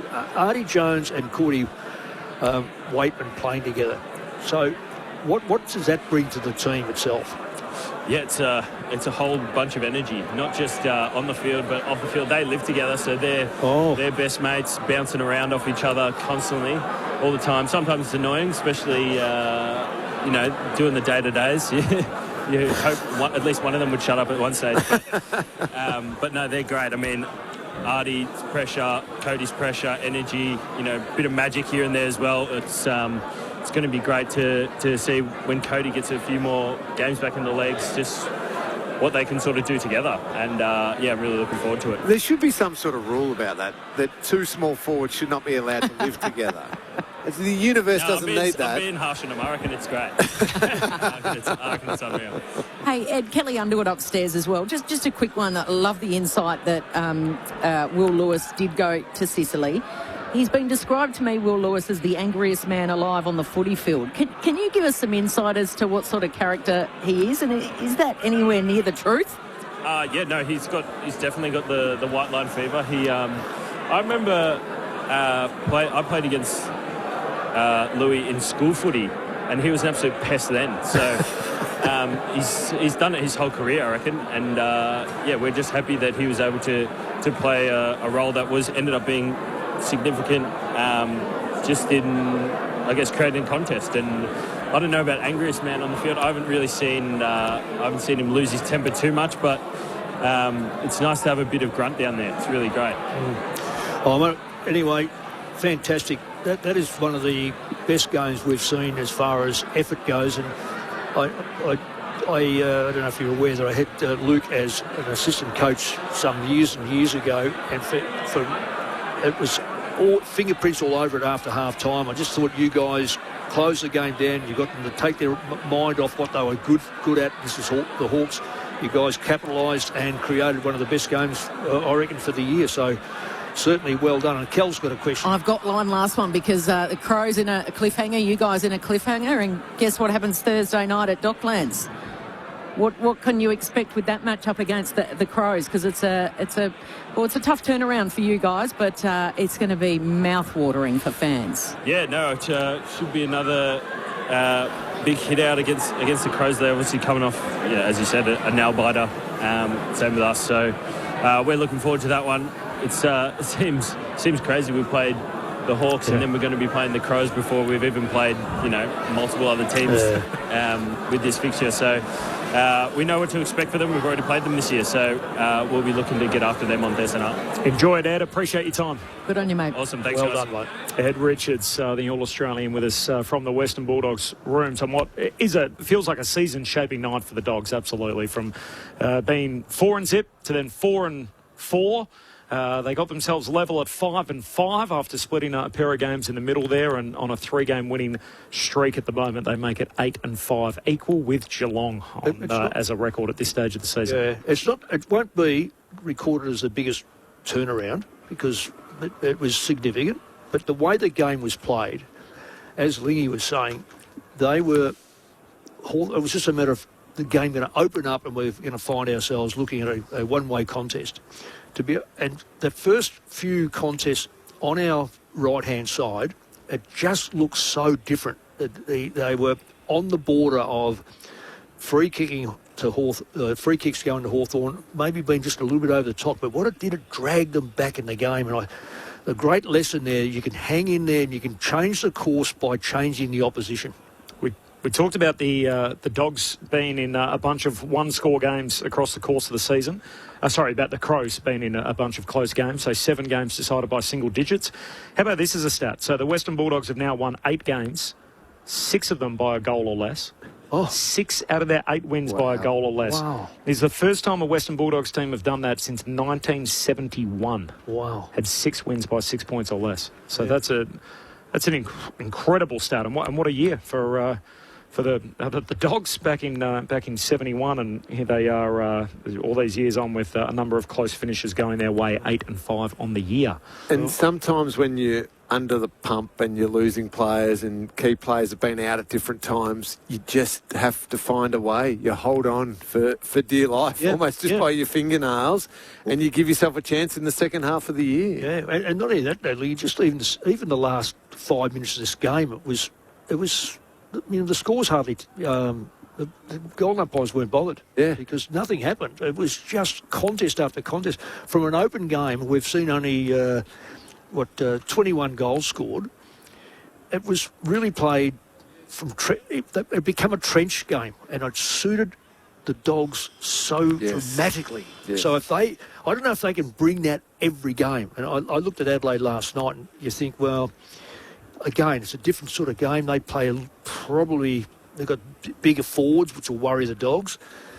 But I don't know where that game style there is sustainable all year to be as angry as they were, and as you can play certain roles, but you've got to have everyone playing that role. You can't just do it with, say, a dozen. It's the bottom half of your list has got to be able to join and do it so well. And if they keep getting pieces back, but also the ones they've already got back, building their match fitness and their form, and they just keep piecing it together, you think, oh, hang on, what can this group do? Now, I know they're not getting Sam Darcy back at all, unfortunately. That would be an incredible piece to play.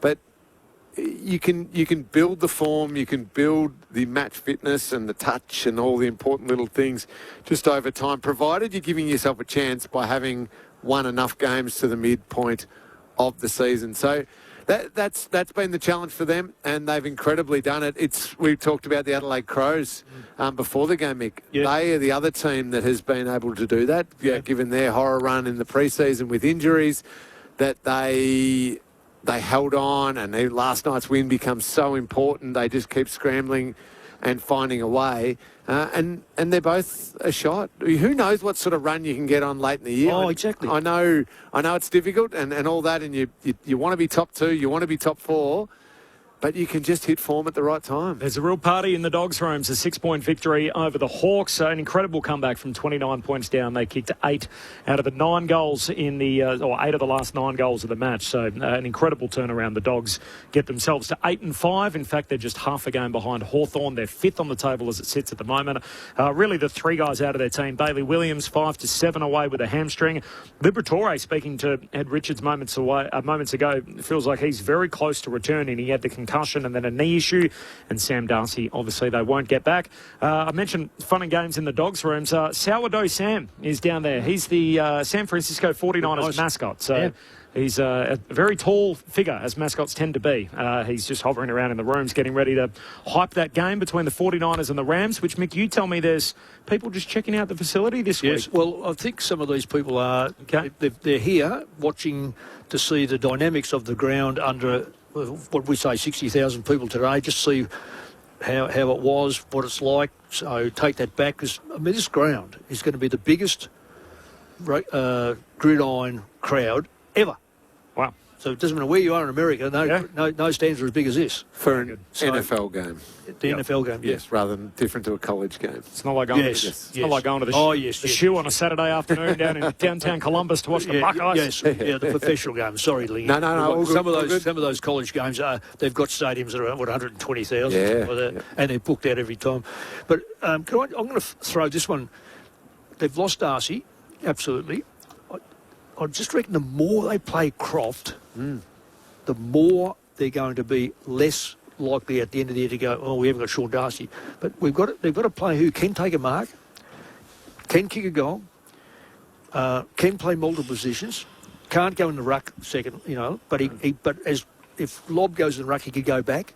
So So what are they capable of? If they're 5th at the moment, should they be a top 6 team? Obviously, there's added benefits being 6th as opposed to being 7th this year. 5th and 6th are important because of what's happened. Well, especially with Brisbane just spluttering a bit. If you can grab 5th or 6th, force Brisbane into a wildcard game, and then they assume that Brisbane win that, but they don't have a Gabba game the next one, you could hopefully, for your chances, remove Brisbane from the equation. How many wins is it going to take to get...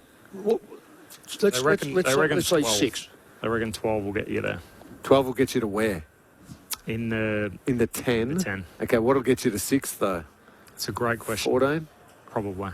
Dogs won 14 games last year and finished 9th. Didn't make it. That's right. I was going to say, That's right. The So problem is there's so few wins down the bottom. So what the Bombers have only won once. They'll win more. twice. They'll win more. They'll win a few home games. They'll win a few. You know those figures you read out before in terms of points and how many games that Dogs have won? Find out how many games that Port have lost under a goal. Yeah. And if you flip half of that, that's why Port will still worry a few sides from time to time. So they've lost 4 games by 3 points or less. Yeah. You know, so it's only a matter of time. It's whether, to me, it's whether Melbourne and Gold Coast can hold up. If they hold up, the Dogs won't finish in the top 6. They'll be, again, that side that finishes, maybe 7th, maybe 8th. But because they play each other, and we don't know, as they've said, they're going to be playing Adelaide again, and they still haven't played half the other sides. That's bloody ridiculous, honestly. The reality is, though, Geelong have played much better football than the Dogs in this first part of the year. Yes. But they're on the exact same number of points. Yes. So they're both in the exact same position. So you think, Geelong's upside might be better, but you've only won the games you've won. That's it. And so the Dogs can get on a roll, and if that was the best shot, let's say, the Cats have thrown, all those terrific wins against Sydney and Brisbane and all that don't mean as much unless you can win the other games that you should be winning. Yeah. What about the one on Monday? Have a look at the ladder. And go. Where at Collingwood? Yeah. Well, this one at Melbourne win that. They're level with the Dogs and Geelong. Yeah. And Collingwood all of a sudden are 2.5 games behind that. Are you coming Monday? No. No. Okay. No. Yeah, you'll just be watching on. I heard a rumour you may appear on Monday, but I heard a rumour. I heard a rumour too. Okay. Oh, there you go. Anticipation You're being grows. weird about it, aren't you? You're really weird. I don't know. Full-time Dogs by 6 points. A couple of other things. We'll get down to the Hawks rooms in just a moment. But, Kel, there was a little episode at half-time. There was. So just to recap, so it was Hawks by 27 points at half-time. They kicked 8 goals to 4 in the first half. It looked like they'd run away with it. And then the Dogs kicked 8 goals to 1 in that second half to prevail by 6 points in one of the best games of footy we've seen since last night. Really the two narratives were happening at either end of the ground. There was Will Lewis absolutely giving it to Sicily at one end, and then there was Michael Selwood giving it to Nick Watson at the other. In fact, for the first half, it was Nick Watson giving it to Michael Selwood. Only played a handful of games. Selwood playing his first ever game at the MCG. And Nick Watson was asked at half-time by the Fox Footy commentator Ben Dixon as he left the ground after he'd booted 3 goals, set the MCG alight, and Hawthorn led by 27 points. He did a little post-match interview as he wandered off. This is what Nick Watson said at half-time. What are you feeling in this one with your mate Selwood? Yeah, he's giving me a bit. I don't care if he talks as long as he walks the walk, so I'd love to see it in the second half. As long as he walks the walk. Is there any way that message got through to Michael Selwood at half-time? Because Nick Watson had 2 disposals in the third quarter and did not touch the ball in the final term. It's an outstanding effort by Selwood. That is a new cult hero. Took that great mark too. Again, defence. Yeah, too right he did. What a story. Yep. You don't crow too early. Don't jump the net because you'll trip up. And Nick Watson didn't have a touch in the last quarter. Yeah, well, he was little blokes. Close to being the best on ground at half-time. And he was the one, even with those repeat stoppages inside the Hawthorn forward 50, you thought, well, hang on, here's the moment for him. That's right. Would he go low? In this day and age of social media, does that get through to him at half-time? Not to Selwood. How happy is Mick with that, by the way, that the footy gods have just taken care of it and come back and given him a kick in the backside? You love it. The back pocket, hey? Just giving it to the sneaky forward. Just point to the scoreboard and then send in the stats on the Monday. Oh, wow. Well, they say keep your words short and sweet in case you've got to eat them. That's right. Exactly what he had to do. I know there's lots of cult heroes at Whitten Oval, but I think they've found a new one. This guy's a winner. Isn't he? 2024 played in Peel Thunder's premiership. Yes. Yep. Recruited mid-season to become a Bulldog. Spent time in the VFL. The VFL team won the flag 2025, 2026, makes his debut. He's played every game in his debut. Took the game-saving mark last week. Yeah. Plays his first game at the G. He's got Nick Watson, the biggest name in the game, giving it to him at half-time. And he shuts him up and gets the win. Gives him a bath. And was giving him a bath. Giving him a bath, which then flipped out. The old plug come out. Correct. Brilliant. That's and he what was I love able to about fill sport. the water in and put the bubble bath in. He was. Analogy's going too far, guys. Come on, it's late. Let's go into the Hawks' rooms. 6-point victory for the Bulldogs. A different mood down there, I'm sure. Tim Hodges. Hodgie. Actually, the doors have just opened. It's been pretty quiet in here. I think we're going to get... Hey, Lloyd, how are you going? Good, how are you? Lloyd Meeks just walked over towards us. Can you chuck those on, mate? Friday night footy on ABC Sport across the country. So 6-point win for the Bulldogs over the Hawks. Thanks for filling there, Corbin. Lloyd, you've just come out of the rooms. It's been a long meeting in there. We're live on ABC Sport.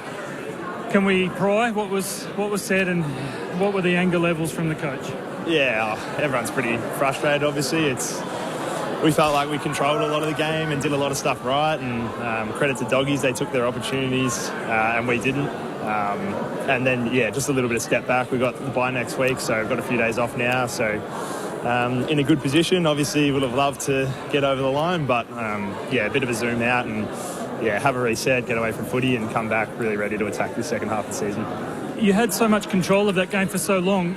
Did you feel it slipping at any point, or was it sort of just gone and you thought, we've lost the lead here and really struggled to get back into it? And I feel like you always feel the pressure out there. Like, it's a high-pressure game, and centre bounce now is crucial. Like, you can see they just won 3 in a row there in the third quarter, and that really sort of sparked them and got them going. So, we talk a lot about handling the moments and your mindset in those moments and having something you can rely on and your teammates to help you get out of it if your head's spiralling and spinning. But I feel like we did that pretty well, but they certainly lifted. There's definitely no doubt about that. And then, unfortunately, we just couldn't get it back on our terms enough. Like, had the territory game, had plenty of inside 50s and a lot to like. But at the end of the day, it's the scoreboard's the most important stat that matters, and we didn't win that one. I know you've just walked out of the meeting. It probably hasn't been a whole lot of fun in there. Do you look at the schedule and think this is the worst possible time now to go off for our bye? Oh, no, not really. I feel like, I don't know, we all love playing and there's no good time for a bye really, but I think you've got to look at the positives and be happy to take the break for your body and physically and mentally, and it is a long season. We play a lot of games and everyone wants to win before the bye, but if we come back and we can win after the bye, that'll feel pretty good too. I'll send you upstairs. We've got you for just a couple of minutes or a couple of questions. Mick Malthouse and Cameron Ling upstairs. Lloyd, thanks so much for fronting up after a tough loss. But the third quarter in particular, and I know you've touched on a little bit of this already, but did the group lose focus? Did they as a whole group go away from what you were trying to do? And was it because of some of the sort of niggly tactics of the Bulldogs? Did they get under your skin a little bit? I don't think so. I feel like there's obviously a lot of feeling in the game and everyone's passionate, and like I mentioned, we talk a lot about handling the pressure and handling the big moments, and I think there was a lot of talk for us around footy first, trying to control what we can, and obviously a few little spot fires and a bit of feeling, but everyone cares and everyone's passionate. I don't think that we lost too much focus. I think that the Doggies lifted, and we probably couldn't quite stem their momentum how we would have liked to, but you'd want to be on top for 4 quarters every game, don't you? But there's always swings and roundabouts. I think we're seeing that in the modern game, especially with the high transition pace that the game's played at. Momentum swings can happen in the blink of an eye, so the quicker you can adjust and grab the wheel and get back into it, the better it is. Some of your ball use in that first half as a whole group was just outstanding. It was slicing and dicing the Dogs. That flipped in the second half. Was it a little bit because you were trying to bite off more because you're feeling good, or did they change something obvious that, apart from clearly number one would be the pressure, but was there any other factors that caused you guys just to cough up the ball a little bit more than we're used to? We love playing in high-pressure games, and the pressure from both teams definitely went up in that third quarter. I think that we probably were being a little bit too cute, a little bit too looking for the perfect play. sometimes in footy, the territory game and the contest and the pressure and the layers you get off that is your best bet, especially when you are under the pump a bit. Look, we'll analyse it in depth. I probably don't have all the answers for you coming straight out of it, but I know the coaches will have a good look at it. We've got 2 weeks to sit on it and stew on it and review it, and I think like accept it and learn what we can, and then try and switch off for a couple of days. Well, just on your ruck work, you've had a fantastic couple of years, and it's a credit to you. Just give us a little bit of insight into the Tim English contest. What I know he's a different type of ruckman. How do you find him? Let's say to one of the best ruckmen in the league is say Gawn, maybe Jackson, these sort of players going around. So what does Tim English? How do you combat him? And how do you play against him? Yeah, it's a good question, because every ruck has a different set of assets and a different set of strengths, and we're all in the teams for different reasons. And Timmy's running power, and been lucky enough to have a few good battles against him now. I've come up against him a few times, so I feel like you sort of do build a good understanding of you can never lose sight of what you're good at in it all, but at the same time what they're good at. So yeah, his running power and his ability to just put his head down and go. And in this new sort of transitional style of game that really suits him. So he caught us out a couple of times. He got one goal on me where he just bolted forward, and I couldn't quite go with him as well as I would have liked. So a lot of just like trying to do our work early and be physical, and then like I said, do what we do well. Like for Ned and I, like we've both got different strengths. So for me, just being physical at the source and trying to follow up and be a presence around the ball, and then nullify him on the outside. Sure. Yeah. Well done anyway, mate. I've been following you closely. You've done a fantastic job. Thanks, man. Appreciate it. Enjoy the break, Lloyd. We'll see you Friday week. Thanks, heaps, guys. Thank you. Lloyd Meek from the Hawks on the wrong side of it tonight. A 6-point win for the Bulldogs. Their 8th win of the season. Their 6th win by a goal or less. Incredible game of footy. They were 29 points down the Dogs early in the third. They kicked 8 of the last 9 goals in the game to win by 6. Votes to come in just a moment. We'll pull it all apart here. Just quickly, another coach tonight. The Melbourne Storm 2-point winners over the Newcastle Knights, 32-30. Full time in the late game in Canberra was the Roosters, the road team. So Sydney City 26, Raiders 0. So shutout at home, the Raiders. For those following along, the England and New Zealand Test match at Lords. England all out 140. New Zealand all out 113. So England, after making 140 at Lords, took a first innings lead of 27 runs. They built on that, so 1 for 72 at lunch on day 2 in their second dig. So what's that, effectively 1 for 99. A little bit overcast or something? Is there a fair bit of swing? Ollie Robinson took 5 for 39 on his test return, 5 for 39. He was playing like community cricket in Sydney last summer. So. Yeah, but the other thing is too cool. We've got to remember it's probably going to still go longer than our MCG game. The test? Yeah. Yes. The Ashes test, gee, that was... there wasn't much of that. Meanwhile, Adelaide's former captain, Taylor Walker, offered a one-match ban for rough conduct against Connor O'Sullivan. Shoved him into a marking contest last night, so 1-game ban as it stands. Tom Stewart escaped sanction for his collision with Kel Archie. AFL Saturday on air from 12 noon tomorrow. We've got a 2-hour show, so Mick Moldhouse will be in the house for that. See what we can get out of the Bulldogs. It stinks of you just using your influence to see if we can potentially get someone on from the Bulldogs that might be good to come on and have a chat to us. They'll be happy to come on. I'm thinking one guy in particular. We'll see how we go with that in our quest, but we're on air from 12 noon tomorrow. You can tune in and find out. Of course, you can catch up to any of those episodes available through ABC AFL Daily, the home of your footy conversation. So 5 episodes a week, ABC AFL Daily, the place to get it all through the podcast store. The votes in the ABC Footballer of the Year with Cameron Ling. Tricky votes to give tonight, Corbs, just because of the 2 different halves that played out, and also the fact that so many of the stats, I know stats aren't everything, point to Hawthorn probably should have won the game and won it reasonably comfortably. I thought the bigger individual games were the Hawthorn guys. Yes. And yet, obviously, naturally, as we love to say in sport, the better team won. Yes, but I've decided because of the win, because of the guts and the mental strength and that to overcome, I've decided to give plenty of love to the Western Bulldogs. I've given 1 vote to Tim English. I just reckon he copped that nasty smack. His head split open early on, got back out there. His work rate from the centre circle, getting down deep, he created things. I reckon he got them going a little bit, worked really hard. 2 votes still to Jai Newcomb. Ed Richards told us that Matty Kennedy did a job on him in the second half, and I suppose reined him in a little bit, but he still was massive and gave Hawthorn a great kickstart in the game. 36 disposals. He had 9 clearances, 8 inside 50, 6 score involvements, and to halftime was the best player on the ground by a mile. 3 votes to the man we spoke to. I thought even when they were not playing their best football, the Western Bulldogs, it was Ed Richards who was working flat out against the rest of the Hawthorn mids. And I reckon the Bont was a little bit off in the first half. Bont was very good in the second half. And then Richards got them going through the middle with his run and taking the game on. He didn't kick especially well because a lot of his kicks were under pressure, but 28 disposals. He had 7 clearances. He had 9 inside 50s as well, which is massive. Just kept pumping it in there. He's just a wonderful player. So I thought over the course of the 4 quarters, and part of it was dragging his team back into the contest initially to allow some of his teammates to then pinch the win for them, I gave Ed Richards the 3 votes. Love it. 3 for Richards, 2 for Newcombe, 1 for English. The votes in the ABC Footballer of the Year. Thanks to Cool Jules McKenzie, our tech, for all his work throughout the night. And thanks to Mitch Turner back in the studio, to Anthony Furchy downstairs, who's on socials tonight. You can check out the ABC on socials, ABC Sport, Twitter, Facebook, Instagram, all your favourite stops.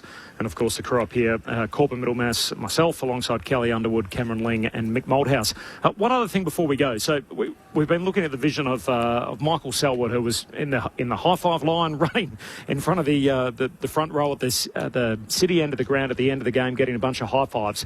And he turns and stops suddenly and looks very unhappy with what had been said over the fence. And he's interacting with Buku Karmas at the particular time, and Buku sort of turns to him and essentially says, "Hey, what happened?" He was asked about it on Channel 7 a short time ago. It was questioned basically saying, "Did you get a bit of lip from a Hawks fan after the game?"